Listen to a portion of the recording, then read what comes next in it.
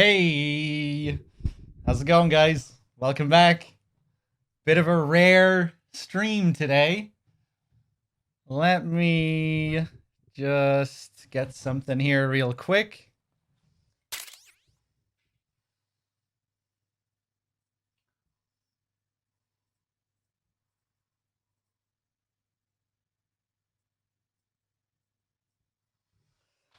And let me thank some people as well before we get started. EMT with the 21 months. Billy with the 19. Thank you very much. ABQ with the 39. Four Finger with the 100 bits as well. Cheers. Chebsworth with the 4 months. Crimson Fox with the 3 months. Thank you, thank you, thank you. How's it going? So, today we will be reading the MGS2 special menu documents, reading materials, novels. I'm not sure if I'm going to read all of it today because there's a lot to read. But we'll definitely read The Shocking Conspiracy Behind Shadow Moses and The New York Mirror, which is just the short review of In the Darkness of Shadow Moses. And I'm not sure if I'll do In the Darkness itself tonight or if I'll leave that for another time. We'll see how I feel because there's going to be a lot of reading. Give me a sec here.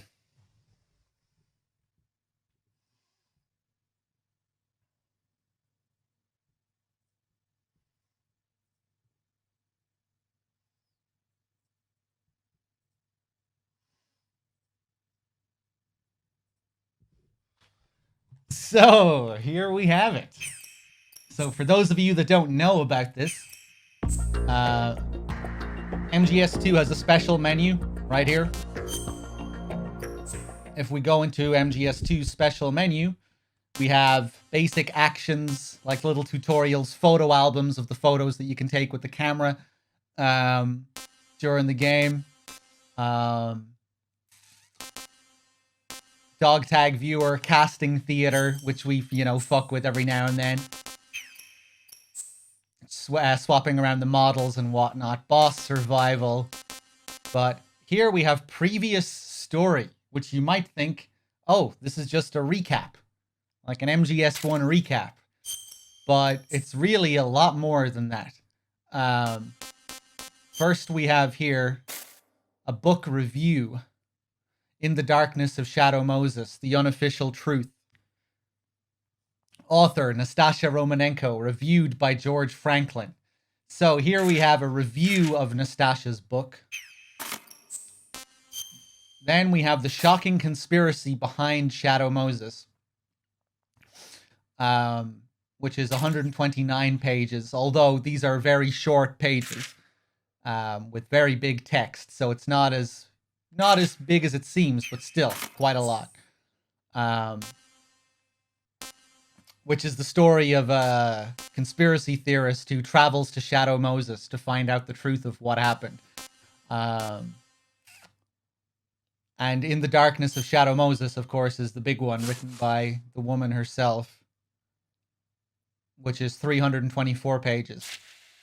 This serves as a sort of, it's half a recap of MGS1 and half like a connection to MGS2. There are lots of details that flesh out certain things in MGS2 and certain things that flesh out the events of MGS1. It's kind of serves as like an interlude between the two games. And there are lots of interesting little details that tie in with MGS2's story. To really understand what's going on with Ames in MGS2, you kind of have to know what goes on in all of this. Ames has a very big role, as he is Nastasia's ex-husband.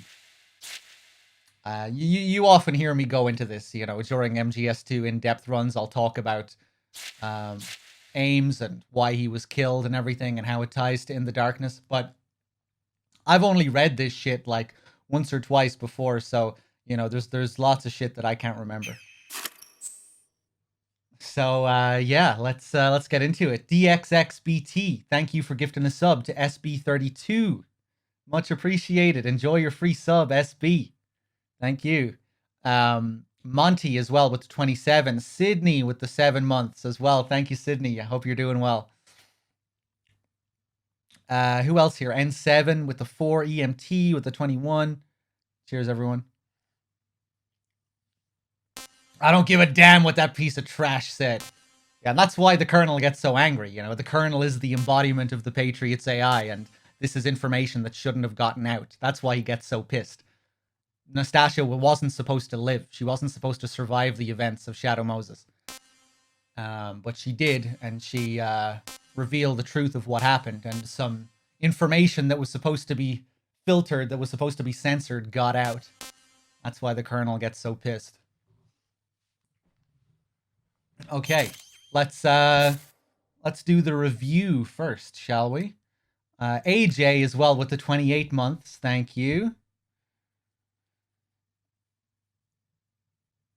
Why wasn't she supposed to survive? Was Shadow Moses planned in some aspect? Well, yeah.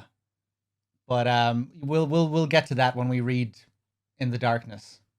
She was supposed to be killed after the events of the mission by Ames. And that's why Ames was killed, because he didn't kill her. Anima with the 2 months. Thank you. So, In the Darkness of Shadow Moses, The Unofficial Truth. Author Nastasia Romanenko, reviewed by George Franklin. Some topics in the recent American past have the immediacy and the power that still engage our collective imagination.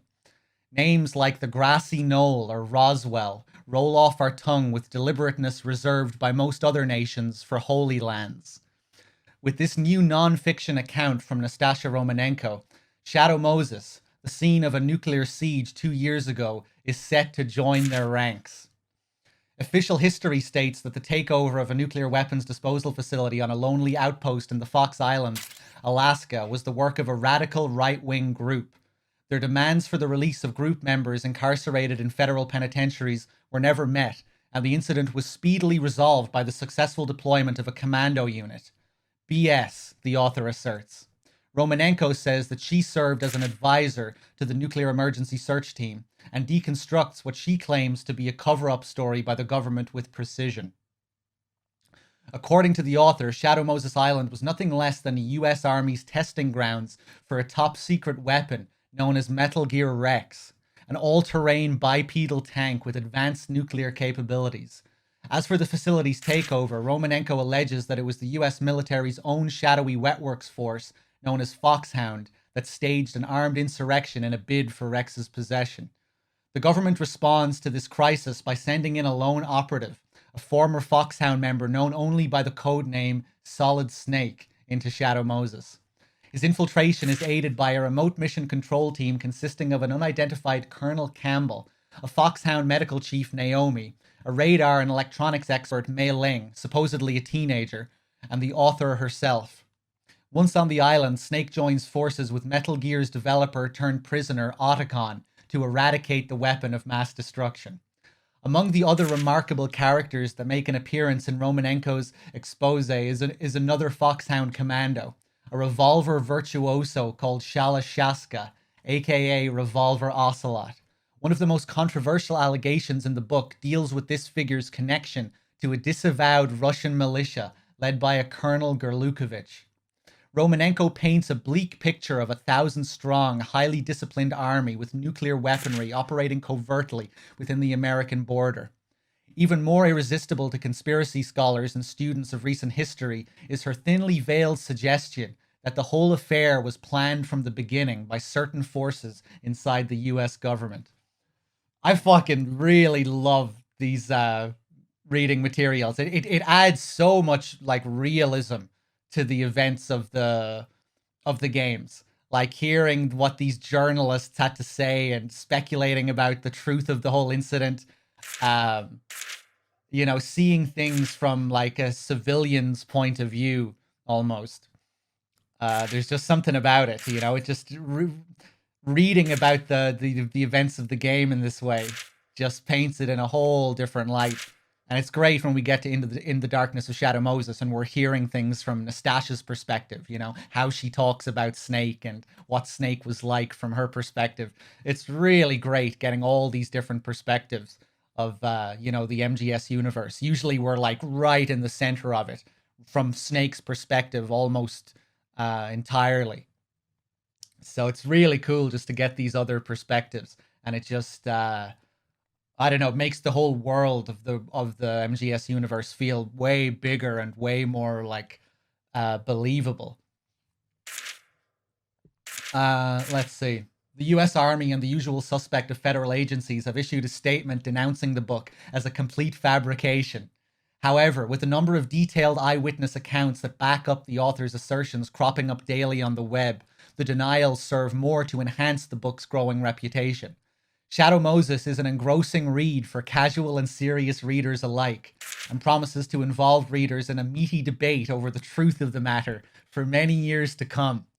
Excerpted from the literary review column, All Booked Up, the New York Mirror. Of course, it has this like very metafictional element to it, you know, this fictional review of a fictional book and all this talk about well, not fictional within the world of the game, but you know what I mean. And all this stuff speculating about the, well, what does it say here? And promises to involve readers in a meaty debate over the truth of the matter for many years to come. Kind of reminds me of MGS2 itself and the aftermath to the game, you know, and how much of that was left open to interpretation. You know, a lot of the stuff here ties into the themes of the game itself. Let's see. Mika with the 2 months as well. Thank you. DX. Wait, DX, I thank you for that. Didn't I? Gifting the sub to the entire Twitch chat. Big Boy Fury with the 5. Anima with the 2. AJ with the 28. Cheers, guys. Let me take another drink here.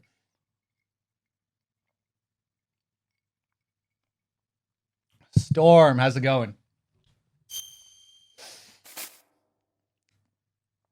Oh yeah, I didn't catch Martian's stream the other day. Did he end up singing? Naps, what's up? How's it going, guys? So now we move on to our next one, which is a little bit meatier. And we have 129 pages this time.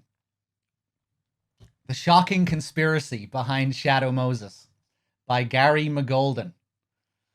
The island of Shadow Moses lies due north of Alaska's Fox Islands, deep in the Arctic Circle. Above one of its rocky cliffs stands a cabin normally used for meteorological surveys, and it was here that I found myself, seated on a chair with my hands bound behind my back and a burlap sack covering my entire head. A blizzard rages outside, and the cabin was a dark, silent patch somewhere inside the storm. I could sense at least 4 men around me. They had been interrogating me for what felt like hours now. The burlap sack is pungent with the traces of coffee beans. In the biting cold of the cabin, images of Brazil come to me unbidden. Alleys coiled through with vivid, untended profusion of flowers, children with skin like frothy chocolate, sunshine capable of burning out the cornea, erupting between palm fronds. I can feel my senses starting to fail. The man in front of me asks for the second or the 100th time. I'm going to ask you again. What's in the optical disc? Told you, I don't know. I just found it, okay? You're lying, you bastard. Optical disc, that sounds familiar, doesn't it? A fist explodes into the pit of my stomach, bringing up a peanut butter sandwich of many hours ago, along with the rusty taste of blood. The relentless beating and numerous knife cuts of the past hour have my whole body screaming with pain, but I refuse to tell them what they wanted. I had too much invested at this point. Too many days of dangerous investigation into the story of a lifetime. There was no way I was going to give it all up at this point. That's enough. A voice spoke up from somewhere in the back of the cabin. We have the disc back. Just get rid of him so we can get out of this place. Even in my current sorry state, I was still a journalist. He had said, we have the disc back. That meant that my hosts were the original owners of that optical disc. The last piece of the puzzle was in its place. I knew beyond a shadow of doubt that everything recorded on the disc was true, and that the conspiracy I had suspected did in fact exist. At that moment, I heard a window shatter. The raging storm outside seemed to gain entry to the cabin in an instant, and I heard thin screams from the captors that encircled my chair. The next second, they had already fallen heavily onto the floor. So it seems like this guy might have been reading In the Darkness of Shadow Moses and knows about, this conspiracy, and now this has confirmed that, what he read was actually true. The brief confusion ended before I regained enough presence of mind to even panic. Whoever was now here, whatever had happened, my tormentors were obviously out of commission. But now I could hear measured footsteps approaching across the floor. If this person had just saved my life, who was it? Or was I about to share the other's fate? The footsteps came to a halt in front of me, but strangely enough, I did not feel any sort of a presence nearby. The burlap was slowly lifted from around my head, pulled off by an unseen hand. The stinging night air cooled my face, and my eyes gradually regained focus in the darkened room, and I could finally see who it was that stood before me. Just out of the sight of most of its citizens, a massive conspiracy determines the working of this nation. Weapons of mass destruction secretly developed by the military, super soldiers re-engineered into war machines through genetic manipulation, a killer virus that only targets specific individuals with deadly accuracy, tanks that walk rather than roll and carry a nuclear payload, a covert organization, the third and most powerful political party, my encounter with which landed me in this chair in this Alaskan winter. All of these are a part of the truth I found sealed within the optical disc, and I intend to share what I've learned in the pages to follow. That includes everything I now know about our government and the secret arena where an even greater power pulls the strings. This is the truth that many have glimpsed but never dared to talk about. Everything detailed in this book actually happened, and after I lived it, my world was no longer the same safe place I knew. Neither, I promise, will be yours if you have the courage to keep going. It all began a month ago. The postman rings. A month before my dramatic escape from death on Shadow Moses, I was having late breakfast in my apartment in New York. Ever since an alien abduction episode in my childhood, I'd been plagued by a persistent ringing in my ears. So, here we go. Now, suddenly, our author here does not seem as credible as he once was. Or maybe he's telling the truth. A large patch of mud was my undoing. I slipped, fell, and was knocked unconscious. When I came to, it was already dawn. Very similar to a line of dialogue we get from the Colonel, isn't it? And when I came to, I was home. And of course, that Kodak call is a reference to a VR mission in MGS VR missions, which is all about UFOs, taking down the UFOs. And there's one where you actually have to fight a giant UFO spaceship, and if you fail, you get sucked up into the spaceship and you see this bright white light. That's what the Colonel is referring to. It's kind of like it's a very poetic description of that VR mission. And, he talks about, suddenly there was this intense light all around me. Nitzrael with the 10 months. Thank you very much. Much appreciated.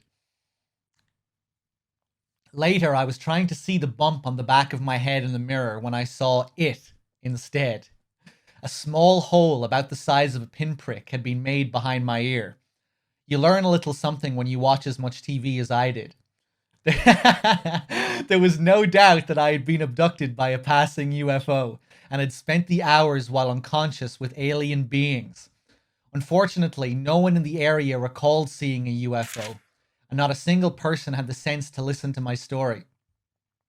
I realize now that this was the day I decided to uncover truth for a living and become a journalist. It's interesting as well how the review of In the Darkness brought up Roswell and all that, and how Shadow Moses would join the ranks of those stories. But back to the present day. It turned out that the ringing wasn't in my ear, but from the doorbell. The thing shrieked somewhere south of a baritone bat sonar, barely within the range of a human hearing. Blame the mangling it took from a particularly displeased visitor. Outside the door was the mailman, and in the mailman's hand was a thick manila envelope. On the envelope was a label addressed to me. A letter bomb. I pressed my ear against the envelope and concentrated hard, but not a tick from the thing. Of course, no one uses analog watches in bombs these days. That's why they call it the digital age. In fact, why would there even be a watch in a letter bomb? The point is that the unlucky recipient opens it and the bomb goes off, which means that it's actually the completely silent envelopes that are dangerous. I knew that opening that flap would send my eggs to the big omelet in the sky, but you don't get to be an investigative journalist for thinking inside the box. I tore through the bottom of the envelope instead. Rip! No. The contents of the suspicious envelope dropped to the floor with lightning speed. In this world, you can never be too careful. Let this be a warning to you, readers. When circumstances compel you to open an envelope from the bottom, turn it upside down first. As a rule, I discovered objects fall down. and this is what happened to the contents of my lethal envelope. Straight down into a half-eaten depth of a delivery pizza forgotten on the floor. I don't recall when exactly this food item arrived on these premises, but the thing was definitely a museum piece by now. What a great picture it paints of this guy and his life. Fortunately, it wasn't a bomb, but an optical storage disc, now liberally smeared with peanut butter. The disc was the kind that comes in a clear plastic casing, through which the rainbow sheen of the circular unit shone. I gazed into it a while, thinking of the UFO from that fateful day. Anyway, I fished the optical disc out, noting the lack of a label. A quick wash at the sink got rid of the crud it had accumulated. The disc was drying by the window as I hunted through the now harmless envelope for clues. A single sheet of Xerox paper was stuck to the inside, and it read, "From the desk of Max Smithson, Editor-in-Chief, Mega Surprise Magazine. I'm mailing you this optical disc that was sent to the edit department. It's right up your alley. See if you can turn up something more. We'll do a book if you get enough stuff together. This is your chance for a comeback, so don't screw it up. Max is an old friend and used to manage most of my book deals way back when. We hadn't seen each other much since I gave up writing. Not that he has the right to tell me about comebacks and screwing up, but I find myself growing excited by the prospect of writing another book. Not that he has the right." But there was a problem, and it was a big one. How the hell was I going to get to the disc's content? The shocking truth within. My next door neighbor is a starving college student, and I hit him up for the use of his computer now and then. I banged on his door and screamed repeatedly until he shuffled up to the door half asleep. Once inside, I made a beeline for the piece of junk and stuck the disc into the drive. The icon appeared on the display with a gentle whir. The file name read, "In the Darkness of Shadow Moses." But an urgent click on the icon only brought up an error message. What nefarious scheme was this? What secret encryption was preventing me from accessing the data?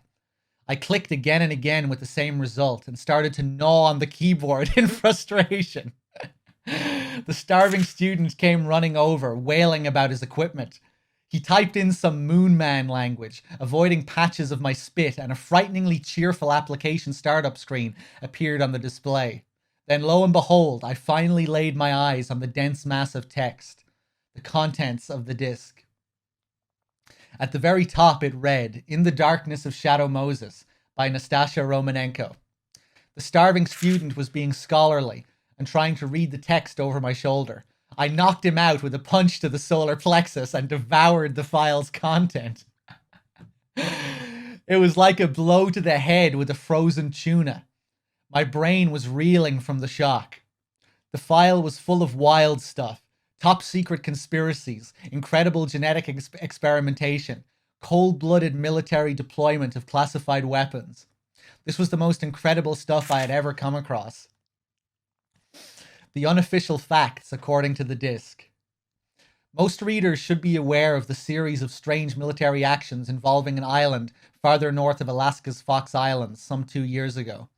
The island was called Shadow Moses and received a series of well-documented but never explained visits of obvious significance.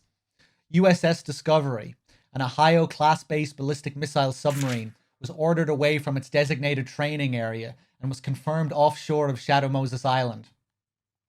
It joined an E-3C AWACS that had already and suddenly been deployed to the area with none other than Jim Hausman, the National Security Advisor, aboard. 16 hours later, 6 F-117 Nighthawks with a full payload took off from the Galena AFB for Alaska. Various theories were placed into circulation by the media at the time. Some journalists insisted it had been a foiled invasion attempt by a foreign state. Others suspected a coup d'etat by a part of the US military. I myself wrote an opinion piece for a magazine explaining that Shadow Moses was the Ellis Island for the Greys. This diminutive grey race is, after all, the most famous of our alien neighbours, notorious for having secret bases all over planet Earth. But according to this file, we had all been off our marks. What had instead unfolded on Shadow Moses was the most major terrorist incident in history, an apocalyptic scenario born out of a government-developed Superman project and a doomsday weapon of the same origin. On that fateful day, the nuclear weapons disposal plant on Shadow Moses had suddenly been seized by an irregular operations squad called Foxhound, aided by a group of next-generation super soldiers. And what they threatened was no less than a nuclear strike against the mainland United States. So how is it that we're still alive? Apparently, we have a man known only as Solid Snake and his solitary infiltration of the disposal facility to thank for it. Believe it or not, this is only the tip of the iceberg as far as the Shadow Moses incident is concerned. The disc contains many more horrifying facts, such as a major government conspiracy, a classified weapon described as a walking nuclear-capable tank, and advanced genetic manipulation projects. Many of these hidden dealings were discovered by Solid Snake as he carried out his mission, and it is now my job to relate these facts to you, the readers. A bit of a typo there, but is it still a little too premature to do so? The contents of the disc may, after all, be nothing more than fiction, or even a delusion. After all, who exactly is this Nastasha Romanenko? Viking Superman with the 7 months. Thank you. Angry Short Round, if that's how I pronounce that. Angry Short Round, I think, with the 2 months. Thank you.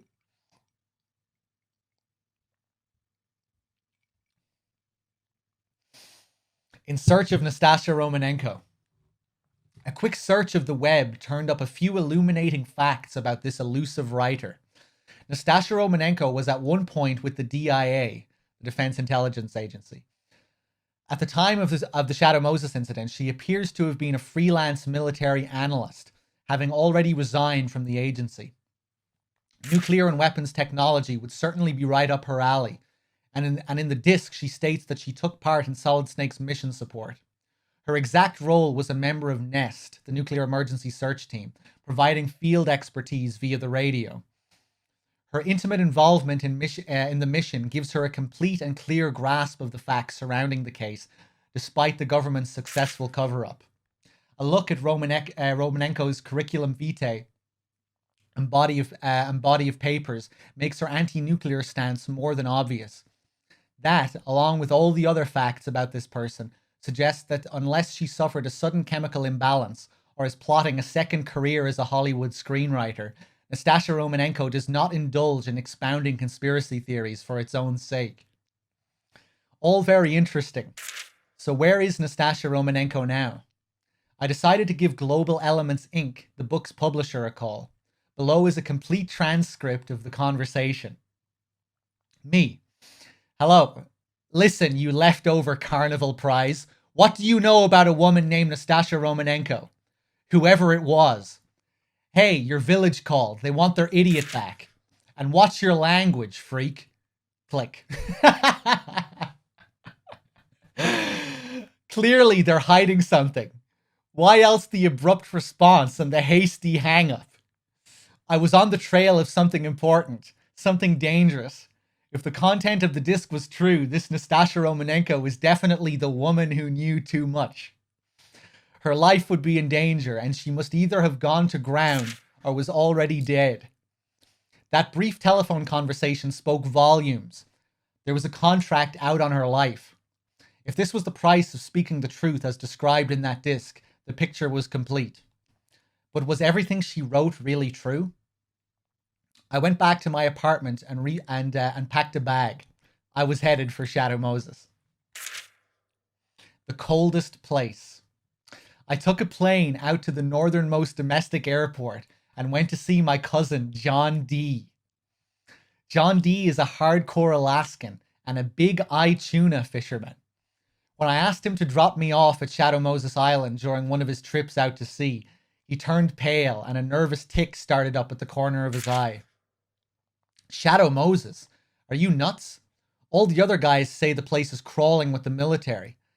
If you even get close to the shore, they shine these huge searchlights in your face, and some of my buddies even got interrogated once. I felt the sudden chill of fear along with the certainty that I was on the right track. You're a wuss, you know that? Try being abducted by a UFO. That'll teach you what's really scary. I got a family, you know. I'm not about to go messing around with the man. Okay, you get me as close as you can then. I'll swim the rest of the way. Swim? You're gonna turn into frozen tuna treat. Don't worry about that. I have an idea. We sailed out for Shadow Moses Island that day. The trip to Shadow Moses. It was colder than the dairy section and the boat pitched like a subway derailment on caffeine. Wait, hold on. It was colder than the dairy section and the boat pitched like a subway derailment on caffeine. I shook constantly from the cold, retched peanut butter into the sea, then down some more to keep warm. A few days passed in this pleasant fashion until John D, drawing lines on his charts, turned to me. I'm sorry, man, but this is as far as I can go. If you really want to do this thing, you're gonna have to find your own way. There were at least 20 miles to Shadow Moses, according to the chart. But John D was already a blubbering wreck, and I didn't have the heart to strong-arm him. I steeled my nerves. It's okay, help me get ready. The plan was brilliant. I'd gutted a super-sized tuna and stuffed some inflated balloons inside, along with a small oil lamp to keep the interior toasty. I would cover the length of my body with the fish and dog paddle my way to the island. Any oxygen shortage could quickly be remedied thanks to the balloon, and my landing would appear to be nothing more than a large dead fish swept ashore. All I had to do was slip out of the tuna undetected and investigate the hell out of the place. Absolutely brilliant. I bore the fishy stink of the tuna skin with proper journalistic aplomb and walked to the edge of the ship's deck. The Arctic wind was numbing even through the wetsuit, but I bade John D a hearty farewell and jumped into the sea. Yeeted into the sea. But right then, disaster struck. Actually, it was the tuna spine. Its bony mass conked me hard on the back of my head from the force of the landing. I tried to right myself, but I was jammed tight against the balloons. The tuna started to sink rapidly. The tuna started to sink rapidly, and I kicked my legs wildly as about a gallon of seawater rushed into my lungs. To add insult to injury, the lamp fell over, shedding its cover. I could feel the heat of the exposed flame dangerously close to my face, and smell the singed hair. This is why I hate traveling. But after what felt like hours, I found myself ashore on Shadow Moses Island. Lexi with the 15 months. Thank you. Let me take a drink here. Let's take a moment here to review what happened on the island on that fateful day. Romanenko's disc provides a complete answer. So obviously this guy's story is completely ludicrous. You know, like, we've every reason in the world to believe that none of this happened. You know, he probably read In the Darkness of Shadow Moses and came up with this whole story. Or did he actually travel to Shadow Moses?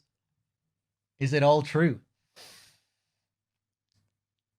It's interesting how he talks about, you know, how Nastasia wouldn't be the kind of person to just make this up. You know, and he seems to be very in control at times. And then he goes on like wild tangents. You know, he talks about calling up the publisher of the book, and everything seems normal before then. And then he fucking lashes out at the publisher of the book, calls him, you know, like a sideshow, a carnival freak or something like that.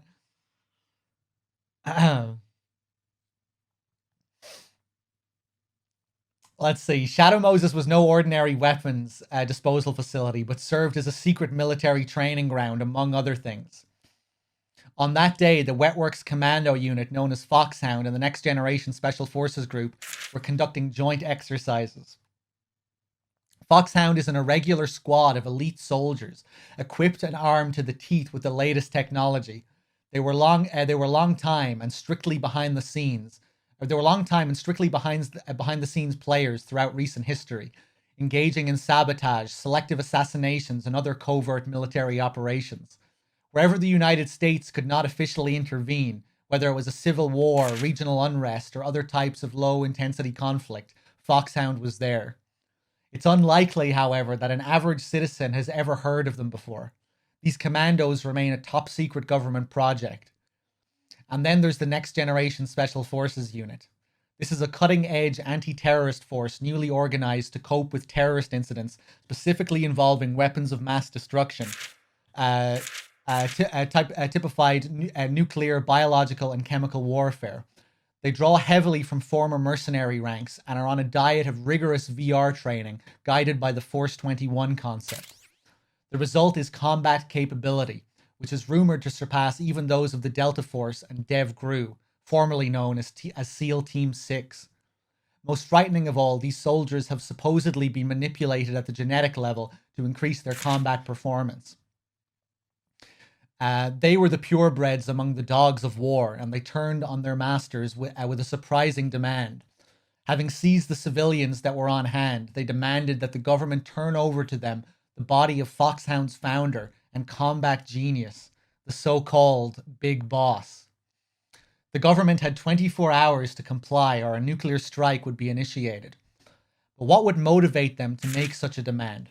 And how did they intend to make good their threat of a nuclear launch? With these questions still unanswered, the government decided on a seemingly reckless course of action. For this daunting task of stopping a nuclear strike and freeing the hostages from the clutches of these ultimate soldiers, they sent in a single man. His name was Solid Snake.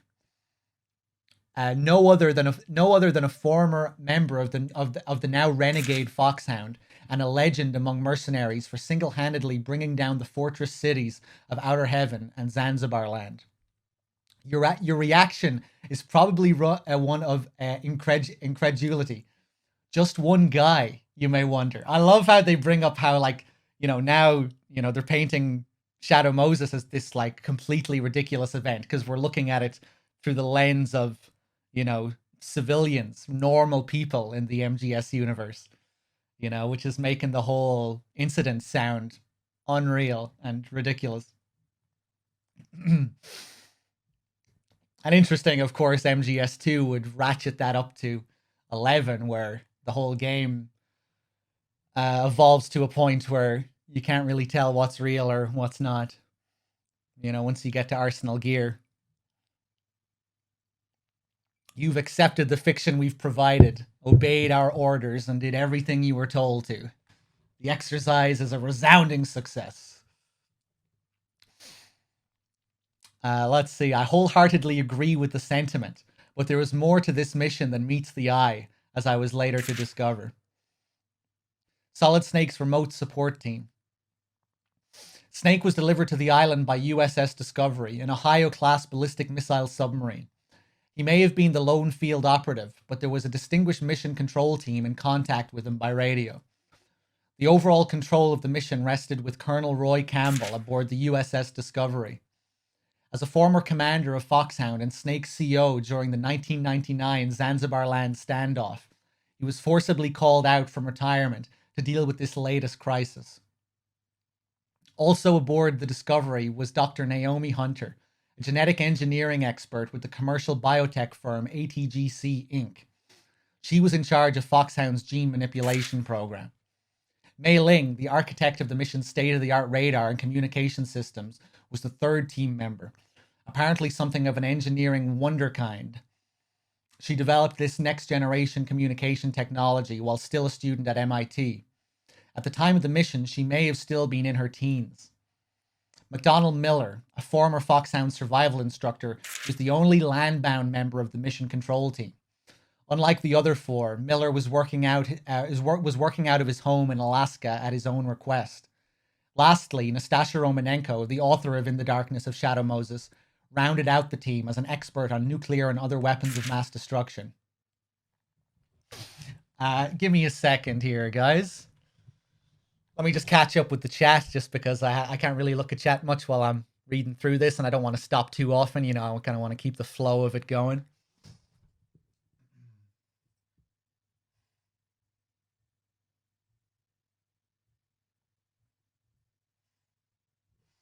Ordinary people can't comprehend Solid Snake and all this. Yeah, I mean, like, we're looking at everything through a realistic lens here, which is interesting. You know, we get a very different perspective, a somewhat realistic lens anyway, with this guy. When we're reading the first bit of the first document we read is like a completely realistic look, because it's just a review and we're not looking through the eyes of this suspicious individual who we have many reasons to believe is an unreliable narrator.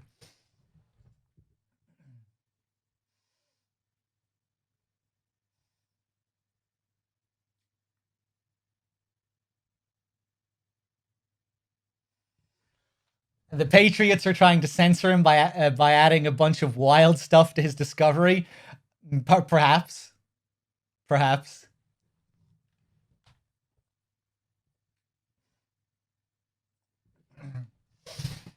All right, let's continue.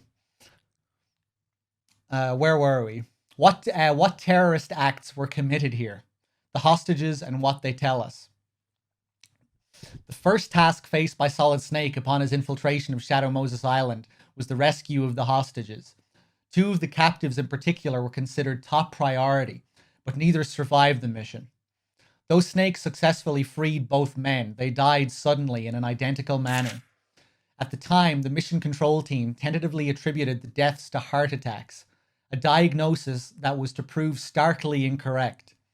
The first hostage was Donald Anderson, the head of DARPA, Defense Advanced Research Projects Agency. You know, DARPA used to follow me on Twitter. DARPA's Twitter account, they used to follow me, and I brought attention to it, and then they fucking unfollowed me, and I couldn't believe it. It was just, I guess whoever was running the DARPA Twitter account was an MGS fan or something. I think they made a couple of MGS related posts as well, when they were talking about their actual DARPA chief or something like that. Like, no, not Donald Anderson from MGS or something like that. I know, I'm pretty sure they've made certain references to MGS before.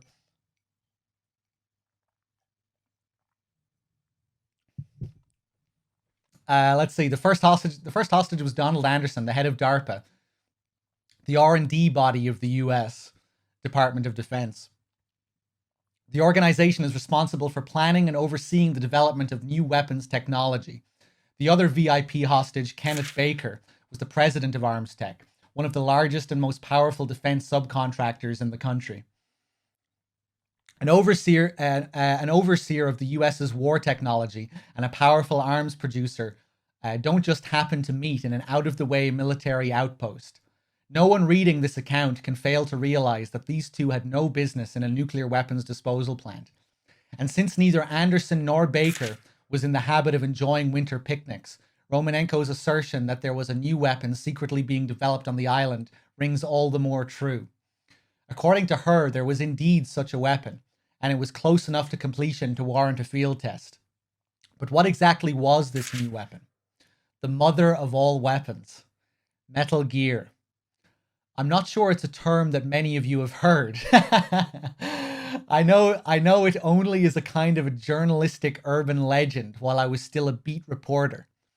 It was a phantom bipedal tank that moved with unprecedented speed across difficult terrain such as mountains, desert, and swamps, firing nuclear warheads from locations that were previously impossible.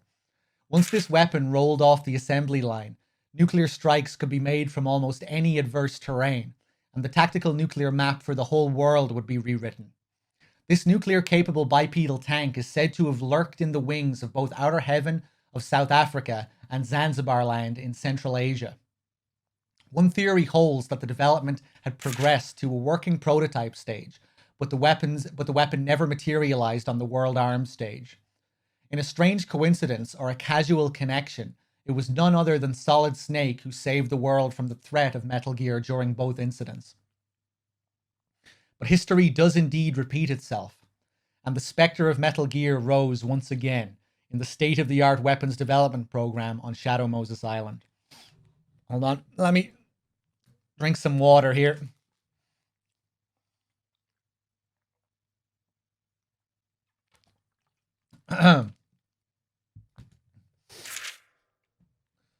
When I reached this point in the narrative, I suddenly checked myself.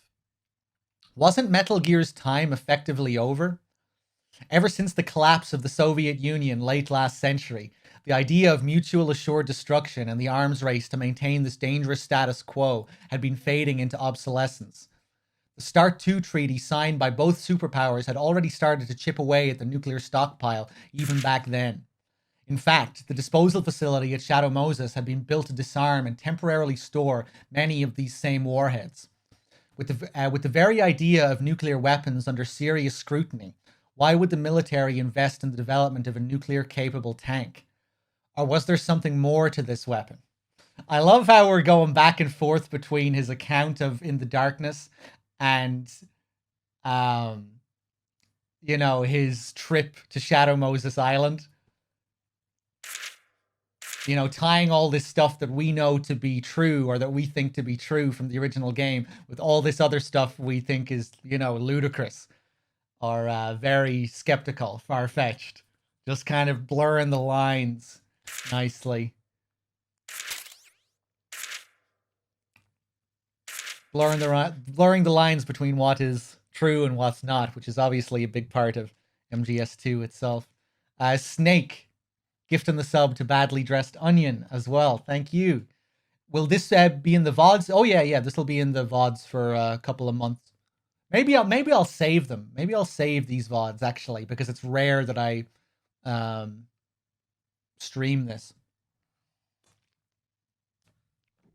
KC 3 Dogs as well with the 36 months. Thank you. Cheers, guys. I hope you're enjoying this. If you haven't seen it before, it's really, really good, I think. Just this whole different perspective on the MGS universe with lots of cool little tie-ins. And when we get to In the Darkness of Shadow Moses, we'll be getting to some really interesting stuff, stuff that really fleshes out certain things in MGS1 and MGS2 with lots of little interesting connections. Hey, cheers, Sydney. Yeah, they'll be there for 2 months anyway, and yeah, I might save it.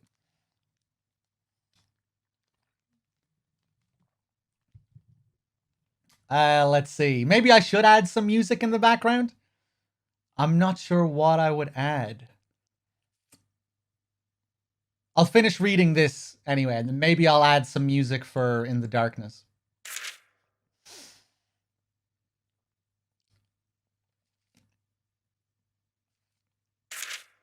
When I reached this point in the narrative, I suddenly checked myself.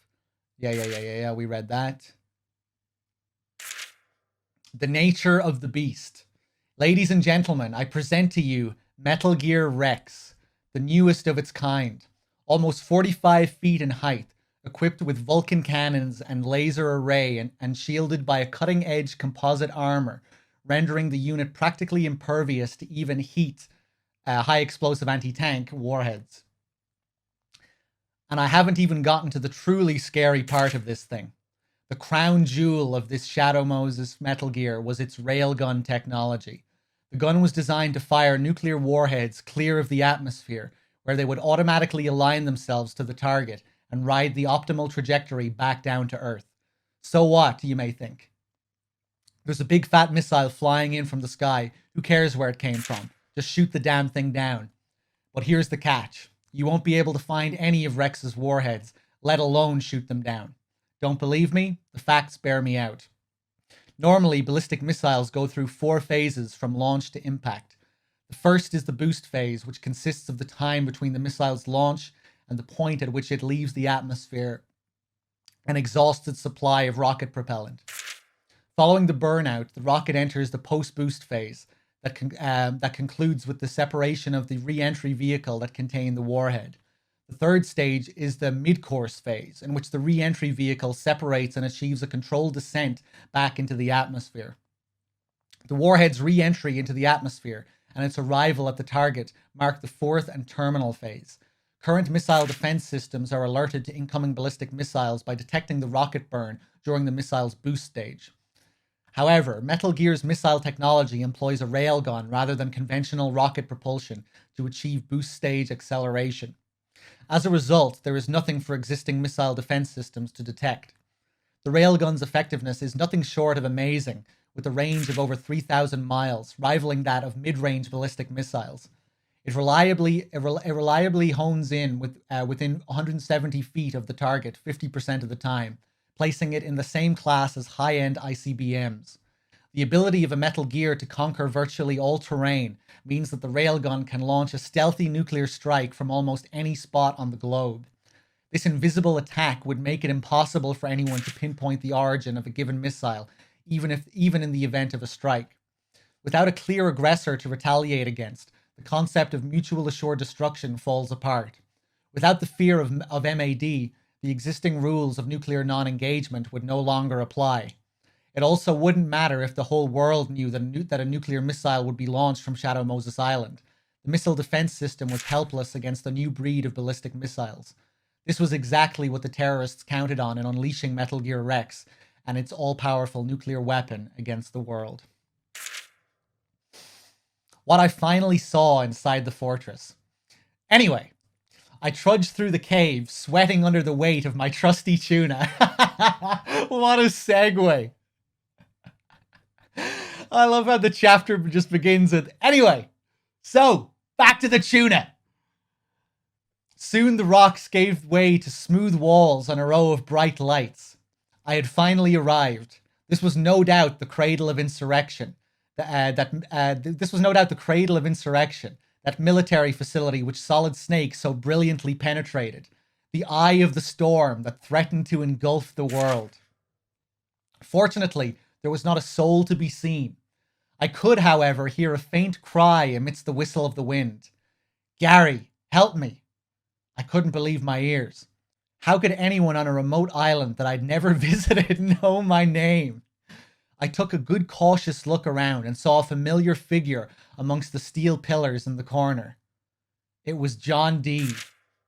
My cousin, who'd so carelessly pitched me overboard into the sub-zero water only a few hours ago, was now sitting on the ground, tied to a post. What had happened? Help, Gary. I trotted over to where he was calling pathetically, the tuna heavy on my back. Calling pathetically. I like that. The tuna heavy on my back. He smiled weakly when he saw me. What the hell happened to you, John D? I asked, crouching down next to him. I don't know. Right after I let you off, this black helicopter came around. A helicopter? Yeah, a kind of squarish black one. The next thing I know, I'm tied up here. Gary, why are you still wearing that fish? Was there more to this as I'd suspected? Who was responsible? The military? Or that mysterious group mentioned in the disc, the one whose authority outstrips even that of the President of the United States? My thoughts were interrupted by a sudden gunfire. I instinctively pulled the tuna over me again. Gary, you gotta help me. Untie me, will you? Where was the shooter? The bullets were wildly ricocheting off the posts, making it impossible for me to pinpoint the origin. If I stayed put, I was dead meat. What should be my next course of action? Untie me, man! Gary! Don't call me Gary! I'm just a tuna! I started to run, dodging bullets and sprinting up the stairs. I was unstoppable, speeding away like a gazelle in a large fish skin. Farewell, Cousin John D. There are responsibilities greater than your safety that I must shoulder. Mine is a high and lonely path. Solid Snake versus the Army of Darkness. Classic. Let's take this moment to review Solid Snake's footsteps. The nuclear weapons disposal facility that he had infiltrated was crawling with terrorists, and engaging the enemy was unavoidable. This was a battlefield, no mistake about it.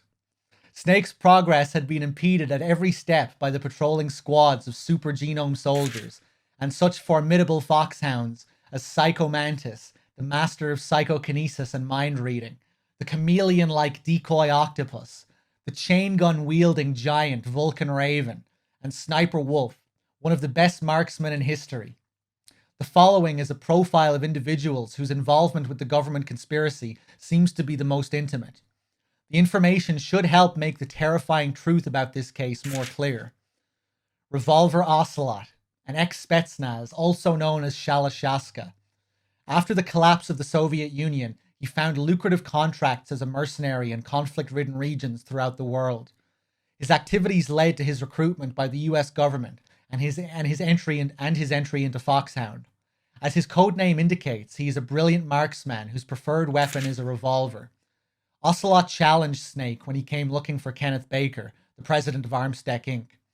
But the battle never reached the conclusion Ocelot wanted due to the sudden intrusion of the stealth camouflage-clad cyborg ninja. The ninja's sword cut a deadly arc right through Ocelot's right arm, and Ocelot retreated in agony. The Russian sharpshooter also served as a liaison between the terrorist band and a Russian militia led by the renegade Colonel Gerlukovich. According to Foxhound leader Liquid Snake's master plan, the Russian militia would join them on Shadow Moses after the nuclear strike had been launched. They would then commence an all-out assault on the rest of the world from their safe retreat on the island.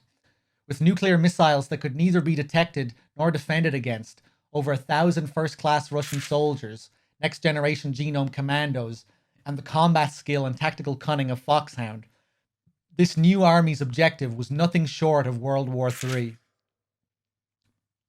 The Ninja. The mystery figure, equipped with a reinforced exoskeleton and stealth camouflage, confounded Snake as well as the terrorists with his superhuman strength and agility. His interest seems not to have been what was happening within the facility. Evidence suggests that he was there solely to engage Snake in battle. It was through such an encounter that Snake realized the identity of the ninja. His name had been Grey Fox, and he was supposed to have been killed by Snake, his best friend. This may seem surprising, but the dead coming back to life is a fairly routine occurrence. There are examples throughout the world to prove the fact. When a Roland Grace's grave was relocated in 1952, there were deep gouge marks discovered on the inside of the Hungarian farmer's casket lid. It looked as though the dying man had tried to claw his way out of the coffin. On a brighter note, a Japanese man called Jin Emon Narakama walked out of a stalactite cave in 1914, a full 10 years after he had gone missing while exploring the same cave. His family was doubly astonished to discover that he had apparently not aged a day since they last saw him. All this makes complete sense to me, and it should to you as well in a moment. 2 words: pyramid power. I have no doubt that Grey Fox was forced to undergo the same revival process by military scientists in the course of their horrific genetic experiments. Liquid Snake. I know exactly what you're thinking as you hear the name of the man who led the Shadow Moses uprising, and my answer is yes. Solid Snake, our hero, and Liquid Snake are none other than twin brothers. They are not, however, twins in the usual sense. This is yet another manifestation of the US military's dangerous love affair with genetic engineering. The two snakes fighting machines created through the so-called project Les Enfants Terribles. Wait, hold on. Did I read that correctly? The two snakes are fighting machines created through the so-called project Les Enfants Terribles. The rumors that the government is attempting mass production of super soldiers are numerous and persistent.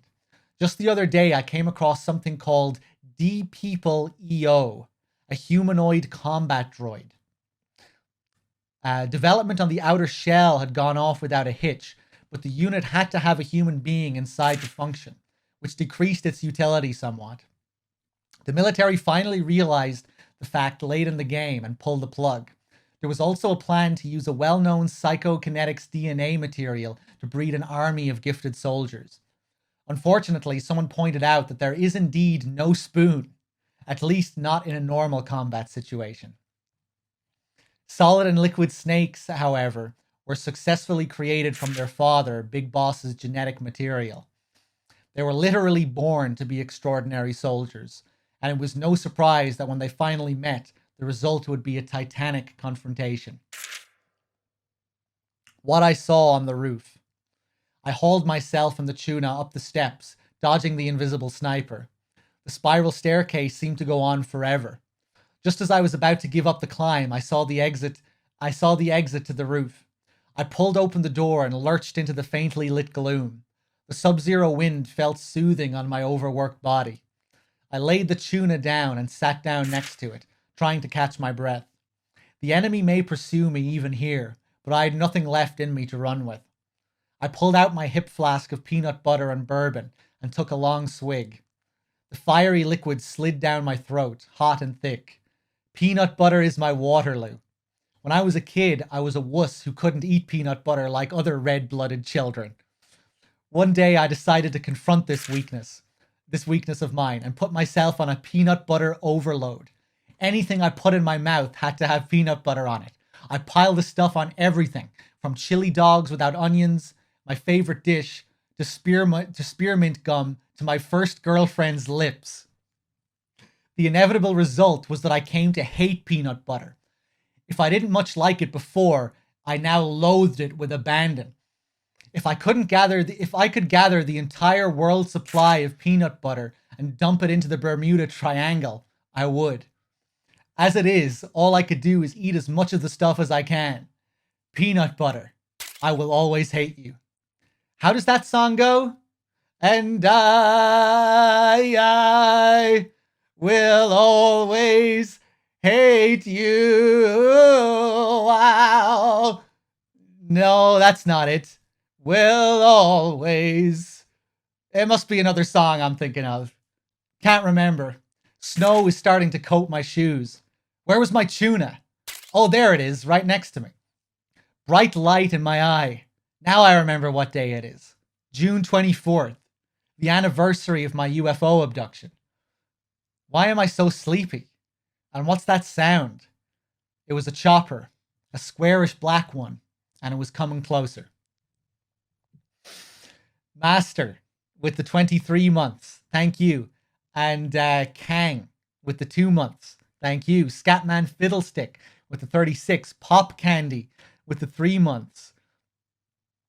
Anyone else here? Snake, your gifted sub. I'm pretty sure I thanked you for that. Thank you. Cheers, guys. Let me take another drink here. Next chapter. Foxhound, the secret assassination virus. I love how the structure here is like all over the place. Foxhound, the secret assassination virus. We're getting a recap of his account of In the Darkness, and every now and then we continue his story, going back and forth. I guess it's not too all over the place. Let's see. If you recall, I wrote that the two hostages, the DARPA chief Donald Anderson and the Armstech president Kenneth Baker, died of a heart attack while they were being rescued by Solid Snake. The actual cause of their death, however, was a specially engineered assassination virus called Foxdie. Foxdie is a retrovirus that kills only a select people. Its development was passed on to Naomi Hunter from her predecessor. Once Foxdie finds its way into its target system, the person dies almost immediately. It's practically a viral equivalent of spontaneous human combustion. Dr. Hunter had injected Solid Snake with this virus, and he unwittingly made contact with his targets one by one. They fell prey to the retrovirus's power. But the decision to infect Snake was not hers. That order, in fact, came directly from the Pentagon, the Defense Department's goal. The true objective of the DoD was to selectively assassinate the perpetrators of the terrorist uprising. All Snake had to do was to come into contact with the targets. The mission objective he was actually given, namely to stop the nuclear launch and rescue the hostages, were nothing more than a smokescreen. By simply sending Snake in as a disease vector, the Pentagon stood to reclaim their expensive investments, Metal Gear, and the bodies of the Genome soldiers with little risk of damage. The Pentagon also believed that Foxdie would successfully cover up the incident by the virtue of its lethality. However, Naomi Hunter's re-engineering of the virus cast grave doubts on the reliability of Foxdie itself. Even though the nature of her manipulation was unknown, the Pentagon decided to take extreme measures to counteract this development. The bomber on the horizon. Glorious bastard with the 7 months as well, thank you. Alarmed by the news of Dr. Hunter's tampering, the then Defense Secretary Jim Hausman personally took over as the mission's commander and headed for Shadow Moses on an AWACS. Around the same time, a bomber took off from a base in Galena, Alaska, carrying a payload of surface-piercing B-6113 tactical missiles. The Defense Secretary had decided on a more direct approach to cover up. Fighting nuke with nuke, it was a rationale that smacked of a return to the arms race, and Snake was furious. He had already succeeded in destroying Metal Gear Rex, and the terrorist incident was over for all intents and purposes. Was a nuclear airstrike to be his prize for accomplishing all this? As it turned out, the airstrike never happened. Somebody had countermanded Jim Hausman's orders. You may think that the only person with the authority to override the orders of the Secretary of Defense was his Commander-in-Chief, the President of the United States. But like most things in this account, the truth is far from obvious. The hand that stopped the nuclear strike was that of a shadowy secret society. But what kind of a group is it whose power outstrips even that of the American presidency? The face of the enemy. When I came to, I was sitting in a weather station cabin with a burlap sack on my head and my hands tied behind my back. So this is the way it ends, I thought dimly. I haul myself all the way out to this pimple on the Arctic and die at the hands of an invisible executioner without finding out a thing. One of my captors moved in closer and started to rummage through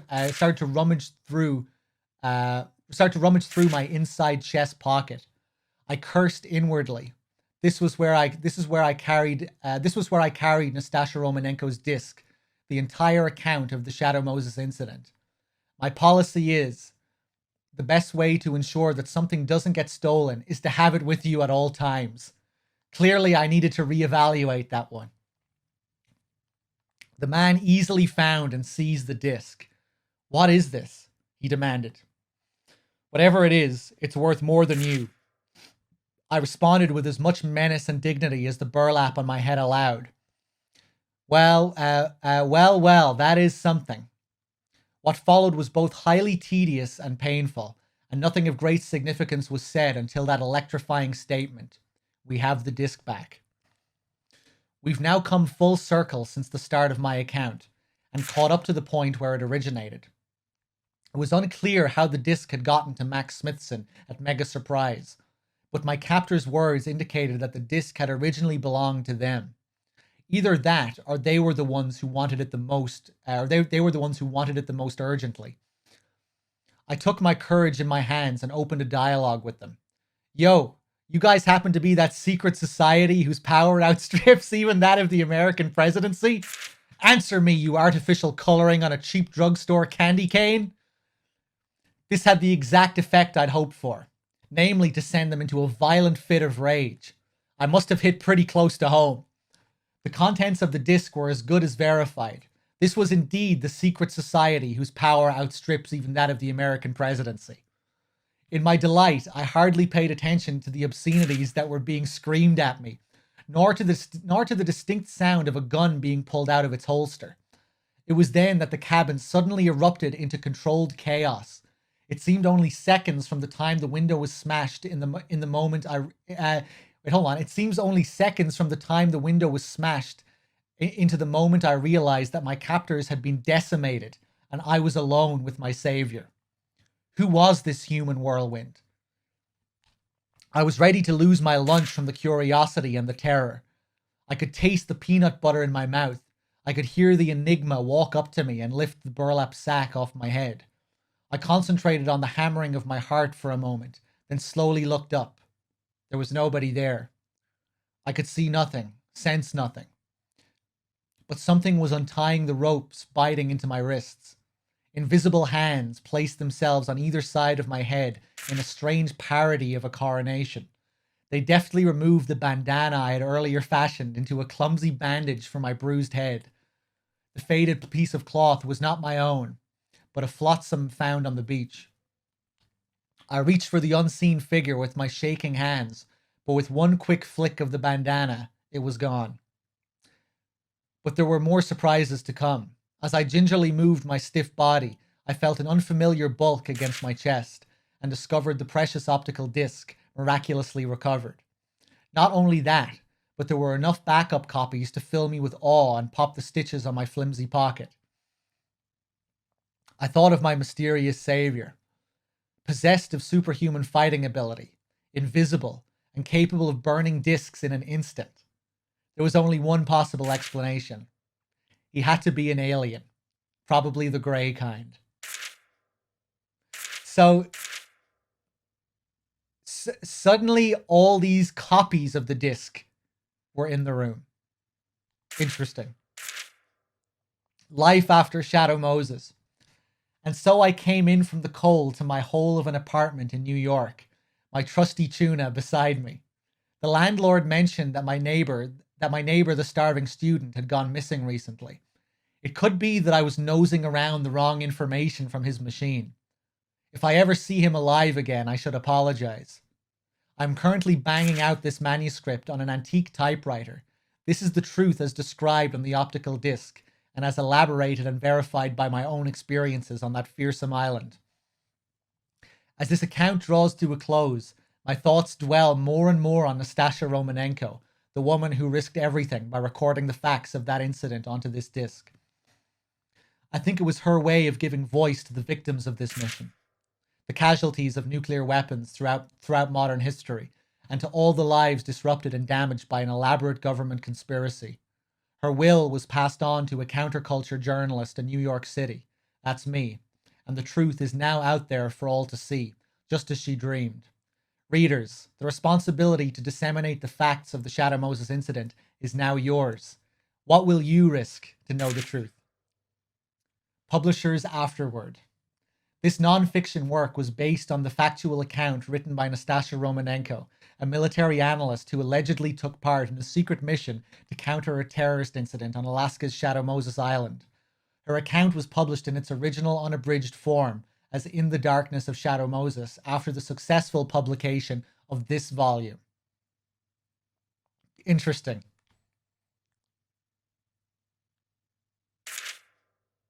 Gary McGolden, the author, is a journalist and a non-fiction writer who is best known for his past bestseller, The Telekinetic Powers of the Loch Ness Monster, the true energy source of UFOs. The details of McGolden's adventures on Shadow Moses remain uncorroborated, but there are serious doubts as to his tuna-aided landing on the island. There is in fact ample evidence that he was swept out to another small island several miles south of Shadow Moses and failed to realize that fact. McGolden has seemingly vanished into thin air following his manuscript's arrival at our humble offices. While this has been a source of great pleasure, to our accounting department. I sincerely hope that this notoriously fickle but talented writer is hard at work on a follow-up to this volume. Though certain aspects of the book require further fact-checking, this alone should not dissuade you of the veracity of many of its main assertions, nor should you dismiss the contents of Nastasha Romanenko's disc outright. Instead, readers should approach this account with an open mind and a sense of adventure, much as Gary McGolden did when he first received the disc in the mail. I should note, however, that Gary was mistaken about one thing. I never mailed him that disc. Max Smithson, Editor-in-Chief, Mega Surprise Magazine. But, Snake, there's just one thing. They're all dead. All 12 of them. What the hell? That's a great final twist. Very much in line with the main game. So there we have it. Max Smithson's final note to the reader is kind of reminiscent of Snake's speech. You know, one of the big messages of MGS2 is to think for yourself, you know, read between the lines and pick apart the lies and question the narrative. And yeah, this very much ties in with that. Kind of interesting, like asking us to question In the Darkness of Shadow Moses, if that's what he's doing here, and not just questioning this book. Because obviously, In the Darkness of Shadow Moses, it's a recollection of what we experienced, you know, of MGS1 itself. So unless that whole game is a lie, we would of course believe that to be true. Outlaws with the 2 months. Thank you.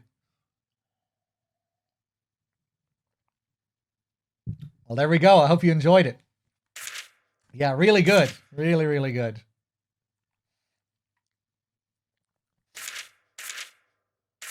Very funny. Entertaining. It flows well, I think. You know, it reads well. Some interesting thematic tie-ins and little details. There we go. So now we have the big beast. Oh boy. In the Darkness of Shadow Moses. So you thought that was long? Well, this is maybe 3 times as long. However, I don't think I'm going to read the whole thing. Because there's, especially towards the end, I think there's almost like 100 pages of just recap. Like just MGS1 recap where scenes are written out. Maybe not 100 pages, but I'll probably skim through the recap sections. Yeah, I guess we could play some music. Hold on. I guess we could play the MGS2 soundtrack or something. Give me a second here.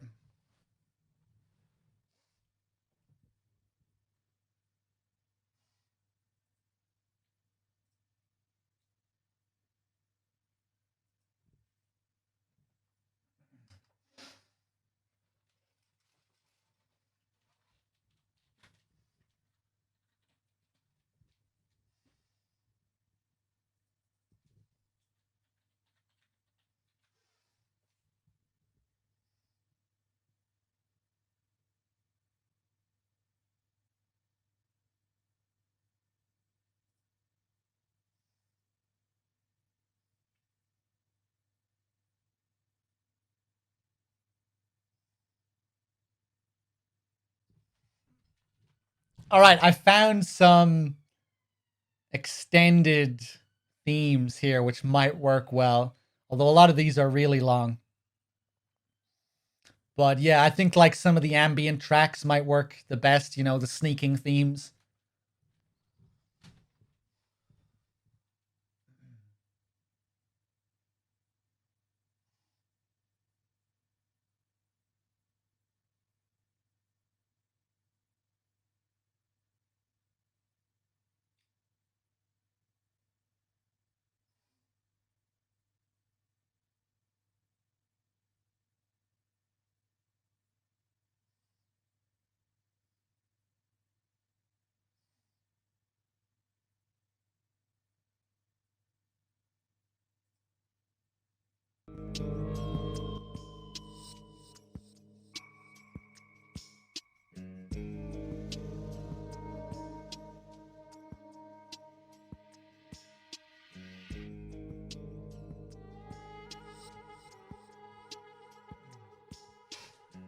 Okay, how is that volume? You know, I don't want the music to be too loud. You know, I want it to be fairly faint in the background. That okay? Yeah?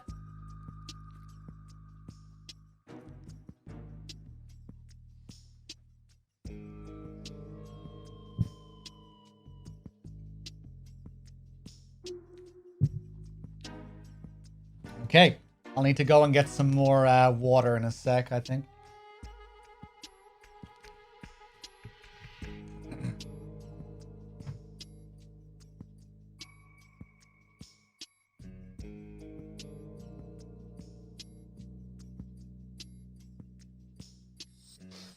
Okay, let's get into it. Oh boy, I'm tired after that last one. I don't know how I'm gonna get through all of this, but we'll see. So, I dedicate this book to the casualties of Shadow Moses, as well as to all those who suffered the tyranny of the nuclear weapons, and to Richard Ames, Nastasha Romanenko. Prologue, Shadow Moses Island, with those XXXX coordinates. Even the local fishermen rarely venture to this outcropping of land. Yet the incident of all incidents took place on this remote isle north of Alaska's Fox Islands.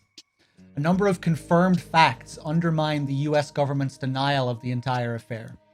Among those are the sudden appearance of the Ohio-class nuclear submarine USS Discovery off Shadow Moses, far away from its designated position, and an official record that shows that a squadron of 6 fully armed F-117 Nighthawks departed from Galena Air Force Base for Alaska a scant 16 hours later.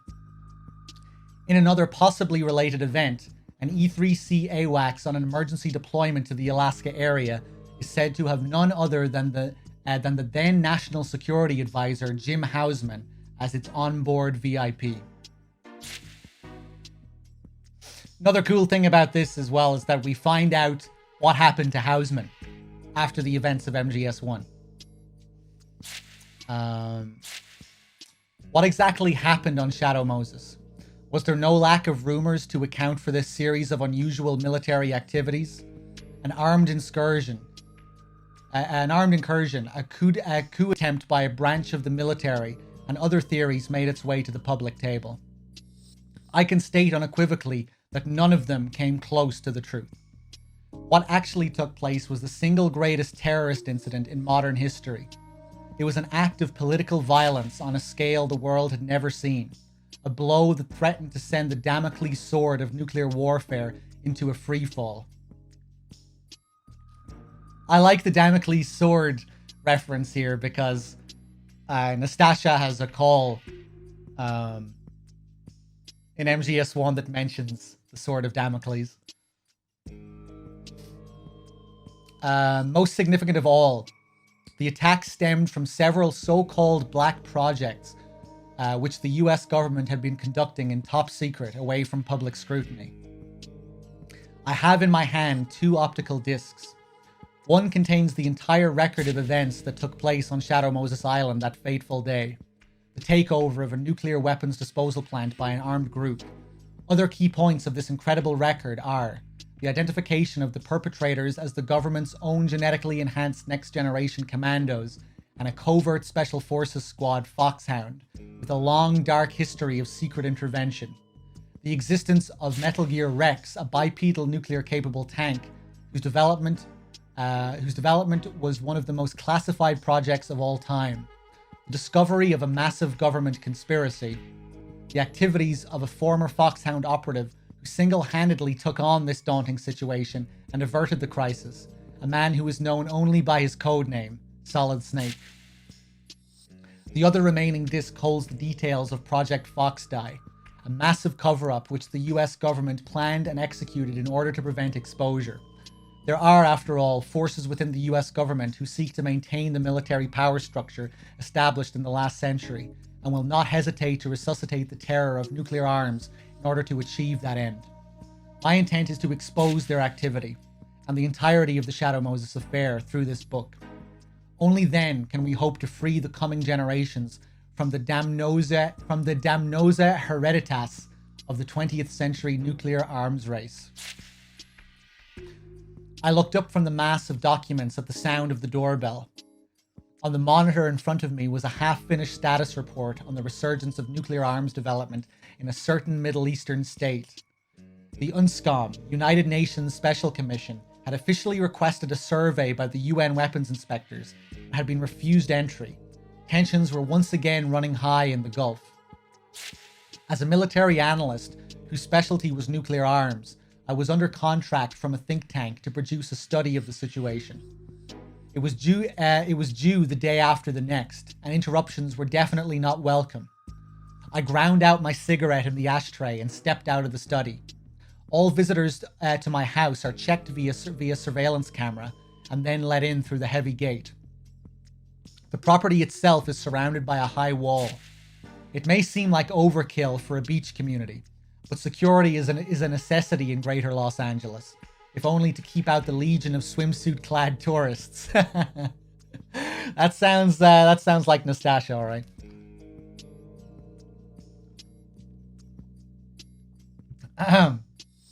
However, there was nobody to be seen at the gate. It was either a prank or the camera was malfunctioning. Reluctant to investigate, but feeling unsettled nevertheless, I headed back to the study and sat back down at the computer to continue my work. Just then, someone spoke behind me. "You always were a little careless." I spun around, kicking my chair over. There was a man standing at the entrance of the study, slouching in a well-tailored suit. "Richard." He caught my eye and grinned. Ignoring my surprise, he strolled into the room, gazing around at the pile of books and papers, and still as disorganized as ever. He shrugged his shoulders in a familiar gesture, triggering a wave of memories laced with bitterness. Richard Ames and I were married once upon a time. We were both young and working for the DIA.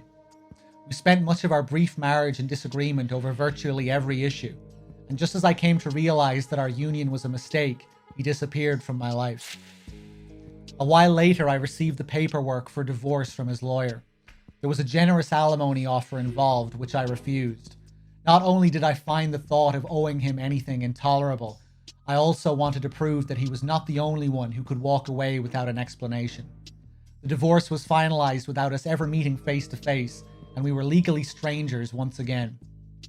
In the 5 years since, I quit the DIA and became a freelance analyst. I had not seen Richard at all, nor even heard of his whereabouts. "How did you get in here?" I demanded. After all, attempting to scale the wall or force the front door would immediately trigger the security system, but he refused to be ruffled. "If you're going to use a flimsy lock like that, may as well not bother. I'd recommend a more professional security setup." "Does the term breaking and entering mean anything to you, Richard?" "You know law isn't my field of expertise," he replied nimbly and peered over my shoulder at the report on the computer display. "Radioisotope projectile separator.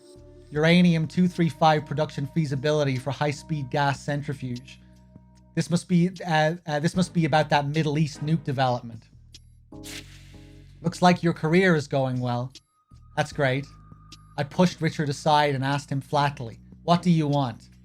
He took a step back and regarded me with a slightly mischievous smile. "What, you afraid I came back to give us another chance?" He let the silence linger as if to relish my reaction. Then, suddenly formal, he continued, "It's an official request from the DIA." He placed a folder on the desk. "I'm asking for your cooperation as a member of NEST. NEST stands for Nuclear Emergency Search Team, a group that operates on the Department of Energy budget. It was established in 1974 to provide technological support to the FBI in areas of intelligence, investigation, site securement, damage containment, and medical response during incidents involving criminal threats of nuclear weapon use. Fade and night with the 5 months, thank you. Call it a band of experts on nuclear terrorism, if you will. NEST consists of independently contracted scientists from federally funded research entities like Los Alamos and Lawrence Livermore and military specialists from groups dealing with nuclear arms issues. I happened to be one of the latter group. Richard was opening the file folder. You've heard of Shadow Moses Island, I assume. I nodded assent. I had indeed heard of the remote place north of Alaska's Fox Islands. Though it was hardly public knowledge, the island was home to a nuclear weapons disposal facility. According to the terms of START 2, the total number of tactical nuclear warheads owned by the US and Russia were reduced to somewhere between 3,000 and 3,500 in the later decades of the 20th century. The outcome was a massive number of warheads in need of disposal when there was already a shortage of storage space for radioactive materials. As a result, warheads had to be kept somewhere before they could be dismantled and their radioactive elements extracted for long-term storage. The storage facility was the answer. It was the crystallization of the forces of the nuclear proliferation, political engineering that gives preference to delaying a solution rather than producing one, and a hidden military agenda to preserve what it could have. Let me do that again. It was the crystallization of the forces of nuclear proliferation, political engineering that gives preference to delaying a solution rather than producing one, and a hidden military agenda to preserve what it could of the old nuclear stockpile. That was a long sentence. Richard took out several photographs from the folder and handed them to me. They all appeared to be satellite captures of the nuclear weapons disposal plant on Shadow Moses Island, perhaps acquired from the NRO, the National Reconnaissance Office. There were multiple human figures around the building structures. Richard broke the silence. The disposal plant was seized by terrorists. I looked up sharply at the news, but his next words left me speechless. And the ringleaders are Foxhound members. And a regular team of the best commandos the military has to offer, armed with cutting-edge technology. That was Foxhound, the best of the best, and completely unknown to the public they ostensibly serve. Their function was to intervene in the kind of low-intensity conflicts the US could not officially touch. They were the shadow soldiers of numerous regional conflicts and civil wars, shaping history with sabotage, selective assassination, and other covert acts of war. Martian, thank you for gifting a sub. To Yuki, to Phantom Cigar. Cheers. Hold on, one sec, guys.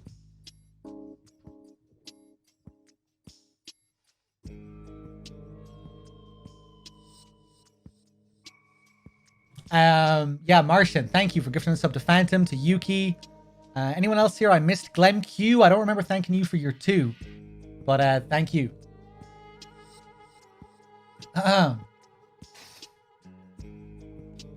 One sec, let me just catch up with chat as well.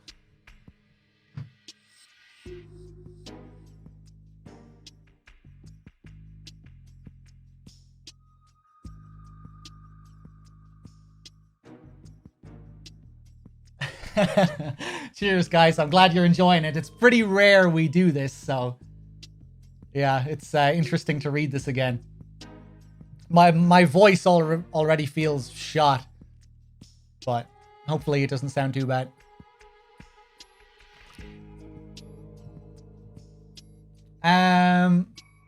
Let's see, where are we going?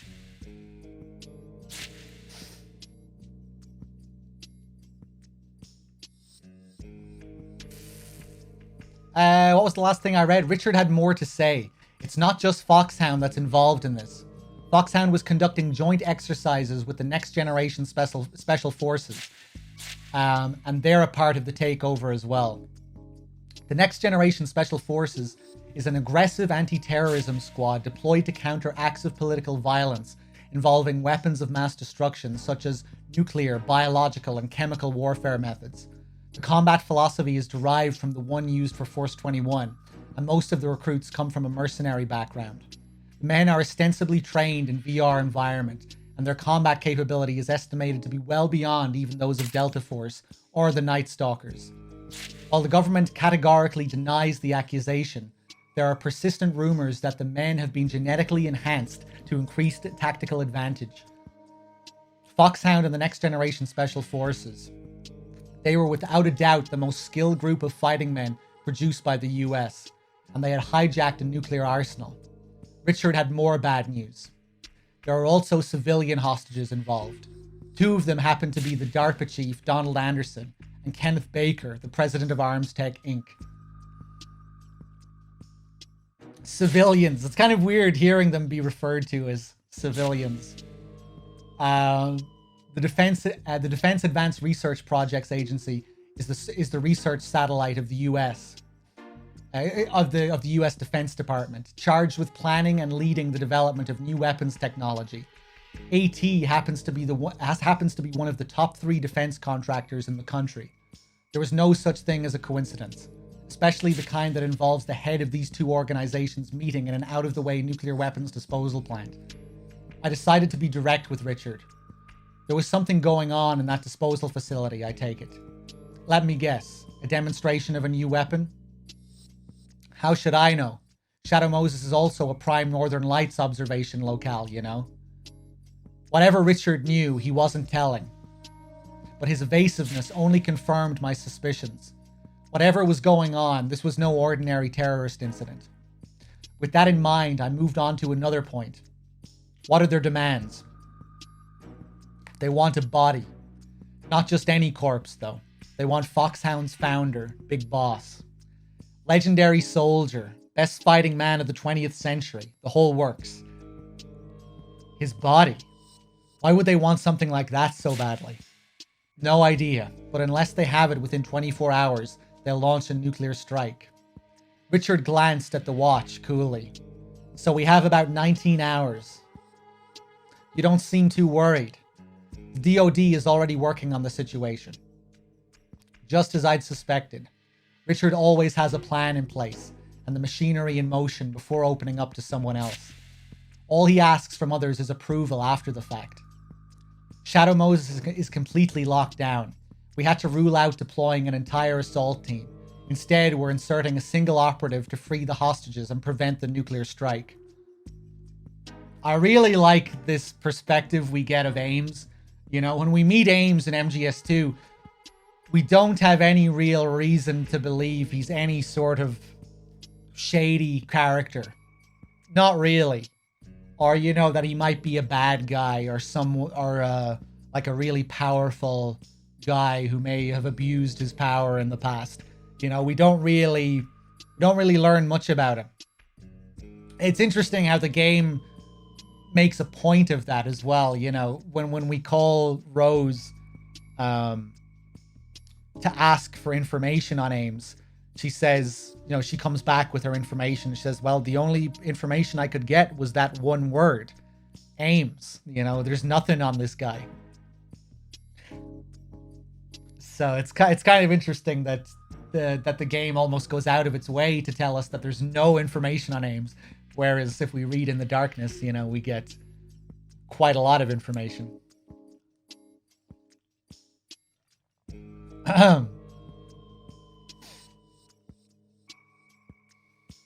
We learn more about Ames through Ocelot's comments during that scene. Yeah, and those comments tie heavily into this book here. And we can only really understand what Ocelot means if we read this.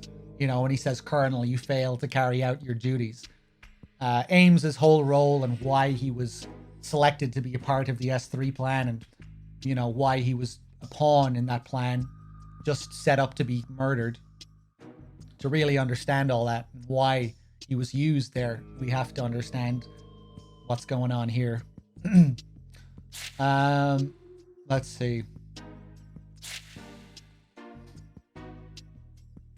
Just as I'd suspected, Richard always has a plan in place and the machinery in motion before opening up to someone else.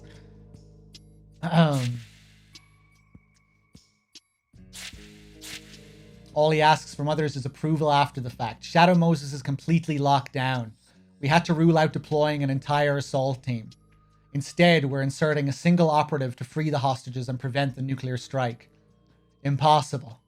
Possible for Solid Snake. Solid Snake, the former Foxhound, a legend among mercenaries for single-handedly bringing down the fortress cities of Outer Heaven and Zanzibar land. Oh, we moved on to another track, did we? Hold on, I'll change the track.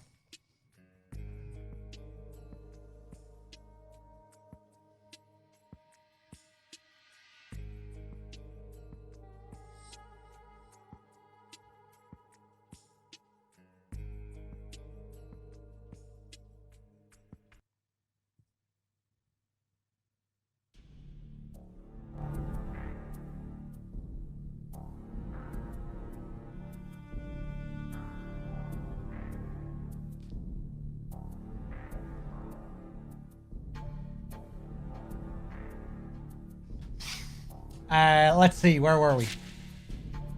Solid Snake, the former Foxhound, a legend among mercenaries for single-handedly bringing down the fortress cities of Outer Heaven and Zanzibar Land. Yes, with Solid Snake in the picture, there was a possibility of success. But still, USS Discovery, an Ohio-class nuclear submarine, is already in place with Snake aboard. So the plan was already a go. I looked Richard in the eye and held his gaze. And what do I have to do with all this? He grinned. Snake may be a legend, but he knows jack about nuclear weapons, which is why I'm asking you to be a part of the mission support. We'll have you set up in no time. Right on cue, two men started to move a large piece of hardware, apparently communication equipment, into the study. Richard nodded towards the bulky load. I'd like you to be available to Snake for consultation via satellite link-up. As soon as the equipment was in place, an engineer type started to make adjustments. I could see another group of men setting up a satellite dish in the backyard. They were all in civilian clothes, but not a few of them had the build and the oddly fitting jacket that marked them as armed military personnel. Clearly, refusal was not an option. But there was still something that puzzled me. NEST has a small investigation team, SRT, on standby at all times for immediate response. They were stationed at Nellis AFB in Las Vegas, just over in Nevada. Clearly, they were the natural choice for this assignment. And if not the SRT, the DIA also had a number of qualified nuclear weapons specialists. Richard had started to direct his men on where to set up the equipment, but I interrupted him. Why me? He turned and answered without missing a beat. I need people I can trust. There's too much at stake. It was a lie. The Richard Ames I knew trusted no one. But it was clear that whatever the reason, he did not intend to tell me. It's a good thing I was in. What would you have done if I weren't? You have to be somewhere. We would have located you. This is really great. Just this whole setup, you know, the men in the backyard setting up the dish, like you can really picture all this happening. The power moves from Ames. Just everything under complete control. Even if you weren't here, we would have found you. Just Ames is fucking high rank.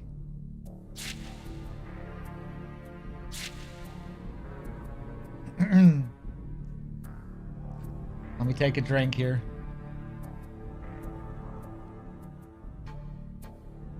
Termina with the 3 months. Cheers. You want a Nastasha accent for when she talks? I'm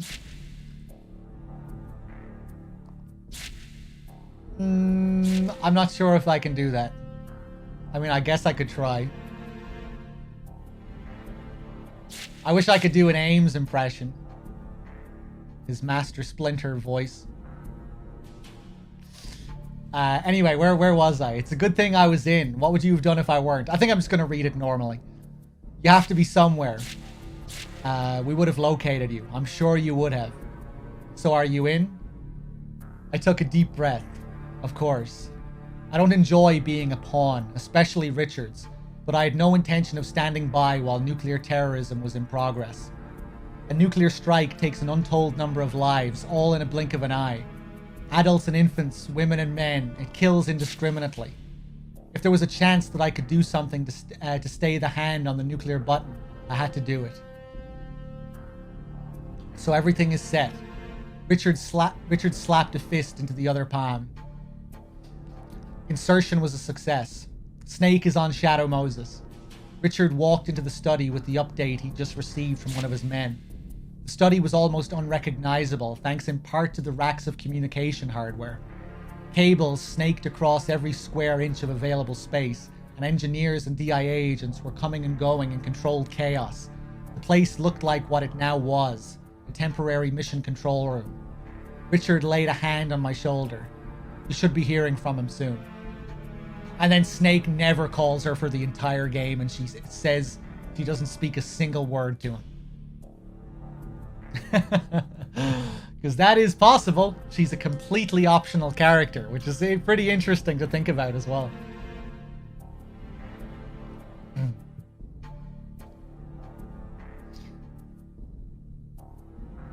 One sec. You're clear on how to use the radio? I nodded assent. While the engineers were busy setting up the equipment, I had been briefed on its use as well as the mission. Snake had been delivered to the general area of Shadow Moses Island by USS Discovery, an Ohio-class-based nuclear submarine. He was then ejected from the submarine on a swimmer delivery vehicle, which he abandoned once within the range of underwater listening devices located near the disposal plant. He would swim the rest of the way in the freezing cold Bering Sea water. This last leg of the insertion struck me as nothing short of suicidal, until I learned that Solid Snake was outfitted with a state-of-the-art sneaking suit and had been injected with a compound designed to prevent the onset of hypothermia. In addition, while Snake would be the only field operative involved, he would be in radio contact with a support team during much of the mission. The members of this support team drew from a wide range of backgrounds. The mission control officer was Colonel Roy Campbell, who would remain aboard the USS Discovery. I knew him by reputation alone. He was a former Foxhound commander and Solid Snake's CO during the quelling of the 1999 Zanzibar land uprising. He had retired soon after, but from the looks of things, he had been called out of retirement for this mission. Dr. Naomi Hunter, a genetic engineering expert on a temporary assignment from the Gentech giant ATGC, was also on the team. She had apparently been leading the biotech engineering program for Foxhound. Richard matter-of-factly confirmed that both Foxhound and the Next Generation Special Forces had been undergoing genetic manipulation to enhance their combat capability. I have a difficult time grasping what we have come to, modifying a person's essential genetic structure for the sake of creating a better soldier. Also aboard the Discovery was Mei Ling, the inventor of the new radar and communication system deployed for this mission. She was something of an engineering wonderkind, an MIT student who managed to turn the current protocol of secure communication completely on its head. The last of the support team was Mcdonald Miller, a former survival instructor for Foxhound. Unlike the rest of us, he had volunteered his services upon receiving news of the incident on Shadow Moses. Like myself, he was working via satellite link-up from his home in Alaska. The five of us were more than equipped to support Snake from our respective areas of expertise, but Snake was still the lone field operative, and the mission was a desperate one. Despite that, Richard maintained that this was the most workable plan produced by the DoD situational analysis. In hindsight, perhaps I should have suspected something then. The signs of a conspiracy were there, cleverly disguised as it was in a seemingly reckless mission plan. But we failed to see it, and both Solid Snake and I were to regret our folly bitterly. "It's time, Nastasha," Richard called out as the call signal came on. The line was already live as I nodded to him and took my position. I could feel myself growing keener, more on edge. "This is Nastasha Romanenko. Good to meet you, Solid Snake. You the nuke expert that the Colonel was talking about?" And here he is! Oh my god, an actual quote from Snake.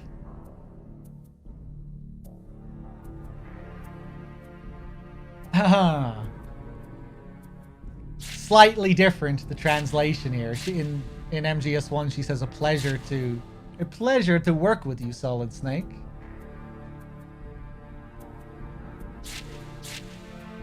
The voice that responded over the radio was above all things calm. Here was a man operating alone out of a deeply hostile territory, and I could sense nothing resembling tension or impatience in his tone. Instead, it was as level and unruffled as someone answering a routine telephone call at their office desk. Impressed, I continued on. "Correct. If you have any questions about nuclear technology, all you need to do is ask. My department is military analysis, so I should be able to provide support with weapons information as well. I was called into this mission as a nuclear emergency search team consultant, and I'd like to emphasize that my cooperation was freely given. I have no intention of allowing any nuclear strikes on my watch, let alone the rogue kind. Let me work with you on this one." You get to the point fast, don't you? There's a missile that's about to fly. A nuclear strike can never be someone else's problem. I'm not good at standing around twiddling my thumbs. Not that I can do little more than advise in this case. The fact was all too obvious. Snake was the one who was putting his life on the line in Alaska, and I was safe and sound in California. All I could do was talk over the radio. No, it doesn't sound like she's really all that safe and sound, but compared to Snake, I guess. Snake's voice became less abrupt. It may not seem like much, but it's enough. No one's asking you to come out here and fight. That's my job. Anyway, Nastasha, I'll be counting on your help. It was a strangely comforting voice, a voice that inspired trust. Same here. As I answered, I resolved to myself to do everything in my power to help him complete this mission. The nuclear weapons disposal plant on Shadow Moses dates back to 2002. It was built solely for the purpose of temporarily storing nuclear warheads slated for disposal. I started to brief Snake on the background of the disposal facility, running through the points he needed to know. My first short exchange with Solid Snake ever. I was beginning to understand why he was called a man who makes the impossible possible. The icy calm in the face of insurmountable difficulty, the absolute confidence, made it suddenly seem plausible that he would pull off this deadly mission. He had the power to make me believe. I grew conscious of Richard's gaze. What? Oh, just that you have that kind of glow about you when you're working. I like it. A glow. Funny, you used to call it workaholism in the past. You found it very unappealing, I recall. Time flies. People change their minds. It's called nostalgia. You'll dislike it again soon enough. Perhaps. Richard continued to look at me. The situation, I find it very nostalgic. Solid Snake certainly managed to live up to his reputation. He adroitly, I'm not sure if I'm familiar with that word, wove his way through the enemy's patrols and infiltrated the nuclear weapons disposal plant, where he made contact with Donald Anderson, the DARPA director. Throughout the mission, we had radio monitoring capability over Snake's every movement, thanks to his internal nanomachines. Just skillfully, adeptly. It was through this access channel that I learned a shocking fact. Donald Anderson, discovered in solitary confinement by Solid Snake, confirmed that the terrorists had full nuclear capability, and that Shadow Moses Island was the site of a field exercise for Metal Gear. Metal Gear, the very mention of that name sent me reeling. It was the ultimate weapon, a nuclear-capable bipedal tank that could launch a rapid and accurate nuclear strike from virtually any terrain, from mountains to marshlands to the desert dunes. It could bestow the dubious privilege of initiating a missile strike from sites that were previously out of the question as launch locations. For that very reason, analysts had long predicted that if brought to fruition, Metal Gear technology would rewrite the tactical map of the world. There are speculations that this unholy grail of weapons development was being pursued late last century in the South African fortress state of Outer Heaven, then in the land in Central Asia. Right then in the ultranationalist sovereignty of Zanzibar land in Central Asia. One source went so far as to claim that a working prototype had been produced, but the weapon never made it onto the world military stage. Instead, it was destroyed by a special forces operative. The squad in question was Foxhound, and the operative was a man codenamed Solid Snake. I briefly wondered if it were some strange quirk of fate that had brought Snake into this latest incident, but I knew Richard too well. Snake had to have been called in because of his past battles. Whoever had planned this mission had been thorough, and the more I realized the fact, the less I liked it. A few years ago, I interviewed a high-ranking DoD official and led the conversation to the subject of Metal Gear. His response at the time was that the US had very little interest in developing a weapon like Metal Gear. Not that he officially admitted that such a thing as Metal Gear existed, on purely a hypothetical level, if such a technology were available. With the collapse of the Soviet Union, nuclear arsenals built to enforce the idea of mutually assured destruction had lost its justification, and the deterrent argument was losing ground. In the current multilateral world, in the current multilateral world order rife with smaller regional powers, as he put it, development priority lay with cruise missiles and smaller weapons with lower lethality that could be carried by stealth bombers. He also went on to note that Metal Gear, with its affinity for rough terrain, would be extremely difficult to discover and destroy. Hence, it was the perfect nuclear strike system for rogue states. He was deeply concerned that if such non-democratic sovereignties were to get a hold of Metal Gear technology, the resulting upset in the balance of military power would lead to a massive rupture in world order. It was a fear that I myself shared. An artifact of the Cold War, the devil's candy, created by nuclear proliferation. That was what Metal Gear seemed to be. So why was this weapon, a cutting-edge technology that was politically long obsolete, being developed once again on American soil? It was possible that the Defense Department wanted to restore last century's nuclear strategy to the national agenda. Or did this new Metal Gear have something that set it far apart from Metal Gear as I knew it? Oh shit, we've changed track. Maybe I'll switch it again. Hey, cheers, Deep S6. My pleasure.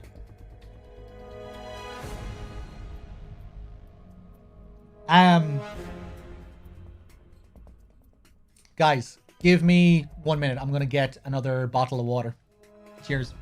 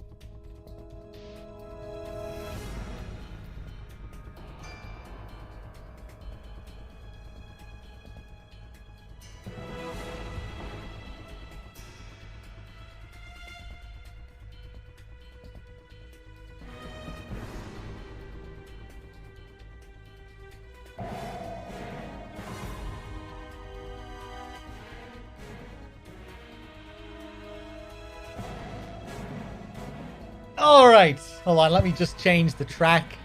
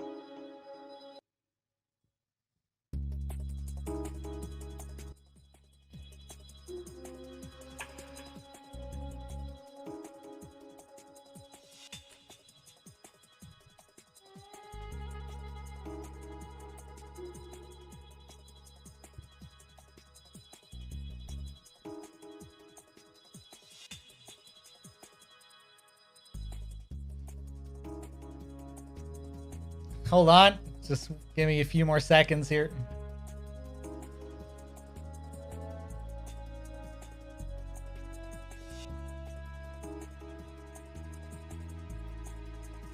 Kuwabara, thank you for the 5 months. I think I missed that. Sorry. I hope you're still there. Cheers, everyone. Oh, man. All this reading takes its toll.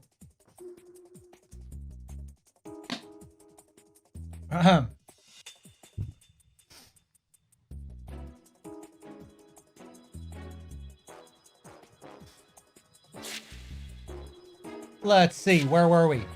Anderson had more to say. Metal Gear's launch key consisted of 2 separate passwords, one held by Anderson himself and the other by Kenneth Baker, the president of ArmsTech. Anderson's own password was already in the terrorists' hands, and he feared that the same was true for Baker's. A renegade Foxhound psychic, codenamed Psycho Mantis, had literally read Anderson's mind and obtained the key. The bottom line was that the terrorists could activate Metal Gear and launch the missile whenever they pleased. The worst case scenario had come true. However, Anderson revealed that there was still a way to prevent the nuclear strike. Kenneth Baker alone had the emergency override key that could be used to re-enter the launch code and cancel the missile launch. Even if the terrorists had already completed preparations for a strike, the override would reverse the process.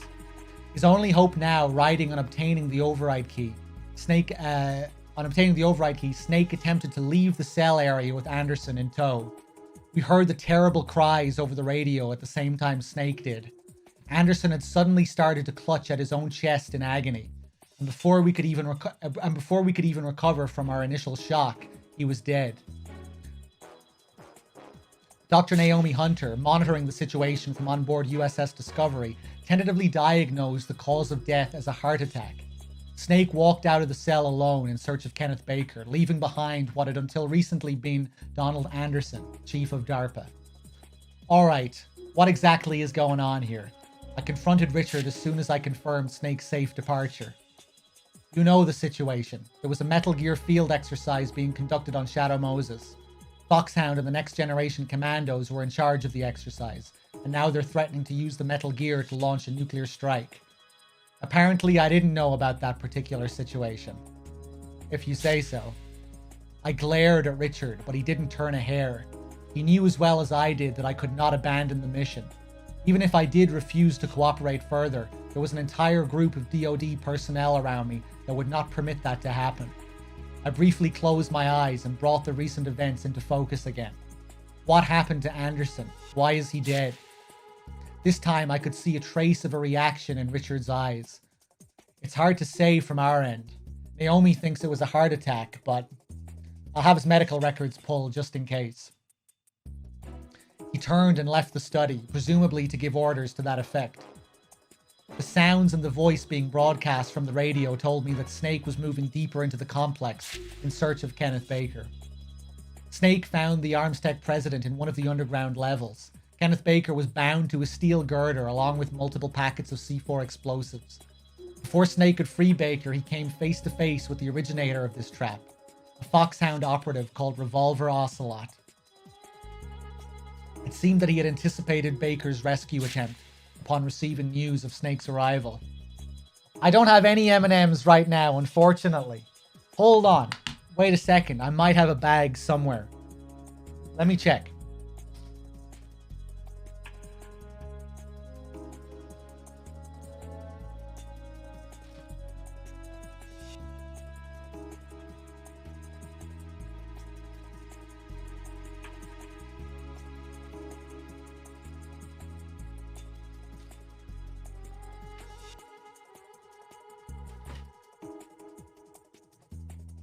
I don't think I do. I don't think I have anything.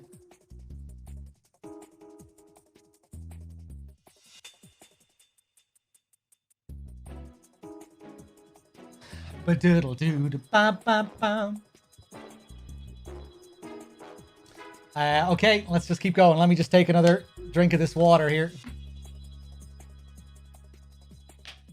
Okay, not bad. We're almost to 100 pages. And I'll be able to skip a load at the very end. Because I remember there being just a lot of just straight recap at the very end. They, for some reason, they write out like the entire Liquid speech at the end. You know, like here we're getting some back and forth, you know, where Nastasha's talking about what Snake is doing. We're getting bits of recap and then she'll go and ask Ames some questions. And that's kind of the flow of it. You know, we get some of Nastasha's own commentary, some conversations she has with Ames, and some straight recap. But when we get to like 200 pages or something, it recaps the entire scene on top of Rex for some reason. It's kind of weird.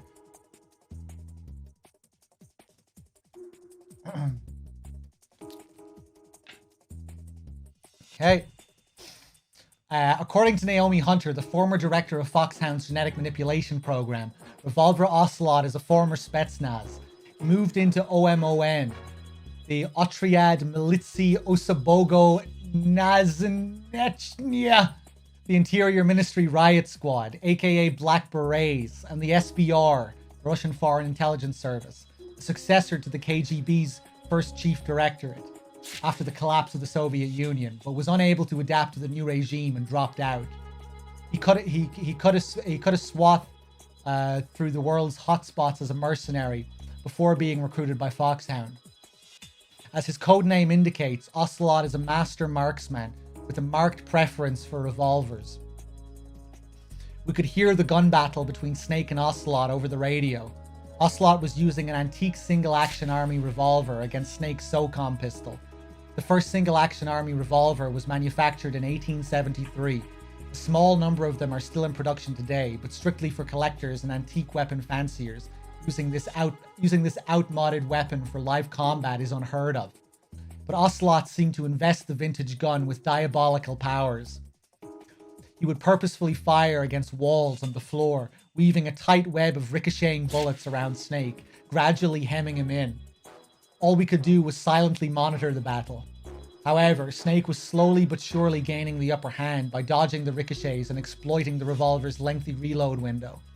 Finally, just as Snake was about to deliver the decisive blow, an explosion rang out. "My hand!" Ocelot's scream came a second later, followed by more explosions. "What the hell is going on?" Richard cried. The controller in charge of the data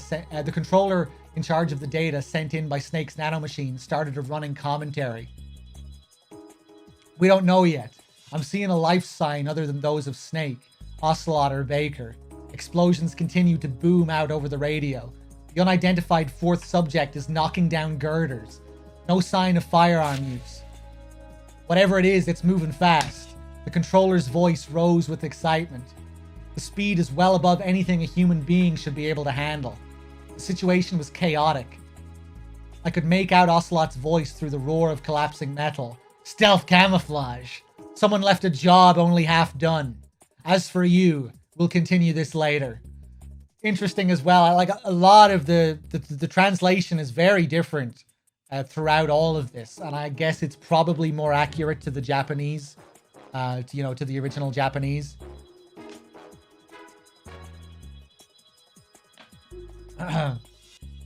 Because you can see how that would have been translated to "Can't you even die right? Someone left a job only half done." Like, that is still the implication. Let me just go back here a second. What did it say? The controller in charge of the data sent in by Snake's nanomachine started a running commentary. That's interesting.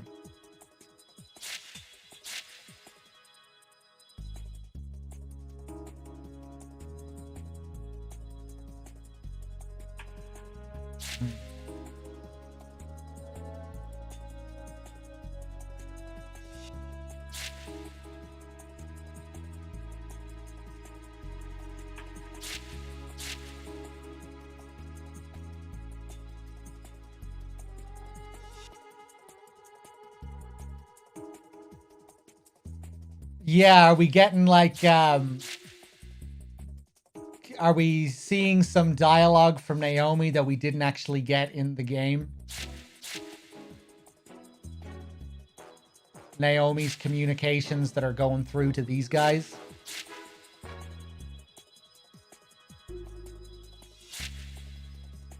That's pretty interesting.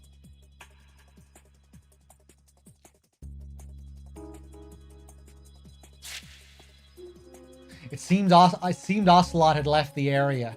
The explosions went on one after the other as girders crashed to the ground.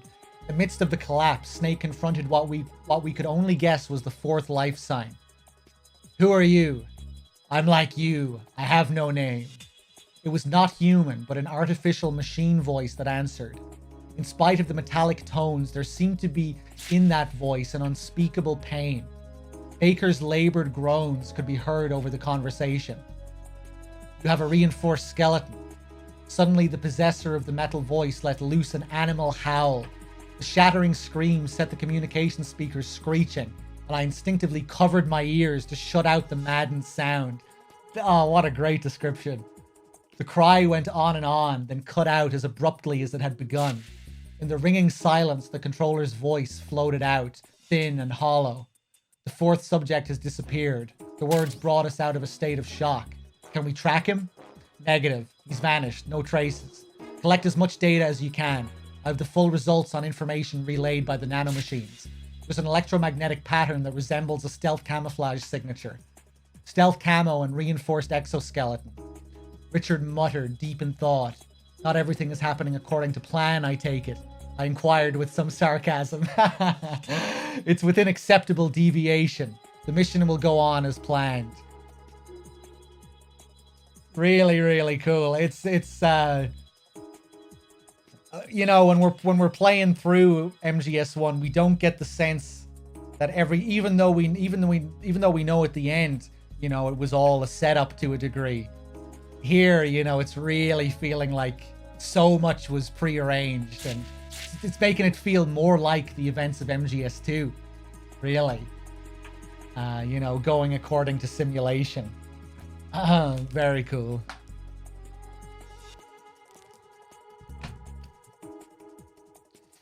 It's within acceptable deviation. You know, making me think of Snake in Snake's appearance in 2. For a split second, his eyes betrayed his disquiet. Then he quickly recovered his characteristic arrogance. You just concentrate on your job. Snake had called the fourth life sign the Ninja. I could not help but wonder about the identity of the name's bearer and what it was that accounted for the superhuman abilities he had just demonstrated. Far away on Shadow Moses Island, Snake was attempting to raise the shaken Kenneth Baker back on his feet. We could hear Snake asking him about the nuclear launch code, knowing the answer even as he spoke. Baker painfully acknowledged that he had volunteered the information. His arm hung broken and useless by his side, presumably Ocelot's handiwork. According to Naomi Hunter's intelligence, Revolver Ocelot had served as a special interrogations consultant in the Soviet gulags during his days with the Spetsnaz. In other words, he was an expert in torture. There was no way that the weapons technology executive, an untrained civilian, could withstand the techniques of coercion developed in the cells of Lubyanka. We now had confirmation that the terrorists possessed both launch keys. The situation was more desperate than ever. Baker's response to Snake's queries about the emergency override key was almost as grim. He had entrusted a soldier, a woman who had refused to join the mutiny, with it while they had been sharing the cell. I caught Snake's sudden murmur. The Colonel's niece? The Colonel was presumably Campbell, and Snake seemed to know something I certainly did not. I stole a glance at Richard, but his expression was as closed as ever. He no doubt had known from the outset about the presence of Campbell's niece on Shadow.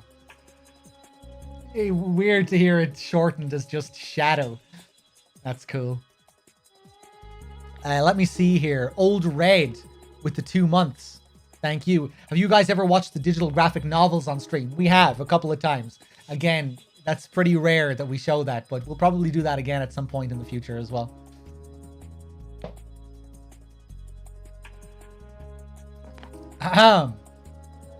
Let's see.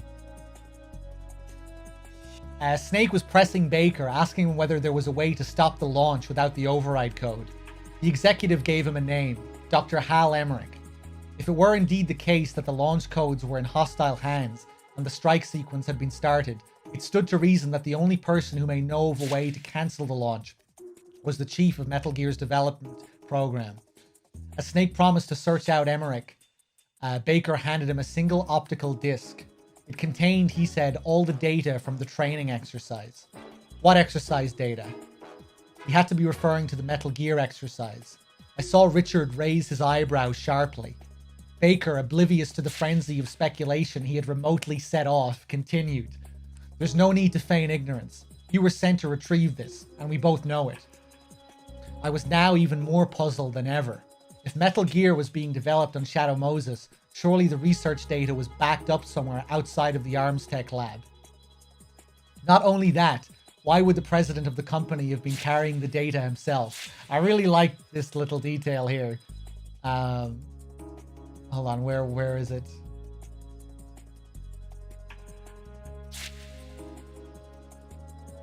Baker, oblivious to the frenzy of speculation he had remotely set off. You know, just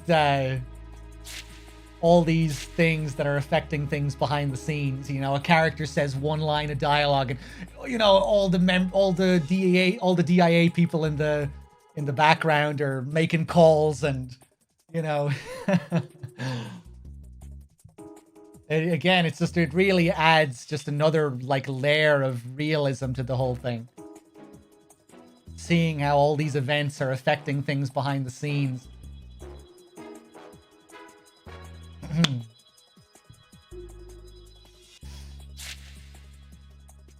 I was apparently not alone in my disconcertment. Snake took the disc, obviously uncertain. It was clear that he, like myself, had not been briefed on the existence of the disc. The disc safely out of his hands, Baker's tones became pleading. You have to stop them. If the truth got out, AT would be finished. I would be finished. But Metal Gear technology is already a known factor. The core technology is. But that's not. Baker trailed off, suddenly pale with pain. Oh God, what did you do to me? We could hear his labored coughing as he gasped out. It can't be. That thing. Damn Pentagon bureaucrats. I get it now. You son of a... He tried to lunge at Snake, but reeled back in fresh wave of pain. Still clutching his chest, he fell down, dead. It was too similar to the last moments of Donald Anderson's life, and that fact had not escaped Snake. He was immediately on the radio with Campbell. Colonel, you'd better be listening real well. This one dropped dead too. Snake demanded an explanation, but neither Campbell nor Dr. Hunter could provide an adequate one.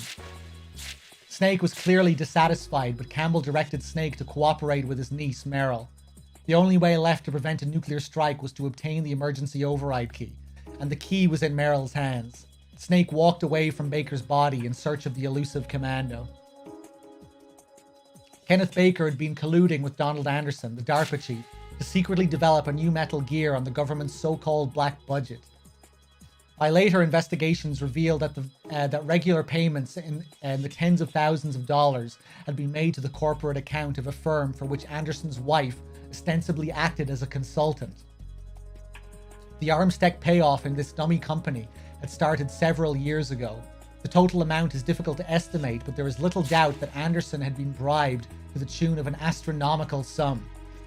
Even the government black budget had limits, however. I recalled a rumor from some years before the Anderson payoff started. The CNO at the time had a classified pet project, and the scuttlebutt was that it involved the construction of a completely new type of battleship. Just what kind of a ship was never revealed, since the entire program fell apart after the CNO suddenly passed away. This is Arsenal Gear. Yeah, this is something new that they've added here. Tying in Anderson with the Arsenal Gear project and all this stuff with his wife. Like, we never hear anything about this in MGS1, I don't think. But yeah, pretty cool.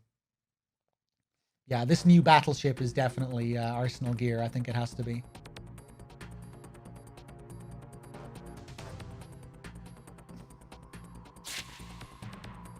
The unexpected death coincided with Arms Tech's launch of the Metal Gear development program. The black budget earmarked for the CNO's little project must have been freed up by his death. The question was whether it had been freed up for allocation to the new Metal Gear development.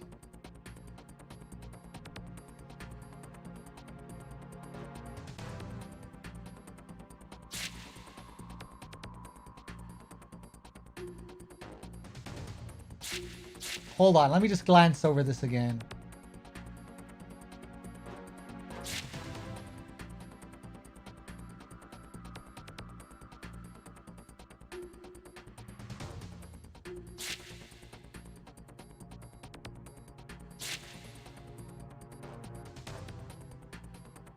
Later investigations reveal that regular payments in the tens of thousands of dollars had been made to the corporate account of a firm for which Anderson's wife ostensibly acted as a consultant.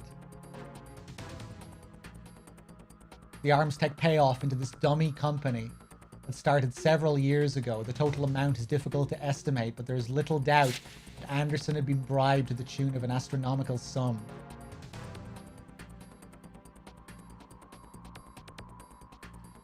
Even the government black budget had limits, however. Just thinking about how Anderson's death could have been recontextualized by all this and things that we learn in MGS2. You know, with Ocelot being an agent of the Patriots and Ocelot deliberately murdering the DARPA chief against Liquid's wishes, you know.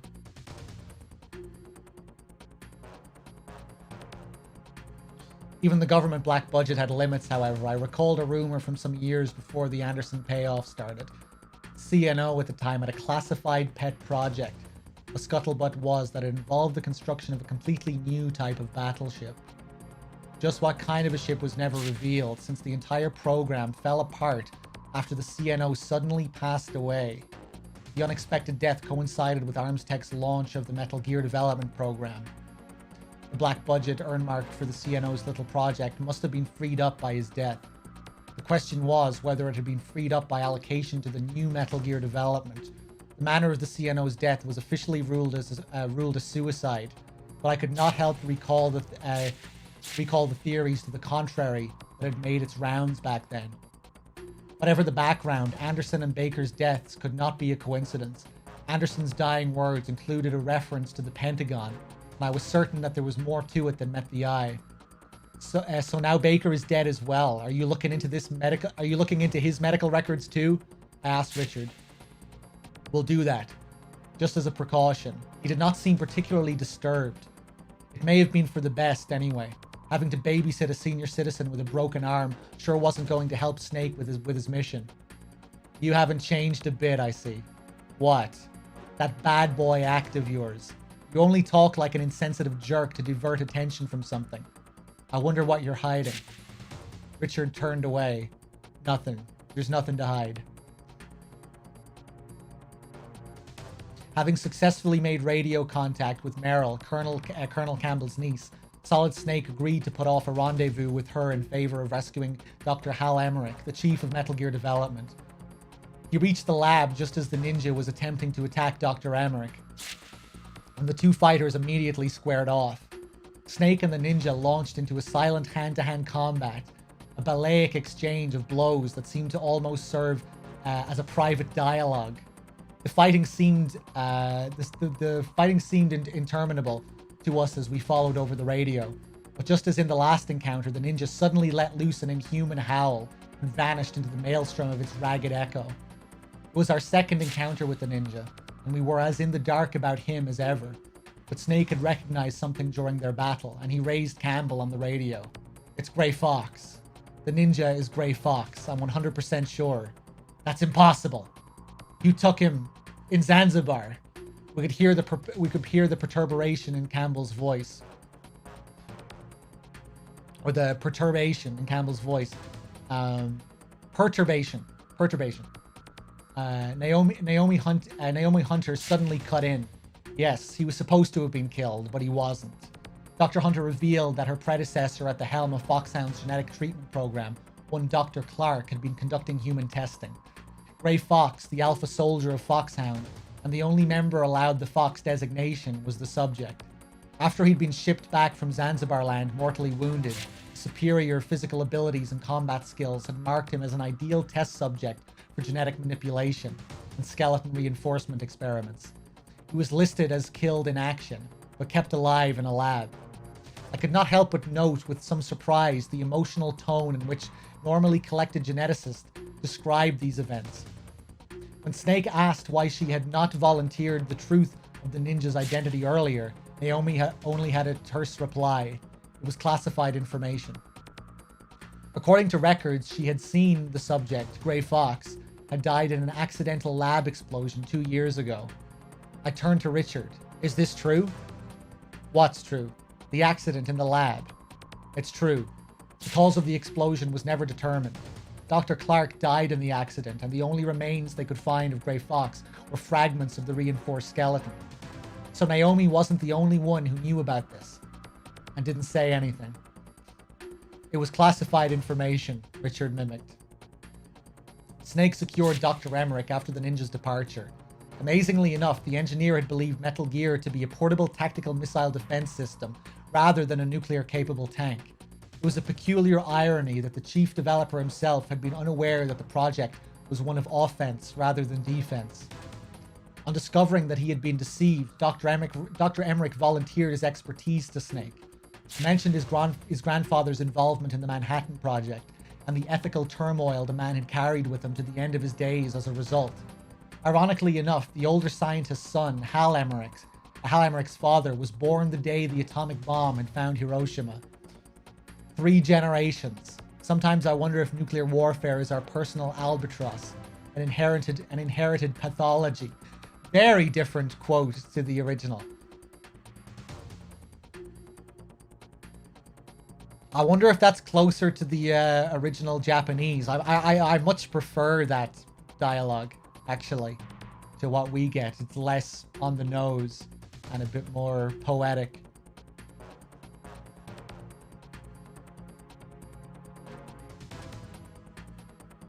But I could see how written out in English it might sound a bit weird. Or spoken, maybe a bit much.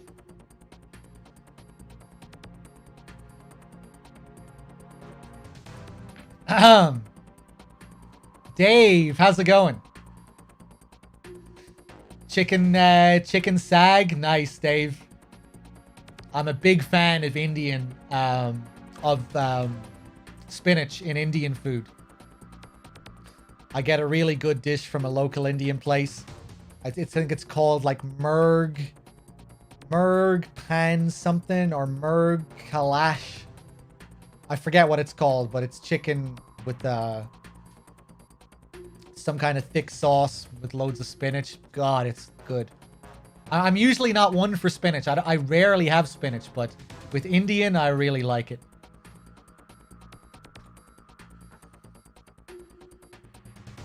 How are you finding the food in London so far, Dave?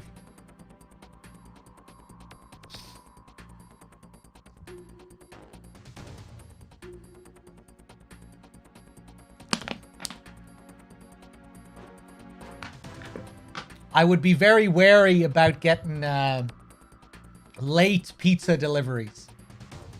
You know, if it's like 2 a.m. and you're looking to get a pizza, they can be pretty dodgy. But I feel like pizza in general can be pretty hit or miss. Because there are so many pizza places and I find it's hard to get like a really solid pizza. Unless you really splash out. Yeah, lots of good Indian around, that's for sure.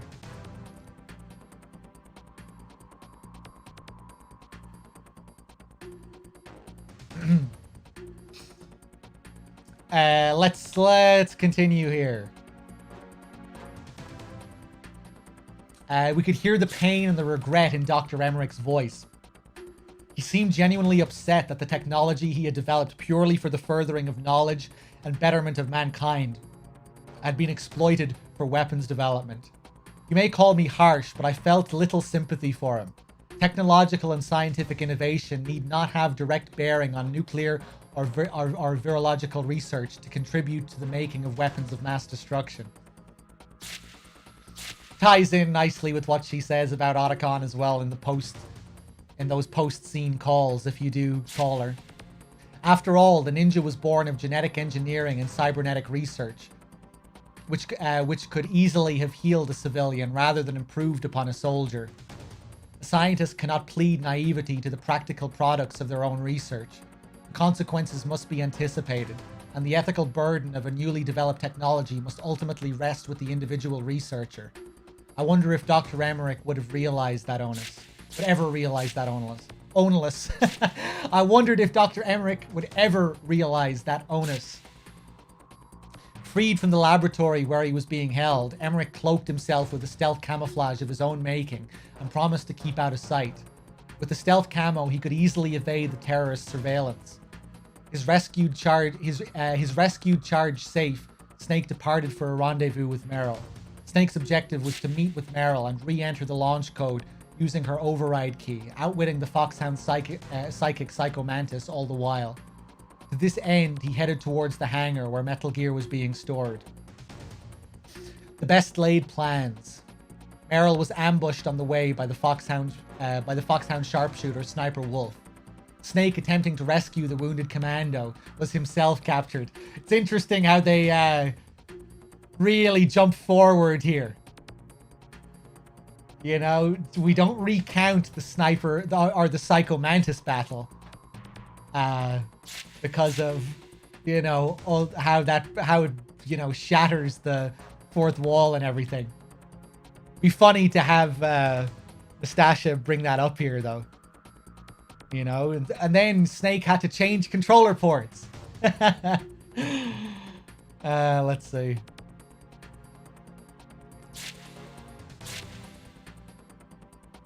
Snake, attempting to rescue the wounded commando, was himself captured.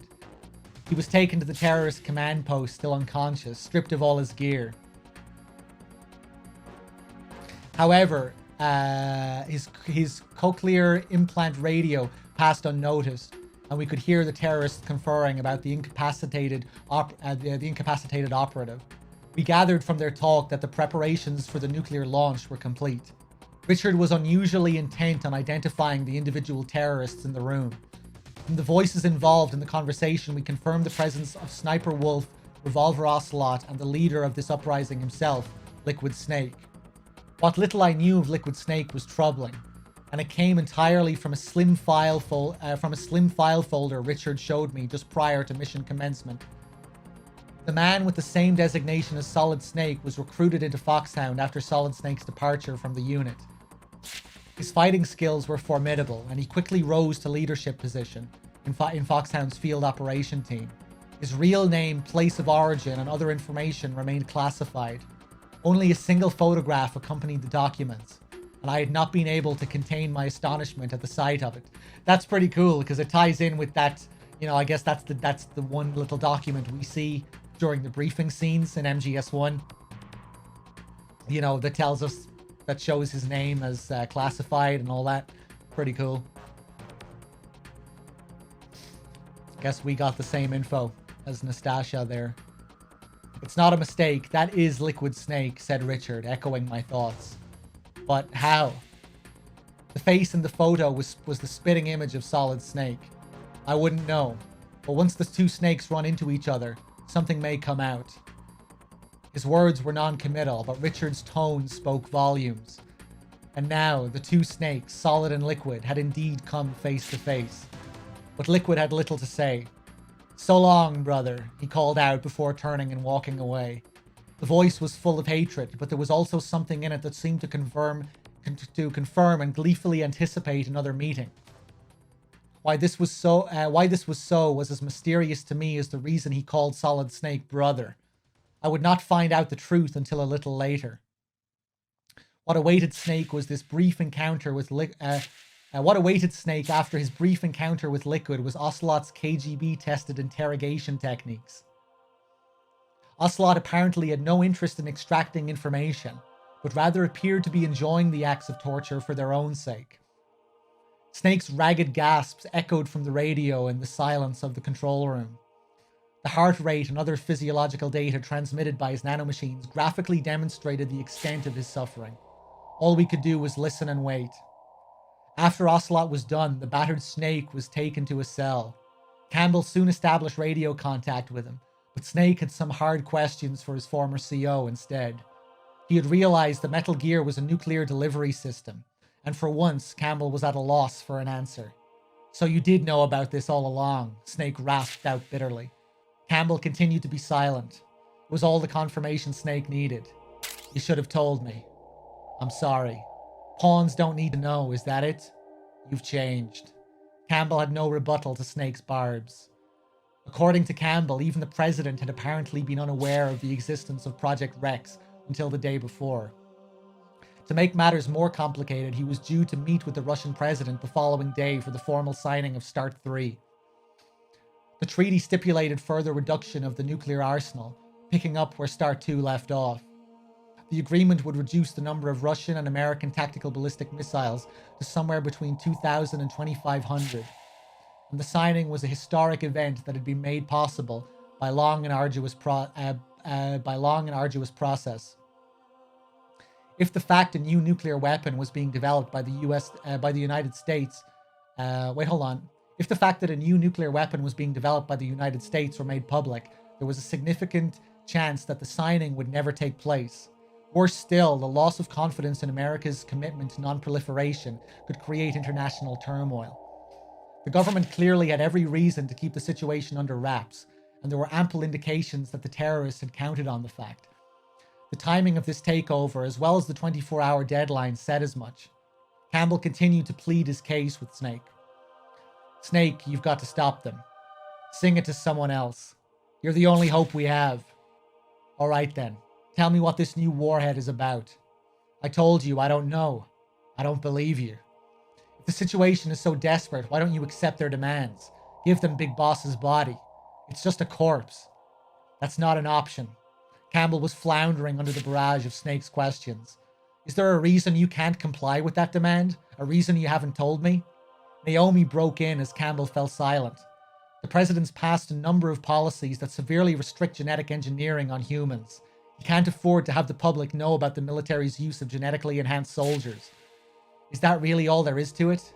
Campbell did not reply. I received a call from Snake soon after. Captive, alone in enemy territory, unable to trust his own mission controllers to tell him the truth. There was little I could say to help a man in Snake's situation. Capture does not mean defeat. Stay vigilant for a chance to escape, and don't give up. I had doubts about the effectiveness of these words coming from someone with no combat experience, but it was the best I could offer. We had no choice but to trust in Snake's abilities. As I closed the radio channel, I caught Richard studying me. Yes? You're very passionate about this job. Do you object? It's the job you forced on me, after all. No, but I admit that I'm a little jealous. Ah, the jealousy act. Yes, I know that one too. Richard averted his eyes. I wouldn't call it an act. No, forget it. He lit a cigarette. Chesterfield. The same brand as Humphrey Bogart. You still smoke the same brand. You know me. Once I decide I like something, I can't kick the habit. Cigarettes, line of work, woman, everything. He didn't look at me as he replied.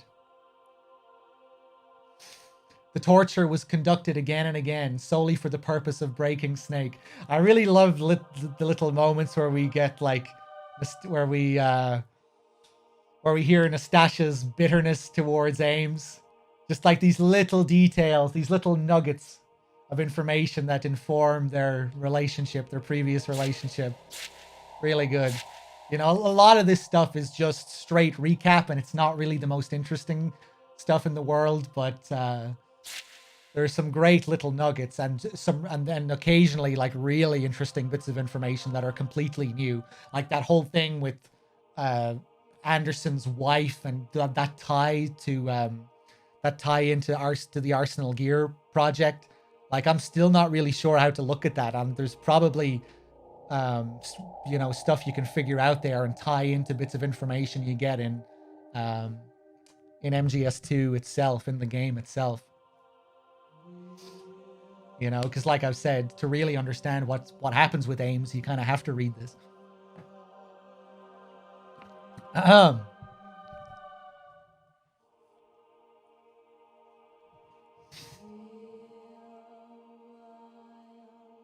Let's see. The torture was conducted again and again, solely for the purpose of breaking Snake.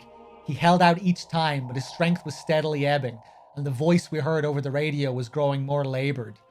Naomi, talk to me. I need something to distract me.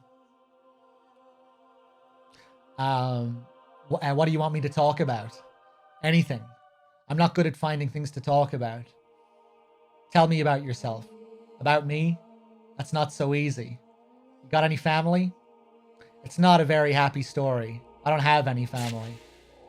I guess there was one person, someone who called himself my father. Where is he? Dead. I killed him. I was even more taken aback by what Campbell volunteered next. You're talking about Big Boss. What? Big Boss was your... No reason you should have known. Campbell elaborated to Naomi. It was 6 years ago, in Zanzibar land. Snake and I are the only ones who know about it now. Hey, what's up, Wexford? How's it going? Cheers, Billy. I appreciate the love.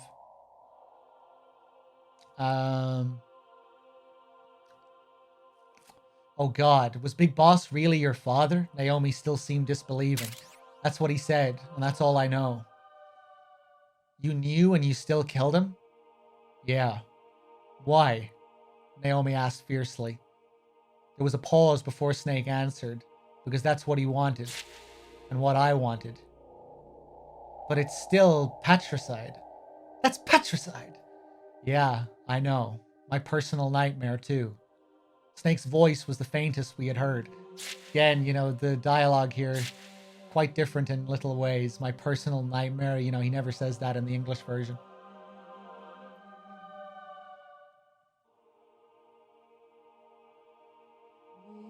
Is that why you left Foxhound?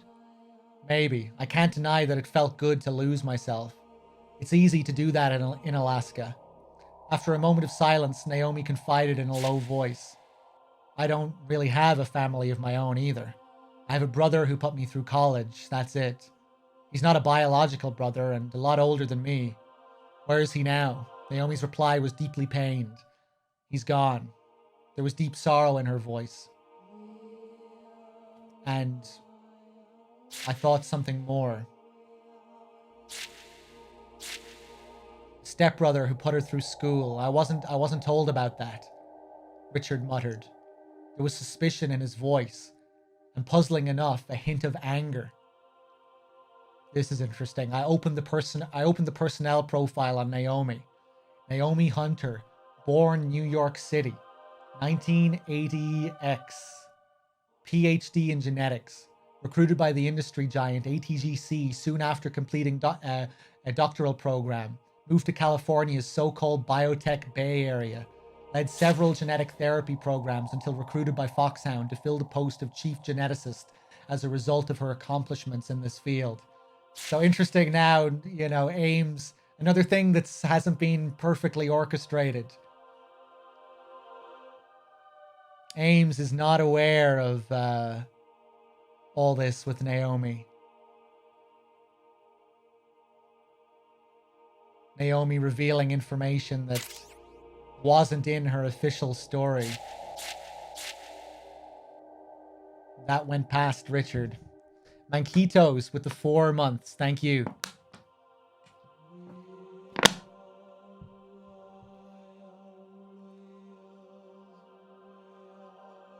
Let's see. One brother, 10 years her senior, a U.S. Marine, killed in training related accident when Naomi was 17. Richard thought for a minute, then scribbled something in his notebook. Summoning one of his men, he tore the page out and handed it to him.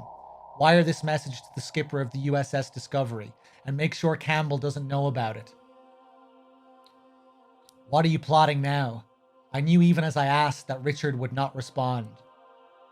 The torture was repeated time and time again, but Snake managed to take advantage of the guards' waning vigilance and escape.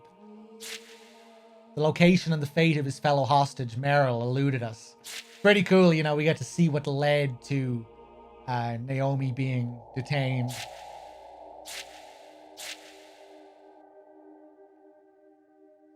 Evading the intense manhunt that followed, Snake still refused to stray from the course that led to the Metal Gear hangar. What drove him? Guilt for Merrill's capture and an urge to avenge her? A sense of duty to the mission? The will to stop the carnage of a nuclear strike? None of them seemed to apply to Snake. He was an enigma. We could do little but watch over him as he ran, wounded and exhausted. After successfully taking on Sniper Wolf, she re-emerged for an ambush. Snake closed in on the Metal Gear hangar only to discover Vulcan Raven blocking his way. The giant Foxhound operative, armed with a fighter plane Gatling gun, was a daunting enemy. In the end, however, Snake eventually prevailed. What a badass.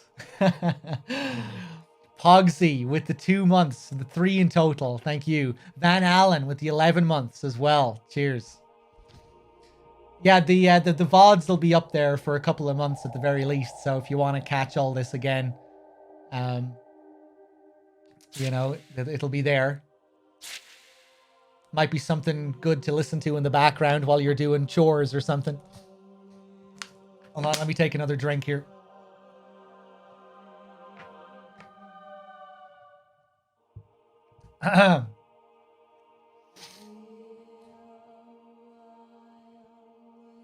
There's a whole novel we read before this as well. This is In the Darkness of Shadow Moses. We also read The Shocking Conspiracy Behind Shadow Moses, which is really great. Probably more entertaining than this. It's quite funny. And that's like 100 and something pages, 120 pages. Small pages, mind you. Let's see, where are we? The stricken raven, leaning against the wall, started to speak as Snake approached him. There are some breeds of snake that nature never intended. I think you and the boss belong to one of those. Yeah, this feels like a much more literal translation of the dialogue. Kind of drawn out. Definitely better, the version we have. Go and settle it with him. I'll be watching how it ends. The dying raven then dropped the bombshell. I'll give you one clue. The man who died in front of you wasn't the DARPA chief. It was Decoy Octopus. One of us Foxhounds. He was a master of disguise. I guess the Grim Reaper was the only one he couldn't fool. Is he dead? Raven did not answer Snake's sharp query. Snake tried another tack. Why go to all that trouble and impersonate Anderson? Raven smiled faintly. That's all the clue you're gonna get. Everything else you'll have to figure out yourself. A few minutes later, Vulcan Raven died. Richard was chagrined. So that's how it was. They had us completely fooled. Why would Octopus impersonate Anderson, I asked. I don't know, maybe to get information out of Snake? That would mean that they knew Snake was coming. Richard stubbed out the cigarette without answering. His face was expressionless, but I knew exactly what he was thinking. We had a leak. While Richard and I were talking, a call was made to Snake. Snake, it's me. Master, Snake answered. It was apparently Master Miller. I need to talk to you about Naomi Hunter. I love all this, you know, now we're seeing all this, getting the sense of all this chaos behind the scenes, you know? What's going on? It's not under control anymore. Chagrined, yeah, Dave.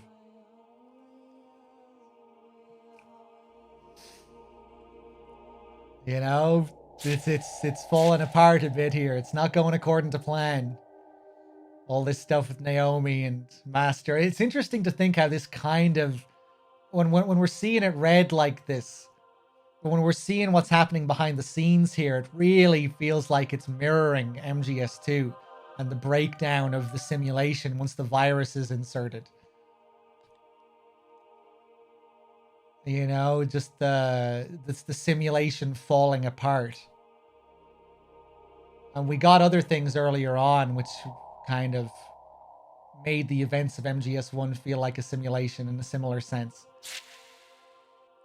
You know, and it was orchestrated. You know, to a large degree, but just seeing the outside perspective and seeing the puppet master's perspective, it's just interesting.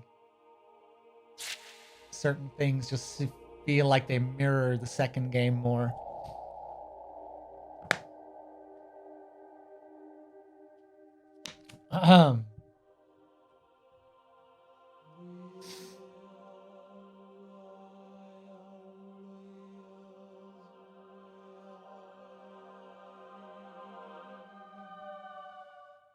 Let's see, where are we? While Richard and I were talking, a call was made to Snake. Snake, it's me, Master. Snake answered. It was apparently Master Miller. I need to talk to you about Naomi Hunter. Turn the monitoring off. Miller had barely finished his instruction before Campbell cut in. What about Dr. Hunter? Miller made an exasperated sound. It was clear that he had not intended Campbell to hear what he had to say. Colonel, is Naomi there? Snake asked. We get a great detail coming up soon as well. No, she's trying to catch up on her sleep. Okay. Campbell turned his attention back to Miller. What were you saying about Dr. Hunter? All right. Maybe it's better that the Colonel hears about this now, Miller said resignedly. Go on, urged Snake. That's not the real Naomi Hunter you're working with, Colonel. What? Campbell raised his voice, astounded. Miller continued coolly. Naomi Hunter does exist. Or rather, she did. She went missing in the Middle East some time ago. This imposter must have gotten a hold of her identity somehow. There were a number of ways to obtain someone's social security number and commit an identity theft, certainly. But Dr. Naomi Hunter, an imposter? Who is she really, then? Campbell was agitated, but Miller remained cool as ice. Probably a spy. A spy? Yes, sent to ensure this mission's failure. Are you saying she's one of the terrorists? Campbell's tone was disbelieving, but Snake backed up his former instructor. I don't want to believe it either, Colonel, but it's true that she's a Foxhound personnel. So it would not be surprising if she took part in this insurrection. Campbell finished dully, as though Snake's words had crystallized his own doubts. Or she could be working for another organization, Miller suggested. Remember that detail in MGS1? Or she could be working for some different group altogether. Another? No, that's not possible. As Campbell trailed off, Miller spoke up, his tone ruthless. Take her into custody, Colonel. What? It's clear that Naomi Hunter is working against us. Interrogate her and find out what her objective is. If she really is their spy, we're in serious trouble, Campbell murmured. Miller pounced on the gravity of the Colonel's tone. What are you talking about? Nothing in particular. Campbell tried to recover himself. Campbell, did you give her access to some other line of classified information? Campbell remained silent, but Miller pressed on. Does this have anything to do with the way the DARPA chief or the Armstech president died? Look, I know what you're talking about. Clearly, Campbell knew something. It was equally obvious that he had no intention of revealing what he was privy to. Perhaps sensing that fact, Miller dropped the pursuit abruptly. In any case, it's too dangerous to retain her in the mission. Hold on a minute. She's an integral part of this mission. In fact, we can't afford to proceed without her. Campbell was being too insistent about Dr. Hunter's value. I had to wonder if it was indeed the case that he had trusted her with highly classified information. Snake was also suspicious. More secrets, Colonel? Give me time. I'll have her background and movements rechecked. That was all Campbell would say. Hurry, find out what she wants as quickly as possible. Miller was unrelenting. Of course. Campbell agreed reluctantly. Snake, just give me some time. Time is something I wasn't given a lot of, Snake growled bitterly. What's the deal? I said to Richard. Is Miller right about Naomi? I don't know, to be honest. It's obvious there were things in Dr. Hunter's past that I didn't know about. I'm having them go over her background again. Richard was visibly upset, a rare occurrence. I suddenly wondered there had been something between him and Naomi. Richard lit a cigarette and continued in a more composed tone. But if what Miller had said about Naomi is true, it raises questions about him in turn. Why do you say that? He's supposed to be in his cabin in Alaska. So I hear. How did he manage to find out so much about Naomi by himself and from the middle of nowhere? When the DIA investigators couldn't. Richard called one of his men over and ordered them to look into Miller's activities. You check up on even one of your own? I asked as the agent hurried away. How do you know he's one of our own? Richard shot back, blowing a stream of smoke. Should I assume you don't trust me either? You're the one who doesn't trust me. Never have, he said quietly and grounded his cigarette into the ashtray. Snake had finally reached the metal gear hanger and stood in the shadow of the machine's 50-foot tall bulk. But considering Metal Gear's state-of-the-art composite armor and Snake's limited arsenal, it was improbable that he could destroy the tank while evading enemy patrols. The most practical avenue of attack was to re-enter the launch code using the override key and thereby cancel the scheduled nuclear strike. We're probably over the halfway point now because, like I said, once we get to that speech on top of Rex, I'll probably skip a lot of the pages because a lot of it is just straight recap. As Snake methodically searched for the code entry interface, Emmerich radioed in. He had been making himself useful by breaking into Baker's protected files. From these, he had pieced together the true nature of Metal Gear and its prototype warheads. According to Emmerich, the weapon used a built-in railgun to fire the ballistic missiles clear of the atmosphere. The missile would then automatically realign itself and re-enter the atmosphere on its designated trajectory towards the target. I understood exactly what all this meant, and the knowledge left me cold. Normally, ballistic missiles go through 4 phases from launch to impact. The first is the boost phase, which consists of the time between the missile's launch and the point at which it leaves the atmosphere and exhausts its supply of rocket propellant. Following the burnout, the rocket enters the post-boost phase, which concludes with the separation of the re-entry vehicle that contains the warhead. The third stage is the mid-course phase, in which the re-entry... Yeah, we read this before, even in the other one. Gary McGolden goes over all this. Yeah. I'm going to skip past this. The railgun's effective, yet we're just being told the function of Rex. Snake had a few things to say to Campbell after learning the truth. He knew as well as anyone that if the fact that the US had been developing a new breed of nuclear weapons were made public on the eve of Start 3, negotiations would break down and the US would suffer a devastating embarrassment. Did you know about this, Colonel? I really am sorry, Snake. You really have changed. I won't offer any excuses. Snake, you've got to hear this. Dr. Emmerich broke in, ignoring Campbell. The new missiles were complete in simulation only. That's why they had to perform this exercise, to get field data that would back up their simulation results. How did the exercise go? Snake asked. Emmerich's reply was discouraging. It seems to have gone better than they expected, but I can't find any of the data. There isn't a trace of the thing on the entire network. You'd think it's backed up somewhere, but zilch. It's on the optical disc that Baker gave me. You mean you still have it? Campbell exclaimed hopefully. No, Ocelot took it, Snake replied bitterly. It must have happened when he was a hostage. Did this mean that Ocelot had known of the existence of the exercise data beforehand? This doesn't look good, Campbell murmured in deep thought. I glared at Richard. You knew about this too, didn't you? Knew what?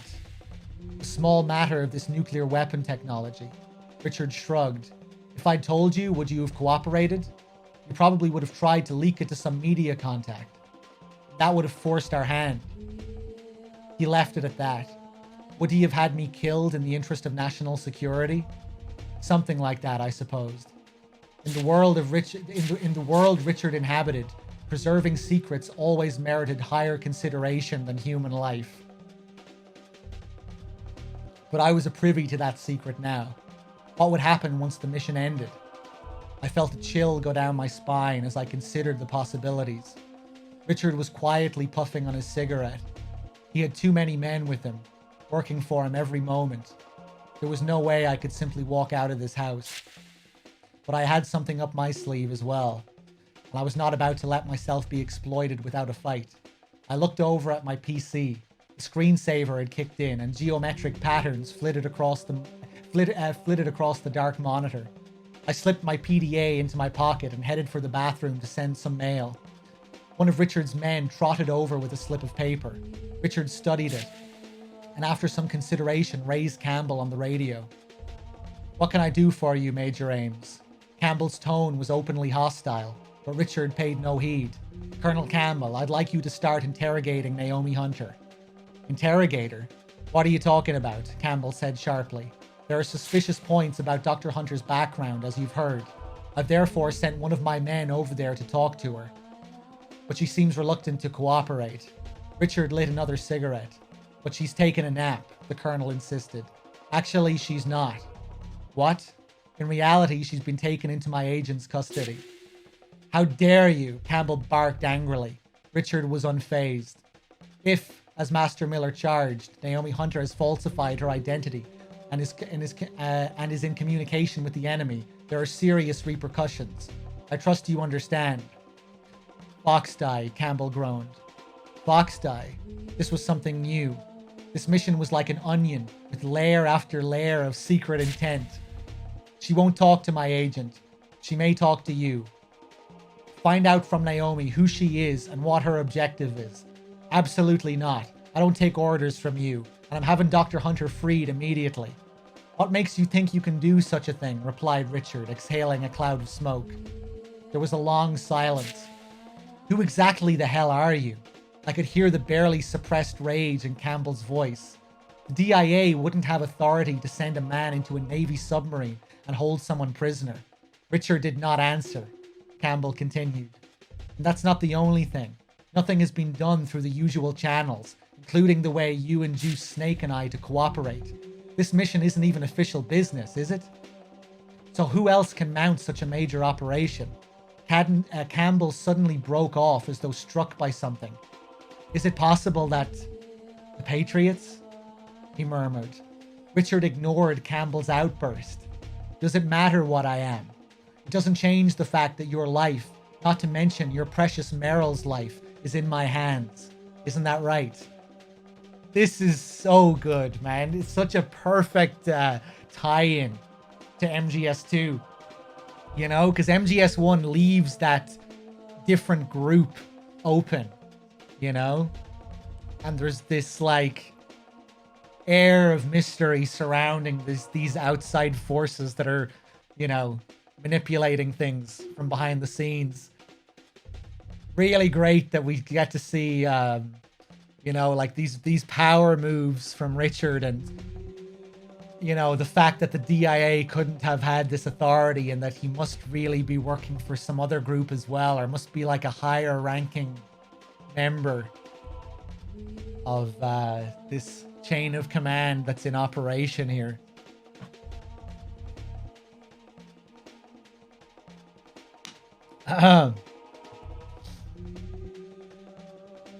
Makes you wonder if Richard sort of thought he was untouchable, you know, that he was...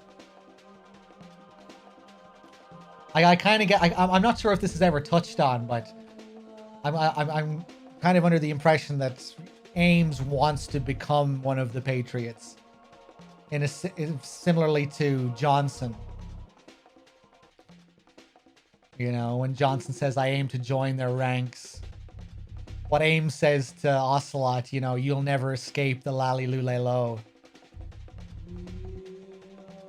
And then realizes that Ocelot is a higher rank than he is. And perhaps one of them.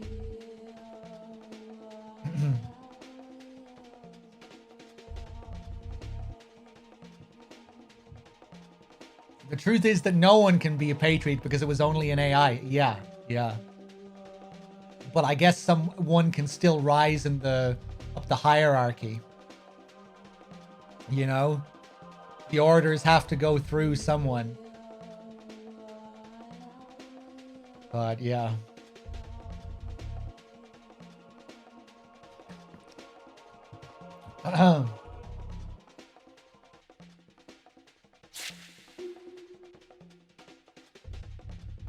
This time it was Campbell's turn to be silent.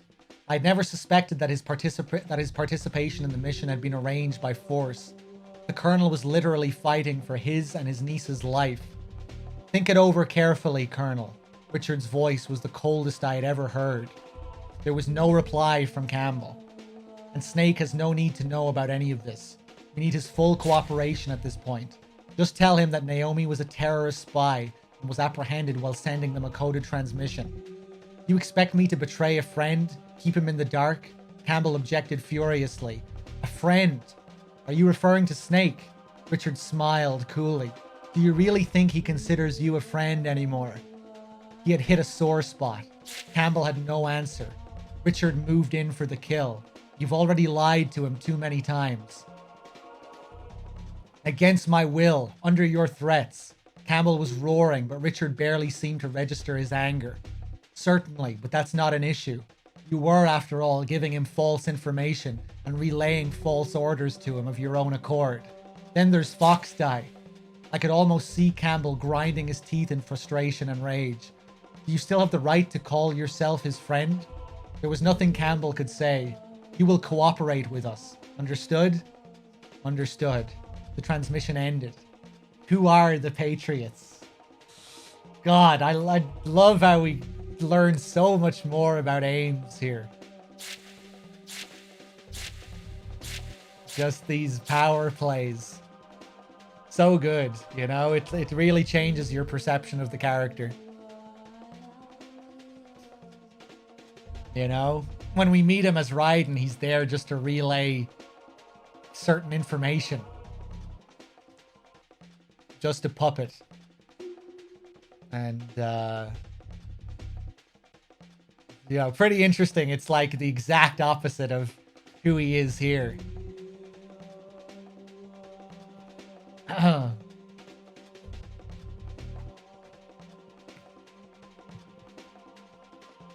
Does your voice sound a bit different? It kind of sounds like you have a cold. That's because I've been reading for so long. My voice is getting a bit hoarse. I've been reading non-stop for the last few hours.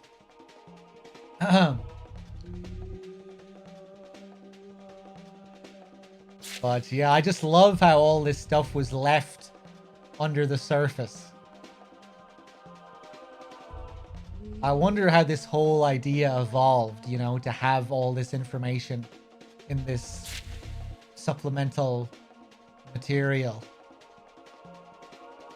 Wonder, did they ever plan for you to learn more about Ames in the actual game? But I like how they've done it, you know, it adds another sort of air of mystery. And it's just great seeing this whole different perspective.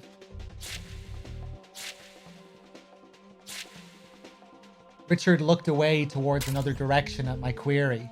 What are you talking about? Don't BS me. He turned towards me. His gaze was icy. Nothing you need to know about. By the way, not that I need to remind you, but don't mention to Snake things that don't concern him. And if I do? Richard's stony silence answered my uncompleted question. I was too far into this business, and suddenly seemed to sense danger everywhere. What do you intend to do with me once this mission is over? Nothing. Don't expect me to believe you. Richard allowed himself a brief, oddly sad smile. I suppose I can't. In the meantime, Snake was inching towards the launch code entry interface. At that point, he received a call from Master Miller. Snake, we need to talk about Naomi Hunter. The Colonel's looking into that. Turn the monitor off. Alright, it's off. Mission control is out of the loop. You want to tell me what this is about? Snake believed that he had switched us off, but I could still hear everything. Radio malfunction? I guess not. Someone had made sure that nothing could get past mission control ever. I had a more than good idea who that someone was. But Master Miller obviously did not. Such a cool little touch as well.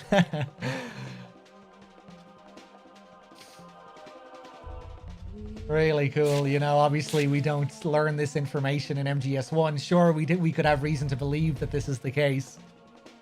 But nice little addition here. PJ, thank you for the 11. Everything's under control. Everything's monitored. Richard Ames, man, what a son of a bitch.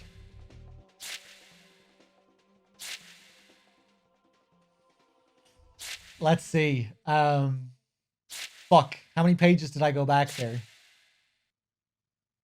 Yeah. I have a contact at the Pentagon. Oh, hold on. Let me change the track.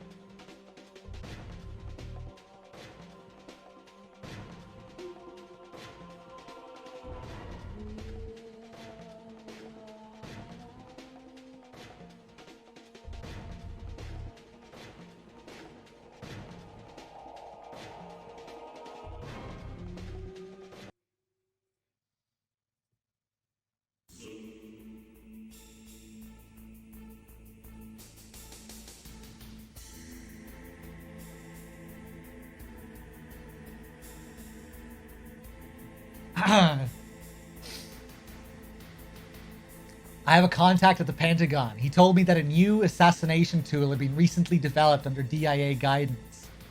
I looked over at Richard, but he pretended not to notice. Assassination tool? Snake was asking. Snake, have you ever heard of the term fox die? I tensed. There was that word again. First Richard, then Campbell, now Miller. It seems to be a virus that can target specific individuals. I don't know the details, Miller continued. Richard remained expressionless next to me. I should have played Mgs2 tracks throughout this, really, and had them align with the parts that we were at. Maybe I'll do that next time. Richard remained expressionless next to me. So, what are you getting at? Snake raised his voice slightly, sounding annoyed by Miller's roundabout methods. They share common features. What shares common features? The deaths. The Arms Tech president and the DARPA chief. Or I guess I should say Decoy Octopus. They both died of what looked like a heart attack, right? Yeah. Well, it seems that a death by fox die virus looks like a case of heart attack. After a moment, Snake spoke up. Are you saying that Naomi was the one who set this up? Snake, think. Did Naomi give you any kind of shot? Nanomachines, Snake murmured. Snake had in fact been injected with nanomachines, an anti-hypnothermia compound, before the start of the mission. Was Miller suggesting that there was a killing virus in the mix as well? One thing's for certain. She's in the best position to perform this kind of sabotage. But we still don't know her motive or objective. What about the Colonel? Snake asked after a lengthy silence, his tone brooding and full of doubts. I don't know. And I don't think he's interrogated her yet either. All right, I'll ask him. Once he was off the radio with Miller, Snake called up Campbell. Colonel, any new developments with Naomi? I've just taken her into custody. What? Snake said incredulously. She was sending a coded transmission to an Alaskan location. I don't want to believe it, but she's definitely one of the terrorists. Campbell sounded anguished. Are you sure? There's very little doubt. She's being interrogated right now. What kind of interrogation? I don't want to resort to force, but we don't even have a thiopenethol on hand. Let me know if you learn anything. Unaware of the machinations behind this latest development, Snake ended the communication. I love the word machination. Great word. Reminds me of Legacy of Kain. I'm pretty sure Raziel uses that word to describe all of Kain's scheming and the machinations. Let's see. I longed to tell him the truth, but knew that Richard and his men would never allow that to happen. Despite his growing doubts, Snake continued to penetrate deeper into the hangar. He had almost reached the code interface when a call suddenly came in. Snake, can you hear me? It's Naomi. Snake exclaimed in surprise. What are you? Richard tensed and leaned forward. I managed to get another transmitter. The Colonel and the others haven't noticed yet. Naomi whispered rapidly. Naomi, is it true what the Colonel says? Yes, but not everything I told you was a lie. Some of it was the truth. Her voice was sorrowful. Who are you, really? I don't know. I don't know what my parents looked like even, or what they were called. I bought the name I used, the whole identity, with hard cash. Remember I told you why I was so fixated on jeans? That was the truth. I'm wondering if Rose, and just like the manufacturing of Rose's identity, is designed to mirror Naomi here.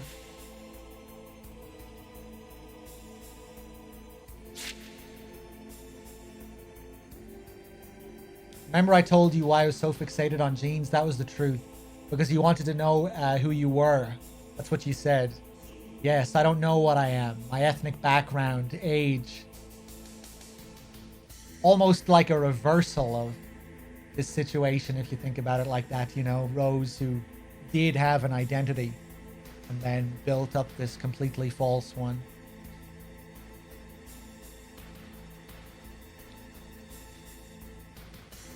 There was a pause before Naomi started speaking again in a rush. I was picked up in northern Rhodesia in the 80s. I was an orphan. Rhodesia, during all the guerrilla warfare. Zimbabwe used to be a British colony, you know. There was a sizable Indian population there then. Maybe that's where I got the color of my skin, but I'm not even sure of that. Naomi, why dwell on the past? If you can understand who you are now, isn't that all that really matters? Understand what I am myself? No one could ever understand me, least of all myself. Naomi's voice was suddenly defiant. I was always searching for myself, alone, until I met my brother and him. Your brother? Snake asked. Yes, Frank Yeager. What did you say? Snake was taken aback. Yeah. I don't think I need to read all of this, if it's all just recap. Found me almost dead, child soldiers. I think this might be Mustache's commentary. Child soldiers. It's not rare for children to participate in war as combatants in many of the most conflict-ravaged regions of the world. This is especially true for those developing nations where minors account for the majority of the entire population. A harsh regimen can and does turn innocent children into the most brutal of soldiers. In many cases, various drugs are used to numb the natural fear response. The result is an obedient killing machine whose bravery marks them out for posting to the front lines of the fiercest battles and to scouting duties in the minefields. Yes, the man you destroyed is my brother. Yeah. That's just the same stuff. Literally just going over all the dialogue. Snake seemed to be taking all this in his stride. He was no doubt accustomed to being the target of the enmity of he was no doubt accustomed to being the target of the enmity of others. Let me take a drink here. I'm really starting to lose my voice.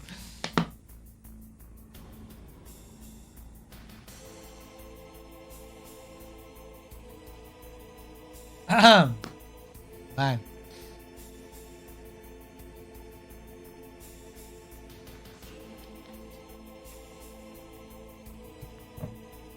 We're getting close to the end now anyway. I'll be able to skip a lot of pages as well coming up, which is just straight up dialogue copied from MGS1 recap.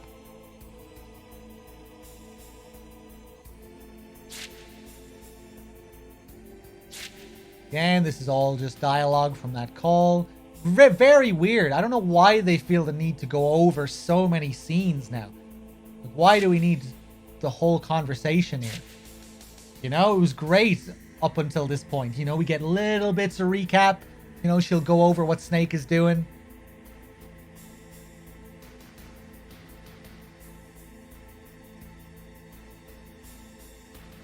But I guess it is sort of important from Nastassia's perspective, you know, that when all these big revelations are coming out, when the big revelations within the story are happening, that she would have more to say about it. But yeah, I just don't think we really need the, you know, entire conversations pasted here. Tell me something about Fox Die. Kills only the designated person by first infecting the macrophage. Fox Die is engineered with an oxygen chain that responds only to a specific DNA pattern. Yeah. This is all just quotes.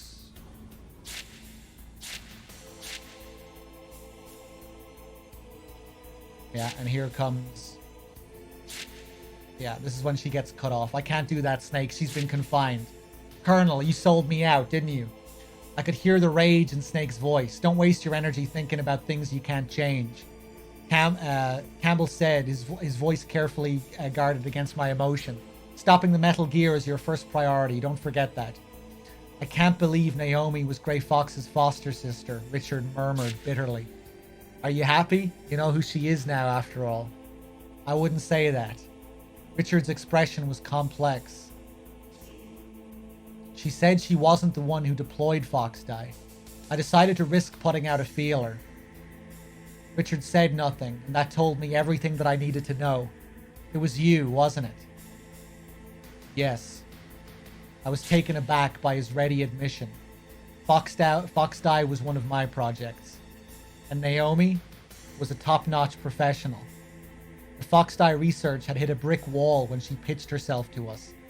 She'd somehow heard that we were looking for a genetic engineering expert. As soon as she joined the team, the project took off in a major way. Richard paused, then plunged ahead. I assigned her to lead the development effort. When the virus was finally engineered, it was she that named it Foxhound. Very cool.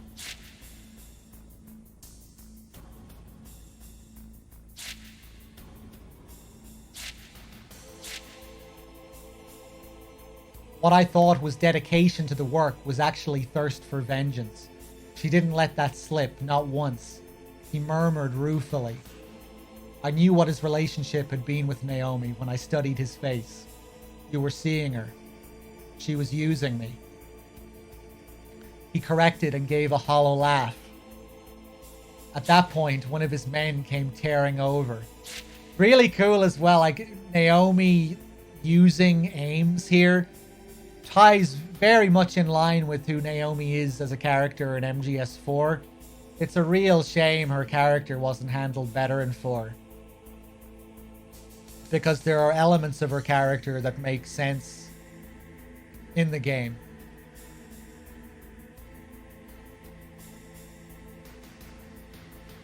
But they never, I don't know, they don't give much depth to her in the end, I don't think, and just the whole death with Otacon is just a joke. I actually don't mind the setup of their relationship at the start of Act 3. You know, and there's a bit of mystery there, wondering what what her real goals are and everything, and but even the way they set up that relationship, I mean, I guess it's a bit cringeworthy, but I don't think it's really cringeworthy in a bad way. You know, I kind of feel bad for Otacon during that scene.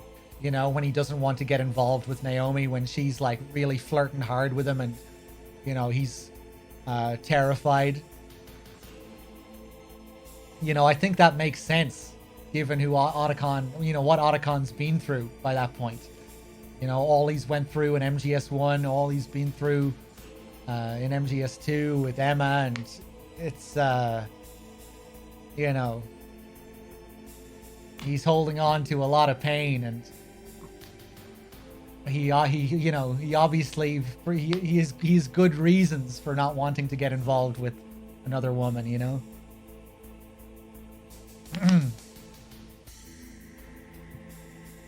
But yeah, but then her whole death is just too abrupt.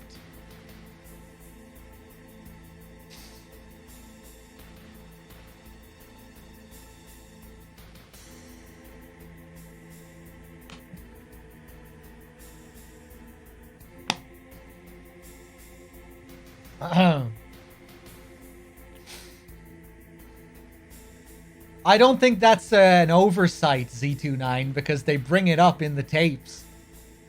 But it still is pretty silly, yeah. But I don't think it's an oversight.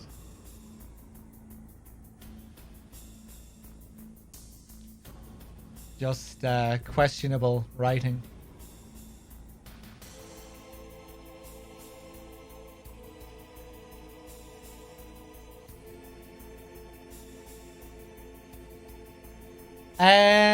I'm not sure, Z29. I mean, I guess it could have been, I mean, like it clearly was here an idea with Naomi's character. But yeah, maybe they were consciously aware of how she was portrayed here when they wrote her character in 4.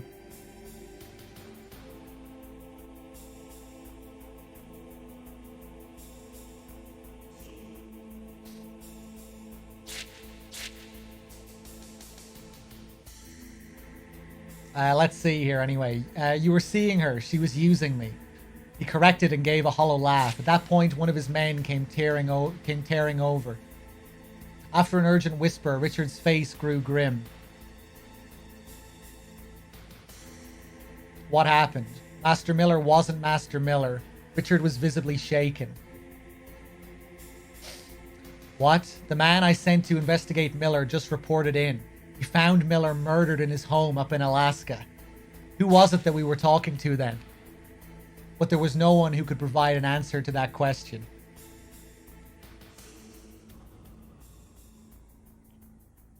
Around the same time on Shadow Moses, Snake had finally made it past the enemy's defenses and successfully re-entered the launch code. Oh, hey, hold on. I'll change the track.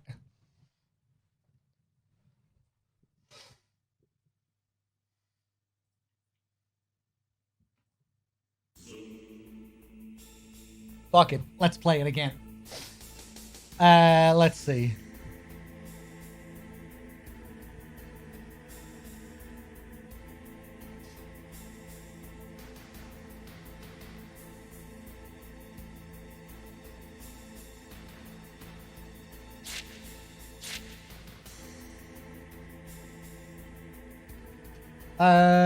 Fuck, where was I reading? Around the same time on Shadow Moses, Snake had finally made it past the enemy's defenses and successfully re-entered the launch code. But something was amiss. As the code was accepted, an alarm was triggered. Launch code entered. An electronic voice intoned. All systems ready. Stand by for missile launch. Snake stared around him, aghast. No! I just overrode the launch authorization. He cried. His questions were answered by an unexpected source when a radio call came in. Thank you, Snake. It was Miller, or rather an imposter who had taken the murdered man's identity. Launch preparations are now complete. Nothing can stop Metal Gear now. Master, what's going on? We're very grateful to you. Not only did you bring the key, you just re-entered the launch code for us as well. What? We never did get his part of the code from the DARPA chief. Even with Mantis's psychic powers, he couldn't read his mind.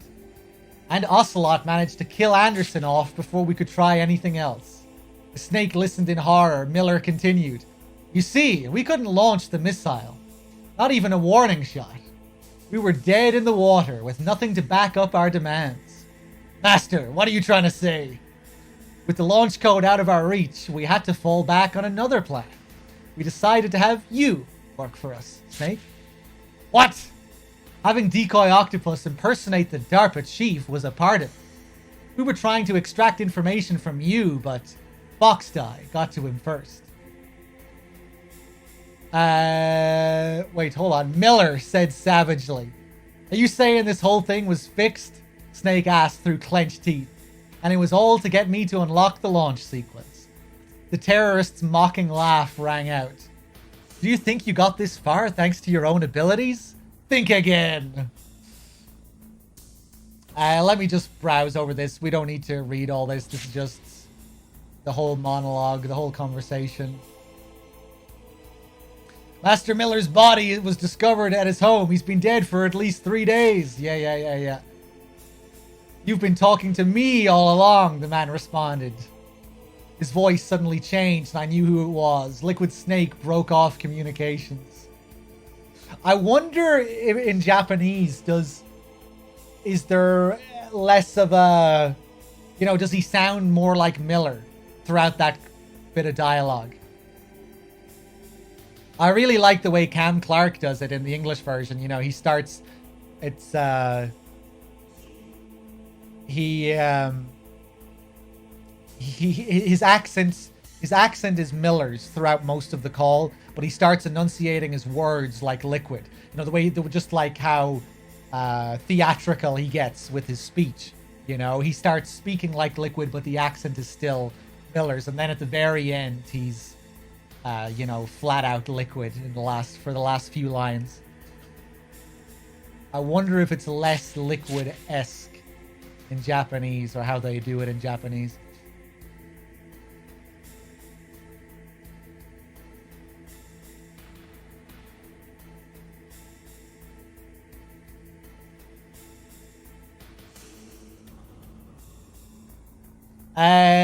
Oh yeah, the Miller Liquid twist was great. I'd imagine it was a lot more impactful if you were a kid. If you were an adult, you'd probably see... There'd be more of a chance that, if you were an adult, you'd probably think that there's something up with Miller. Maybe you wouldn't figure out it was Liquid, but... I don't think I had any idea as a kid, that there was anything up with Miller. Well, maybe, I don't know. I really can't remember. It's so long ago. But yeah, it was a great moment.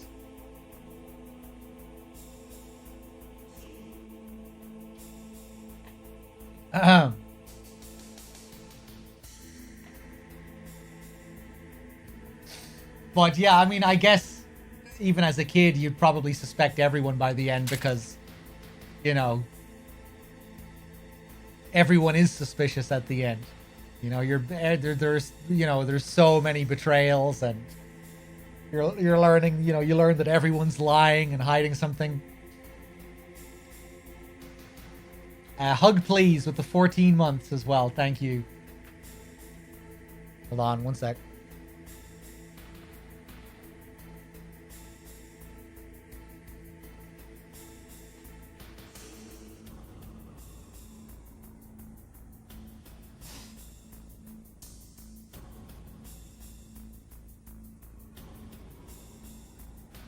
If you're coming from Metal Gear 2, you're definitely thinking something is up with Miller since he looks a bit different.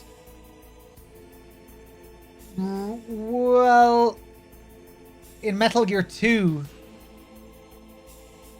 in the original version of Metal Gear 2, Miller would have been just like an actor. Who was Miller's portrait in the original Metal Gear 2? I can't remember.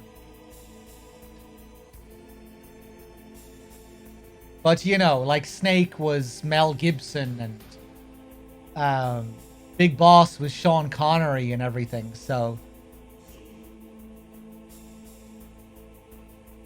people may have just thought it was redesigned, you know? That the character was redesigned. Anyway, only Japanese players would have played it.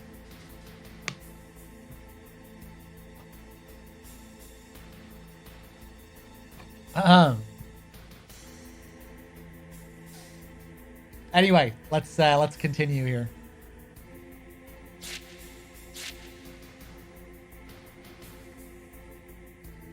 Metal Gear had already been activated by the time. Yeah. Are you gonna shoot your own brother?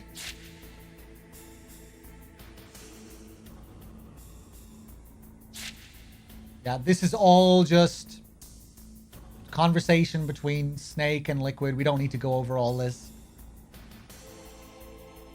Naomi, was she working with the Pentagon? Here we go now. And Naomi, was she working with the Pentagon all along? That's what they thought, but it seems she wasn't quite as soft as they read her to be. What do you mean? I have ears at the DOD. Naomi apparently managed to make some tweaks to the virus right before the mission. Her motive and objectives are unknown. I heard Richard's impatient grunt beside me. Is that what you had Naomi arrested for? To discover why she did what she did? Snake challenged. Very good. It's disappointing that it was nothing more than a run-of-the-mill revenge scheme.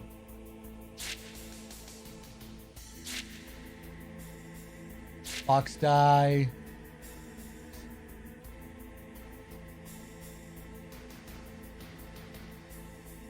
You looked out. They handpicked all of our father's superior traits for you.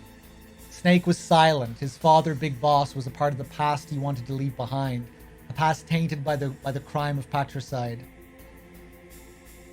But Liquid was not finished. Everything that was undesirable, I got. Or should I say that I was everything undesirable. Left over from the creation process that was designed to produce you. Yeah.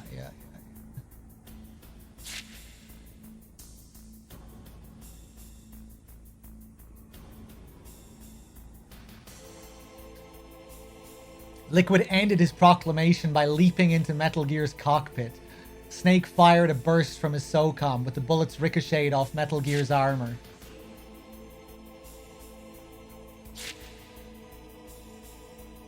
Hey, that doesn't happen, does it? I don't think we see that happen. I don't think Snake fires his SOCOM, does he? He has the SOCOM out, but I don't think he fires at it. Damn, Snake gnashed his teeth as Liquid called out mockingly from the cockpit. Snake, count yourself lucky. You get to die by the greatest weapon the world has ever seen. It's the least I can do for my brother. Metal Gear activates. Yeah, I'll give you an advanced showing of what the rest of the world will learn soon. That the 21st century will belong to a devil they don't know.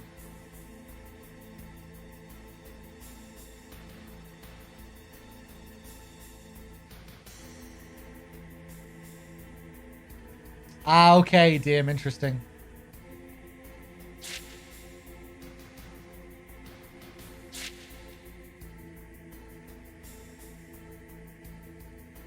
Metal Gear struck at Snake like a living thing.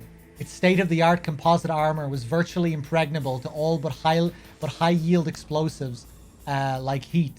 But Dr. Emmerich had advised Snake to take out the radome and knock the sensors offline in a bid for survival. Snake struck again and again, but he was fighting a difficult battle, given Metal Gear's immense firepower and agility. Finally, one of Metal Gear's huge feet lashed out towards Snake in a crushing blow. "It's time to die, Snake," Liquid called out. The foot hit the floor with a deafening crash. Snake, however, had escaped. Someone had pulled him out of the foot's path at the last second. "Get out of here now." The voice was a familiar one. "Gray Fox," Snake cried out. The ninja, or Gray Fox, launched a fiery arc towards Metal Gear, destroying the radome. The tank froze in confusion for a second, and Snake and the ninja found cover during that brief lull. "Why, Fox? Why are you helping me? Yeah. We don't need to go over all this."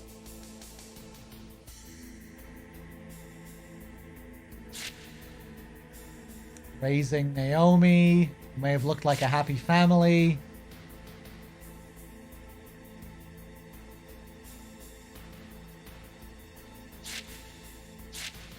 Many former child soldiers are permanently traumatized by their horrific war experiences.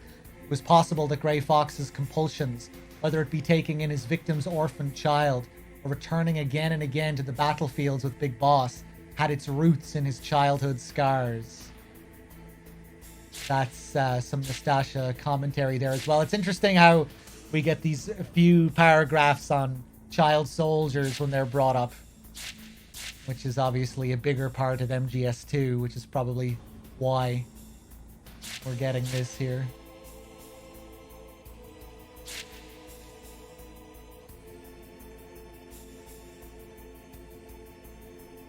Gray Fox's reinforced skeleton gave him a faster reflex, and he dodged the volley. The next second, his body had been plucked up by Metal Gear's massive jaw. "Fox!" Snake's shout reverberated throughout the hangar. Metal Gear's engine revved louder, and Fox's reinforced skeleton creaked audibly. How long will his bones hold out? Snake? Are you going to abandon him?" Liquid taunted. But Fox was far from dead. "A cornered fox is one of the most dangerous animals." That's certainly a much better line in the actual game. "A cornered fox is one of the most dangerous animals."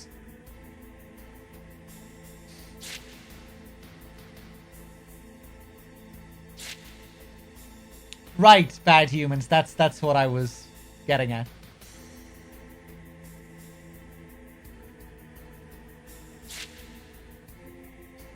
Fox's right arm and Metal Gear's radome exploded.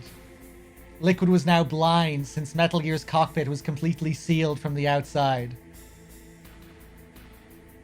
"They didn't give you a Fox rank for nothing, old comrade. But this is where it ends." Liquid's unamplified voice called out. He had apparently discarded the cockpit hatch to use his own eyes and ears in lieu of sensors. The next thing we heard was an explosive crash. Was Gray Fox now under the Metal Gear foot? My fear was confirmed by the ominous and unmistakable sound of Fox's reinforced exoskeleton creaking under pressure. At the same time, we heard Fox's gasping voice.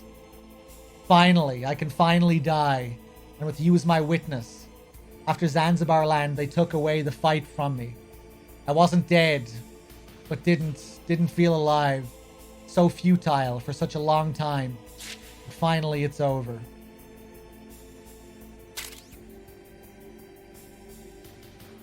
Stuggy with the 3 months. Thank you.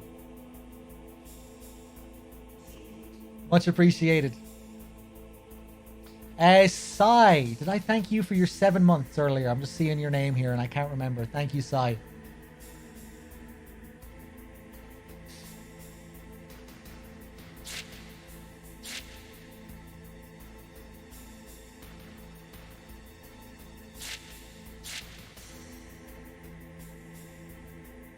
Let's see. He ground Fox's battered corpse underfoot with metal gear, then bellowed. Do you get it now? You can't protect anyone, let alone yourself. Yeah. Robbed of his old friend and comrade, Snake gave free rein to his rage. Taking up a Stinger missile launcher, he fired at Liquid sitting exposed in his cockpit. It was a direct hit. Oh, hold on, we'll play something else.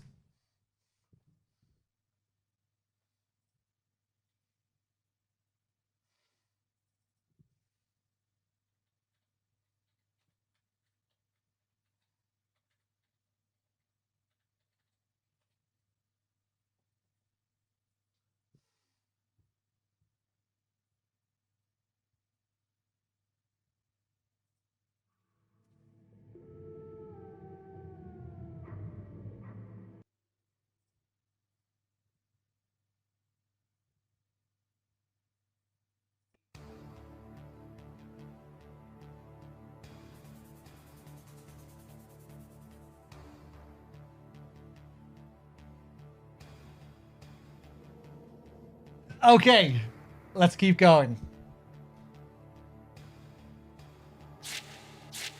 Snake caught in the blast was bodily thrown across the hangar and knocked unconscious. Snake was still out cold, but his radio was online. We could hear smaller explosions from the wreck of the metal gear and the sound of flames greedily sucking up the leaking fuel. Snake showed no signs of coming around. A few minutes later, a sound of footsteps emerged from the general chaos. It was moving towards Snake. There was a faint murmur. Snake, it's not over yet. It was Liquid's voice. That's another thing that they add here. He doesn't say that. Snake, I yelled into the radio, but Snake did not stir. Isn't there any way to wake him? I asked Richard, but he shook his head. Liquid had reached Snake's side, and to our surprise, picked up Snake's limp body. He started to carry Snake, heading in the direction of Metal Gear's prone form. I really like that as well, you know. Paints a good picture. Ames and Nastasha there in the room, knowing exactly what's going on.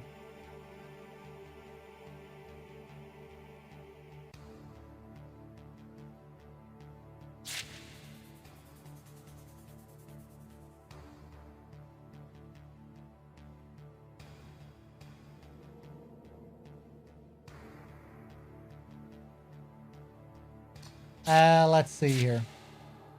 We listened, helpless, in a tense silence. It was Snake's battle. There was next to nothing we could do. Liquid had now climbed onto Metal Gear's back, where he carelessly laid Snake down. He apparently planned to simply wait for his adversary to regain consciousness. Mr. 23 with the 100 bits. I just recognized the name. Mr. 23, thank you.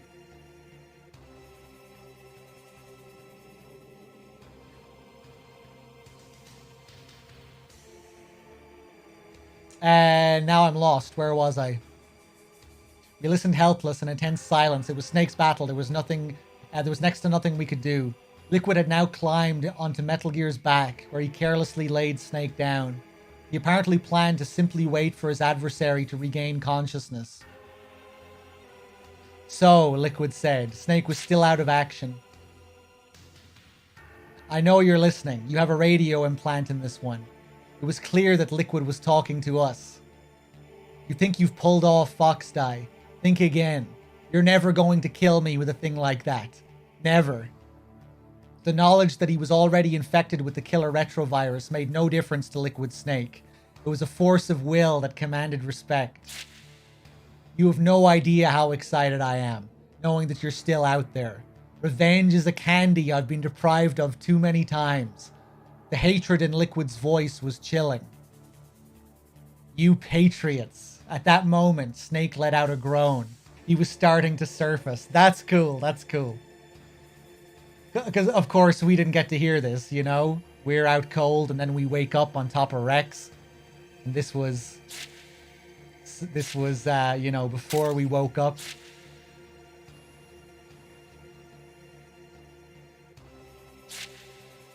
You patriots! At that moment, Snake let out a groan. He was starting to surface. They really fit the Patriots in well here. Into In the Darkness earlier, you know, the conversation between the Colonel and Ames just really fits nicely with that thread they left open in the first game about the different group. Core with the 36 months. Thank you.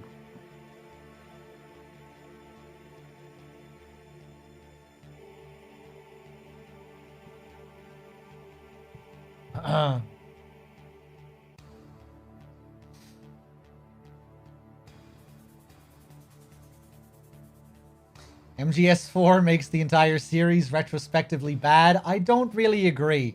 I don't think any game needs a sequel, you know?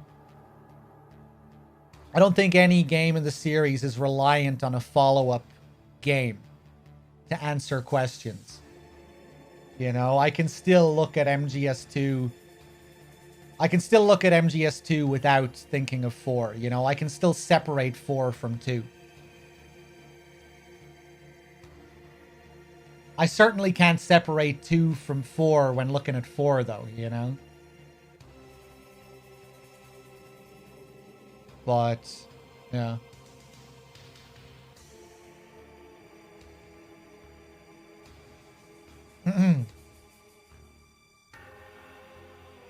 But 4 is interesting in its own way. I don't really like it, but it's a fascinating game from an autobiographical standpoint.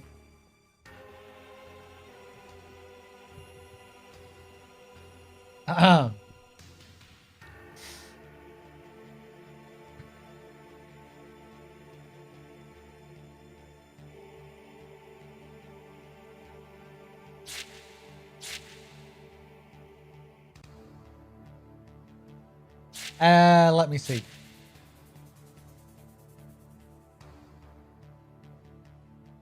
Lost my thing again. At the moment, here we go. At the moment, Snake let out a groan. He was starting to surface. He's almost ready. Listen, all of you. When I've settled the score with this one, I'm coming after you next. I'm going to end your miserable lives in a way that'll make even the Reaper's stomach turn. I wonder if that's close. I wonder if that's what he says in Japanese. That's a little bit over the top, isn't it?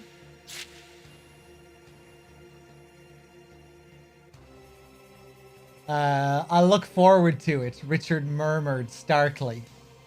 Snake groaned again. He was apparently awake.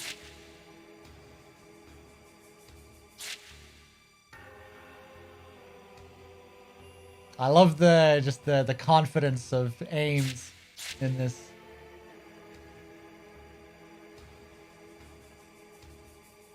Still a light sleeper, huh? Oh yeah, no, of course. This is dialogue that appears before Snake wakes up. Okay.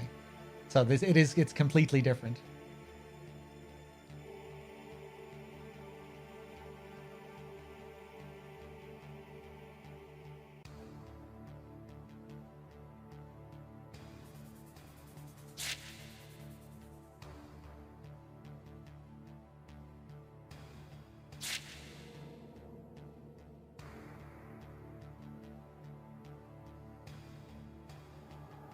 Yeah, I wish the bosses were more interesting in Death Stranding. Would have been cool to have puzzle bosses instead of the BT bullet sponges. The worst one was the lion. I forget what the official name is, but you know, the big dog lion-like creature that appears when you're bringing Mama up to Lochna. You know, it gets this big, extravagant cutscene. You know, this big, like, and the choir comes in, and it's like, whoa, this thing is fucking huge and crazy. The boss fight itself is so pathetic in comparison to that grandiose setup. I think they changed it slightly for very hard mode. On PC, like they added another 2 of them, which makes it a bit more challenging. But on my first playthrough, I just casually walked away from it. You know, just ran away, and the fight was over maybe in less than a minute. And it was like such an anticlimax, so underwhelming. Definitely, yeah, the bosses were probably my biggest issue with that game. From a mechanical standpoint. I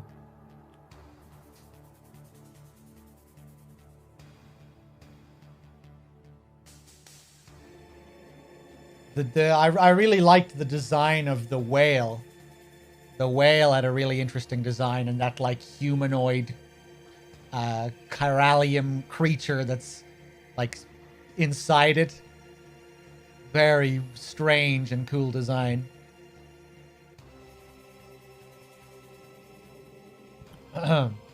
Yeah, I really enjoyed Death Stranding overall. Like the overall experience, just the whole vibe of it. The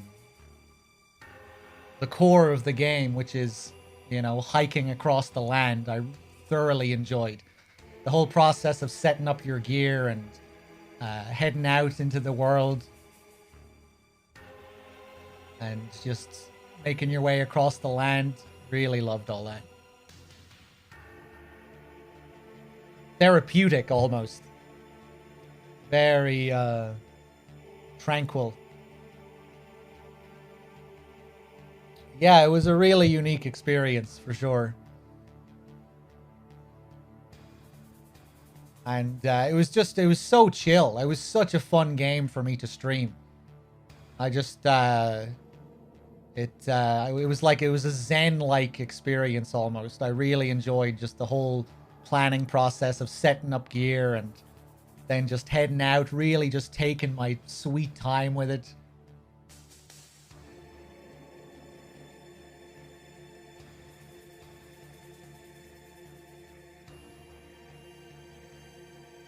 Yeah, I enjoyed it.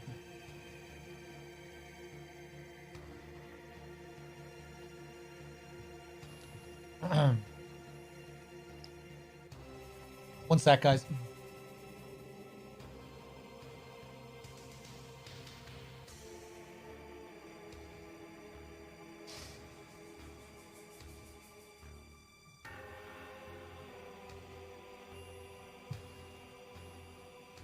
I'll play it eventually, Garrity. I'll play it.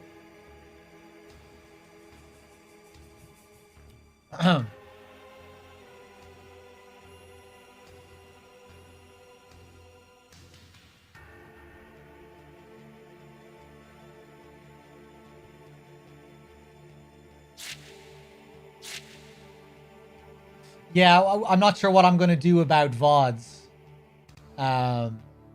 When it comes to DS. Anyway, we'll see. We'll see. I'm probably not going to play it for a while anyway. Bunya with the 10 months. Thank you. Thank you.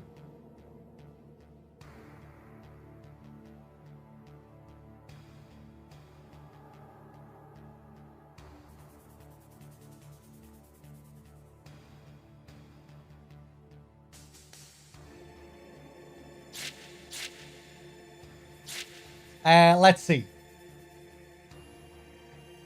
So now this is when we get to Liquid Speech, and we can skim over pretty much all of this. I remember doing this before and just scrolling past the majority of this. Although it is kind of interesting that, you know, the speech is translated quite differently here. That's all changed. Hypocrisy and fraudulent peace are replacing warfare. There's a terrible emptiness that comes from losing an arena for your gifts. And the terror that you will become a dinosaur, no longer useful. You must know that fear better than anyone. Snake had no reply to Liquid's entreaty. I wondered whether Liquid's words had found their mark. The prototype nuclear warheads will provide me with the leverage to acquire my campaign funds. The funds will make more global acts of terrorism possible. Violence begets violence, and this complacent world will erupt into confusion. violence, mistrust, and conflict will compound each other and create more hatred. And our sphere of usefulness, the ecosystem of war, will grow larger and larger. Lettist with the 2 months. Thank you. Mr. Reepsy with the Prime sub. Thank you. Knight with the 40 months. Thank you. Cheers, guys.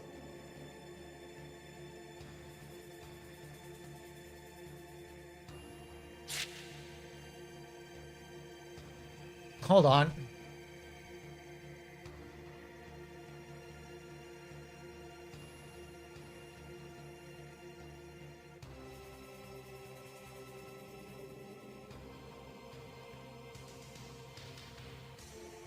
Let's see. So yeah, just more dialogue. We can skip over all this. Oh, I think now we're getting maybe some of Nastasia's commentary. It was all the encouragement Liquid needed to reveal the details of a secret project known as Les Enfants Terribles.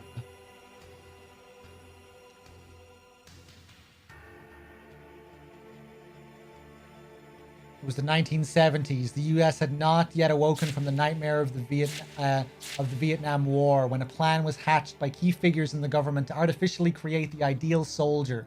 The man selected to serve as the genetic template for the project was the most famous living mercenary of the time, Big Boss. Big Boss was, however, incapable of reproducing, a result of past war injuries. As a result, his body cells were harvested for a cloning attempt. In addition to the existing analog cloning protocol, the program incorporated the so-called super baby technique. Yeah. We started out as octuplets. Yeah. Genome soldiers. Yeah. Soldier genes. Yeah. Human experiments. Liquid hissed angrily. Gulf War syndrome. Again, this is just all just straight recap. We don't need to read this.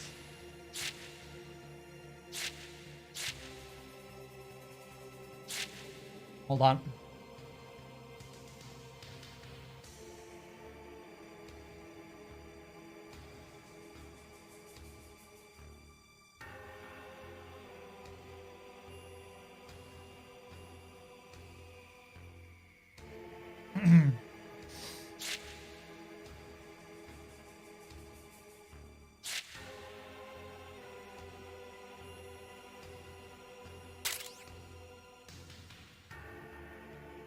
Foxy Kiss with the 2 months. Thank you. Thank you.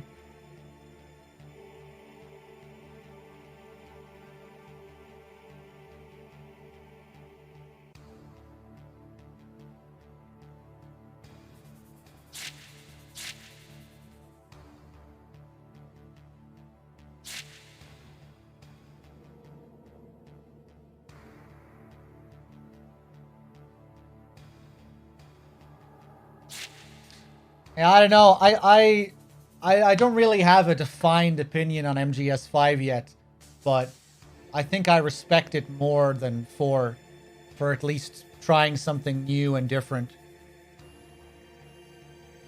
You know, there are many elements of 5 that still intrigue me. And there's like mystery surrounding what it is and what it means and all of that. 4's soap opera, melodrama, tie everything together fest. Just really, you know, it makes me prefer 5 over that anyway. Even with all of 5's flaws. I think I'd probably call 4 a better game overall.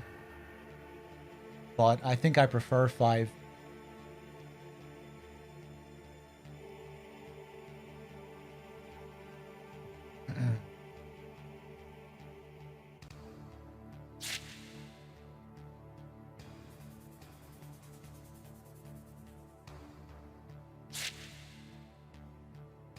Let's see.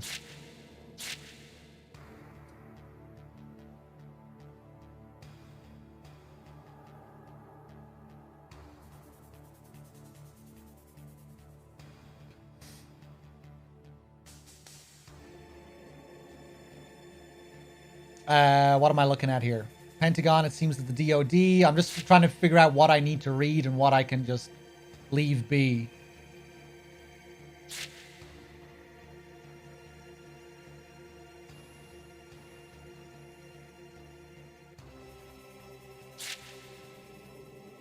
Yeah, this is all just the same. See, I told you we could skip a lot at the end. This is literally just all recap. Just dialogue from the last few scenes. Now I think we're getting something a little bit different here. If I call in an order to halt the strike, it should wreak enough havoc with the chain of command to buy you some time. Use it to get out of there. Richard called one of his men over and muttered an order. There was little doubt that it was for Campbell's arrest. Snake and Campbell, ignorant of the room full of ears who were listening in on their exchange, were still talking. Colonel, you know what would happen to you. It's all right, Snake. You should know something. Yeah. Now go, Snake. Yeah. Campbell gasped.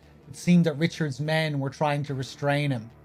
The only thing we could hear over the radio were gunshots and unintelligible noise. I was once again a helpless spectator of a life or death struggle. Mei Ling burst in abruptly as though she had seized the microphone. Snake! Mei Ling, what happened to the Colonel? Yeah. This is Jim Hausman. Oh yeah, this is interesting.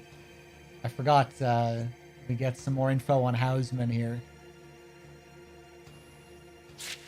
Roy Campbell has been relieved of duty.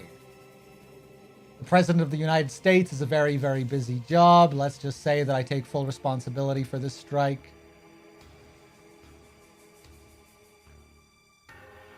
How are you going to explain to the media why you dropped a nuke on American soil? Yeah. I don't need to read this. What disc? Snake feigned ignorance, but Hausman was not so easily put off. The disc that contained the full exercise data. I don't have it. That's unfortunate, Hausman said calmly. The fact remains that the two of you are a liability. Yeah. Transmission ended. Snake and Liquid had engaged each other in a fierce hand-to-hand combat, but Richard had other things to attend to. He had one of his men open a radio channel. Yes, what is it? I realized with surprise that the person he had called was none other than the Secretary of Defense, Jim Hausman. An airstrike was an unwise decision. Richard sounded displeased. With a nuclear-armed stealth bomber airborne, a complete cover-up is no longer an option. They're not happy with this.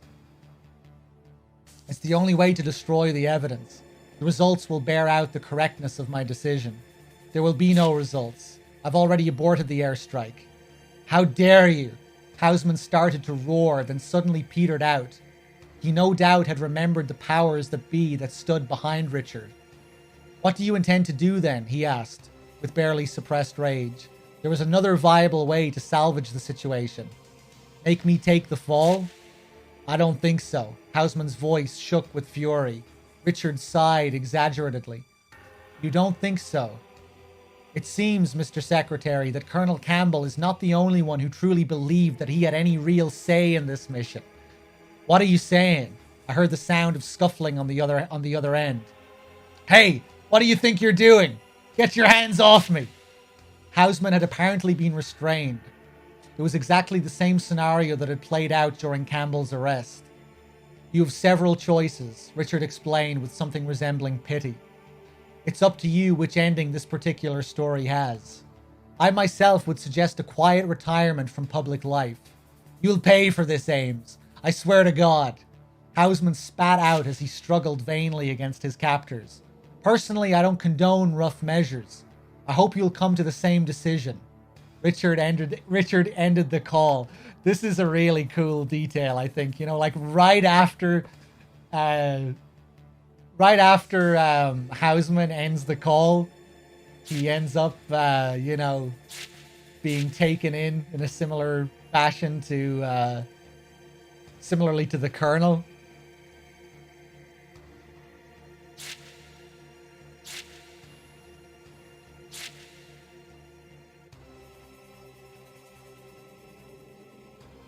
An airstrike was an unwise decision.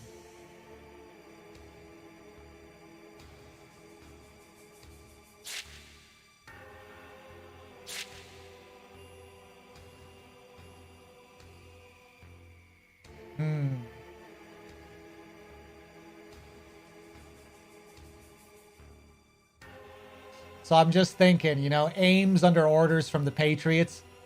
Is Hausman actually under orders from Solidus here?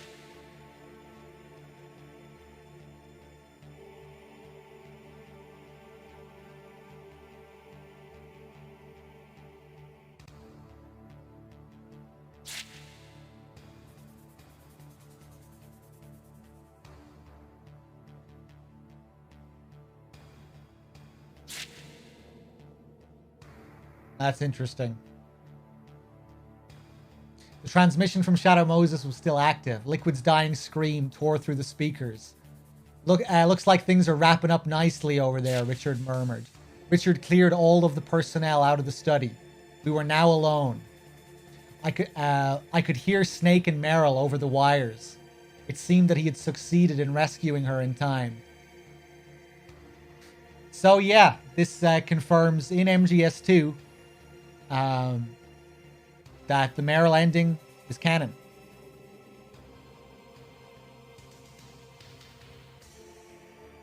The main game kind of, well, it doesn't really suggest that, but you know, you get, if you shoot Olga in the face, or no, not if you shoot Olga in the face, but if you call Otacon while looking at Olga, you know, Snakes has that line, you know, besides, I've had enough of tomboys.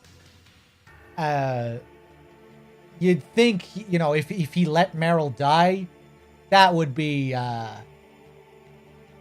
pretty unlike Snake, I think, to say something like that.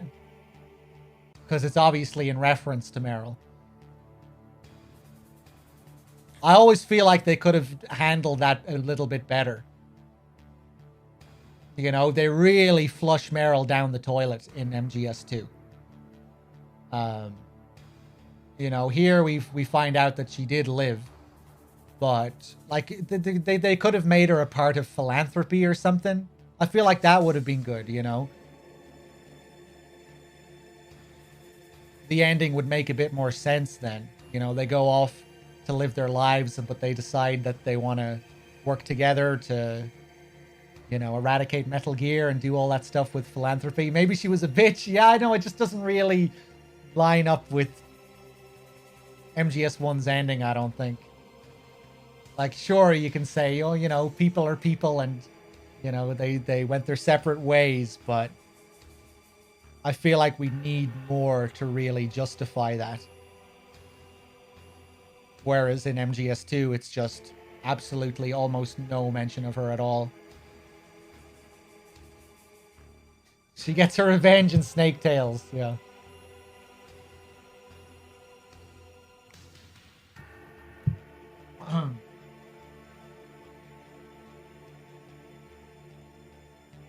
But at least it's not like how 4 flushes 2's ending completely down the toilet.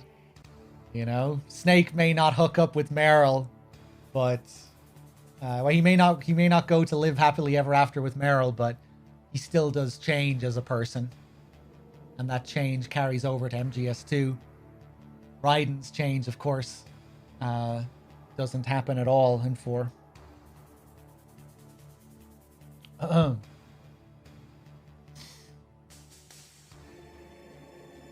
Let's see here. Richard cleared all of the personnel out of the study. We were now alone. I could hear Snake and Meryl over the wires. It seemed that he had succeeded in rescuing her in time. Now the question is, what am I going to do with you? Richard said as he turned away from the radio. The time had come for me to make my move. I walked up to my computer. This machine has been recording everything that went on in the study and relaying it out to a remote location. Once there, the data was immediately backed up on an optical disc. It was no bluff. It was just a more covert version of a real-time remote conferencing system. Because of my work, I frequently must acquire information from such unsavory types as black market arms dealers and mafia members who specialize in plutonium smuggling. The recordings were my standard insurance policy. I've already sent a message to the collocation administrator. He'll give the disc to my media contact if he can't get in touch with me by a certain time. That had been the mail I'd secretly sent from my PDA earlier. If anything happens to me, the contents of the disc will be all over the world. But Richard was unfazed. I started to feel apprehensive as he calmly lit another cigarette. You mean this disc? He took out a shining optical disc from his inside jacket pocket and slid it into my PC's drive. A few quick clicks of the mouse and the playback started. I stared at the slightly grainy footage, horrified. The audio seemed overly loud in the silent room. You should be hearing from him soon. You're clear on how to use the radio? Richard's voice was raspy in playback, but it was definitely the data I had secretly collected and sent out. How? You shouldn't underestimate me, Richard said as he ejected and pocketed the disc. Everything in this house has been vetted and monitored since the operation started.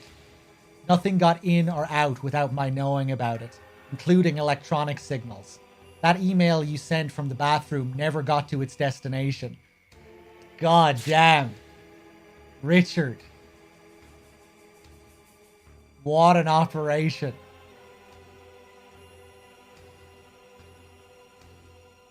The power of the Patriots right here.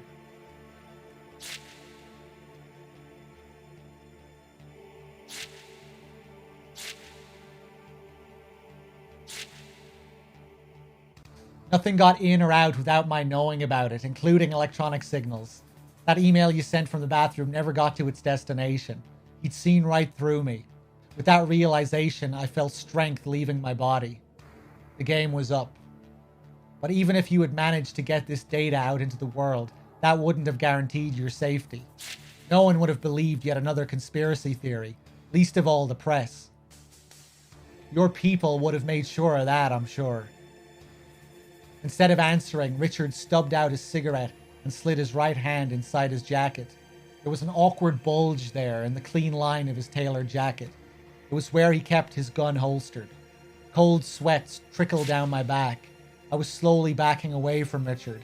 I did not even realize the fact until my back hit the wall. There was no way out. Are you really prepared to kill me? I could not hide the tremor in my voice. You should know the answer to that. He said quietly, looking me straight into the eye. Then he pulled his hand out from under his jacket, and I instinctively shut my eyes. But even after what felt like an eternity, the muffled shot and the pain I was expecting did not come. I warily opened my eyes and saw what was in his hand. It was not a gun, but a disc.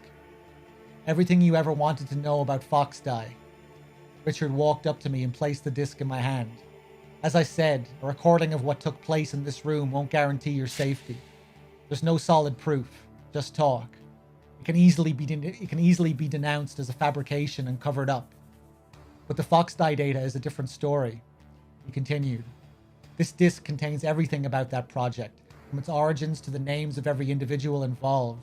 As long as you have this as an insurance, they won't be able to touch you. Why, Richard? He did not answer my question. You'd better get out of here quickly. Your car is just out back. What about you? That's not something you need to worry about. But you don't need me. You don't need me, Nastasha.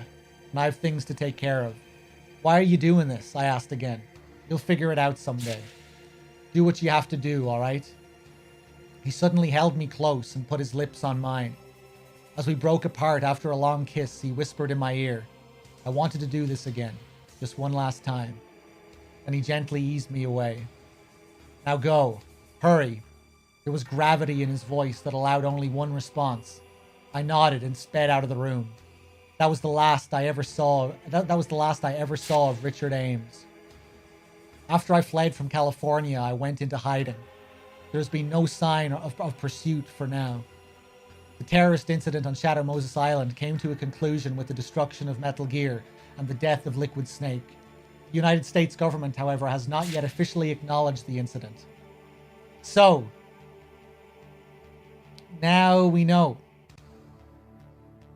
What does Ocelot say right before he kills Ames? Sorry, Colonel. You failed to carry out your duties.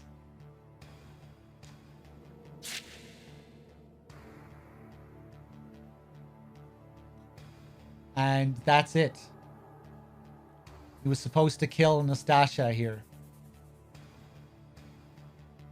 It would seem. But he didn't, and he definitely wasn't supposed to give her that disc. So for his betrayal, he was set up and used as a pawn as a part of the S3 plan. Set up to be murdered, and he only realized at the last second. When Ocelot says, "You fail to carry out your duties," he knows what he's referring to.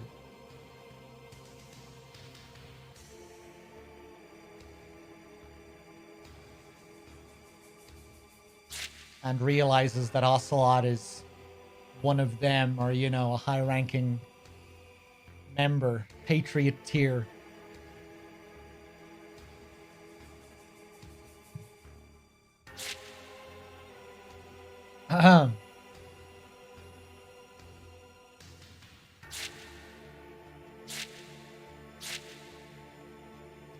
Revolver Ocelot's body was never recovered, but his personnel file was closed with the notation, "Missing in action." Foxhound had, in effect, been decimated. The survivors from the Next Generation Commando Unit were all removed to the Pease AFB in New Hampshire, ostensibly for training. As far as I know, they remain prisoners there to this day. The government has repeatedly denied allegations of genetically engineering super soldiers, but rumors that the research continues remain persistent. The deaths of Donald Anderson, the DARPA chief, and Kenneth Baker of Armstech ended the development of a new Metal Gear. Metal Gear Rex the Metal Gear Rex unit itself had been all but completed under Hal Emmerich's leadership. But my source at Lawrence Livermore indicated that the Railgun warhead delivery system had not been fully operational. Apparently, there had been some serious issues with the Railgun's targeting accuracy. This was no doubt the reason Baker had entrusted Snake with the exercise data, and Jim Hausman, the Secretary of Defense, had so aggressively pursued its whereabouts.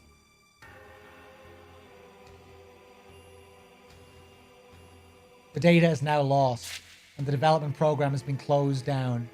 I dare to dream that the new nuclear delivery system will never see the light of day. A few days after the incident, I heard on the news that Hausman had shot himself. The suicide was attributed to a temporary nervous breakdown related to job stress. Supporting statements from family and subordinates were widely aired. The airstrike order for Shadow Moses was glossed over as an unfortunate evidence of the late Defense Secretary's unraveling mental state. That's good. That's good. Very cool. I love how they flesh out what happened with Hausman here.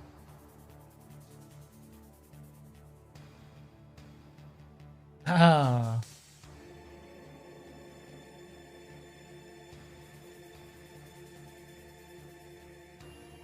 The record of the Shadow Moses incident and the Fox Die data disk that Richard gave me are still under my vigilant guard.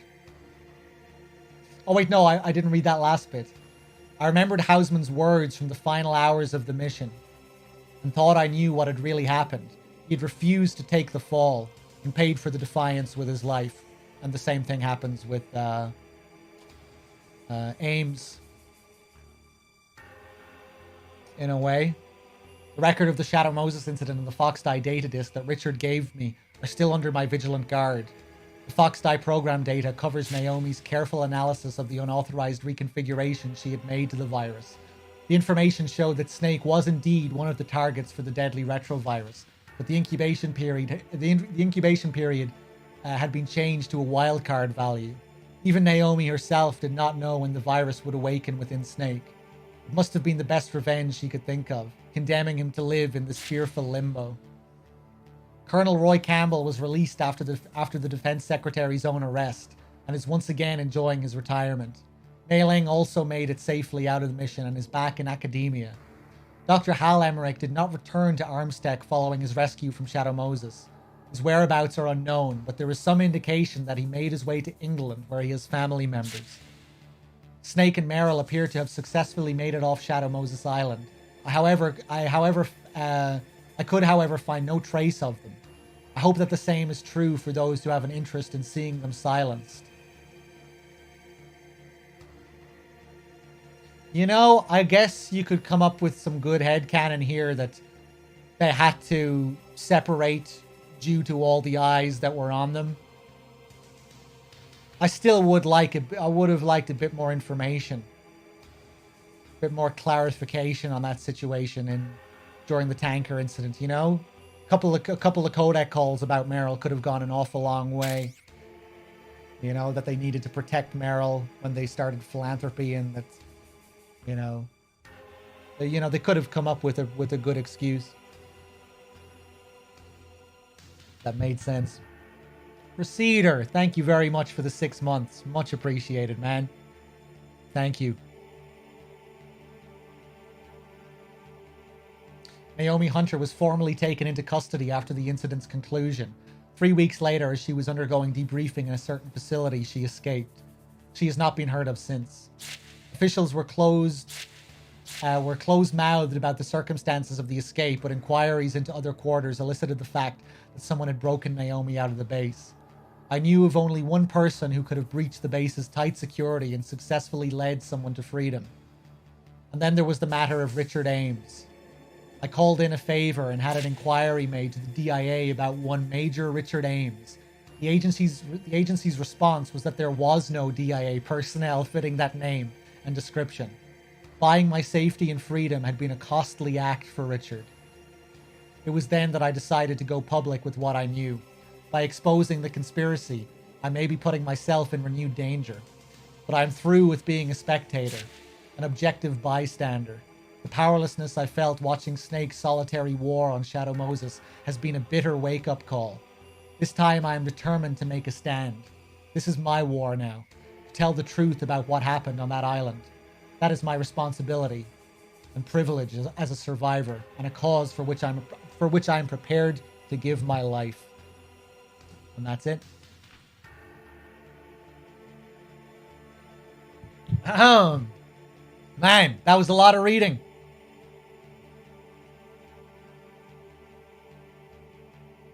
So there you go. I hope you enjoyed it. In the Darkness can be a bit tough to get through towards the end with all the recap and just trying to...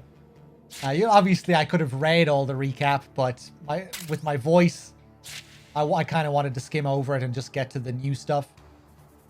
Get to Nastasha's commentary and all the stuff with Ames. But, yeah, crazy, you know? So many people don't know about this, and it's pretty great, all the extra information you get on Ames. Just this whole different perspective of Snake's mission and what all the higher-ups were doing behind the scenes, and, you know, great little connections with the Patriots, and they really do a great job of just tying some of MGS1's loose ends in with MGS2's story. The shocking conspiracy of Shadow Moses is very entertaining, very funny, and interesting as well. Really great little tie-in to the main game for sure, with lots of little nuggets to chew on and things to think about, and just great how it makes Ames's appearance in the game make a lot more sense without spelling it out as well. You know, you need to think about the whole situation.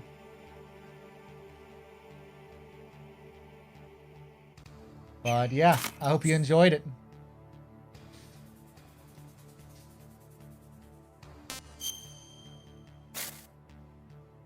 It makes the MGS universe just feel so much bigger as well. Like, I love this little review. You know, this idea to include a short review of her book as well.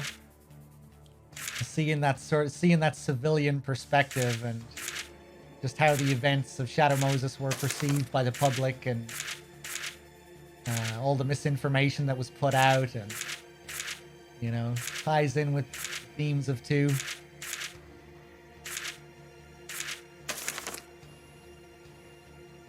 I reckon there are other little details I haven't picked up on as well, like that stuff with Anderson's wife and those connections to Arsenal Gear. I'm sure there's you know, I'm sure you can read into that and maybe tie certain things into what we learn in MGS2. Jurovich with the 2 months, thank you. Ray Han with the 3 months as well, cheers. Let me just see if there's any other names here I missed. Lettuce with the 2. Foxy. Cheers, guys. Yeah, sorry if I was getting a bit tired towards the end with my voice and everything, but yeah, I hope you enjoyed it.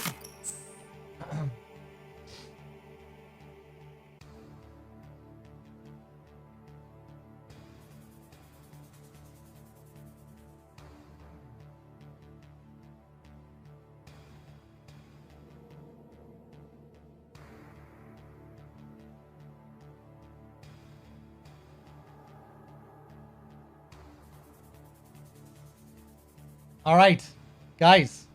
I think we'll leave it there. I'm tired. My voice needs a rest. I'm hungry. I'm very hungry as well. So, yeah. I hope you enjoyed that. I might save it, just if you ever want to listen to it again. And I'm sure there are people who missed out on the start of it. You know, it's not really a stream that you can come into halfway. Well, I guess you kind of can, but it's a harder stream to come into halfway, I think, if you want to get an overall gist of what it's about. But yeah, you kind of get the gist anyway. It's definitely worth going back and listening to this if you weren't here for the shocking conspiracy behind Shadow Moses. This is great as well. Very funny. But yeah, thanks for watching, guys. It was great to refresh my memory. Because I think I've only read all these once before. I think I've only read them once. So yeah, that was a good refresher. That's okay, Sydney. I'll just save it as a VOD, I think. But thank you for the thank you for offering. You only got the last 4 pages, Sarthex. Yes, but it'll be there in the VOD. So if you ever want to, you could maybe listen to it like a podcast. You know, you don't really need to watch. Just have it in the background while you're doing your chores or something. But yeah, really interesting stuff. And we'll leave it there. Thanks for watching, everyone. Have a good one. Take it easy. I'll probably be back tomorrow with something else. Till next time. Peace.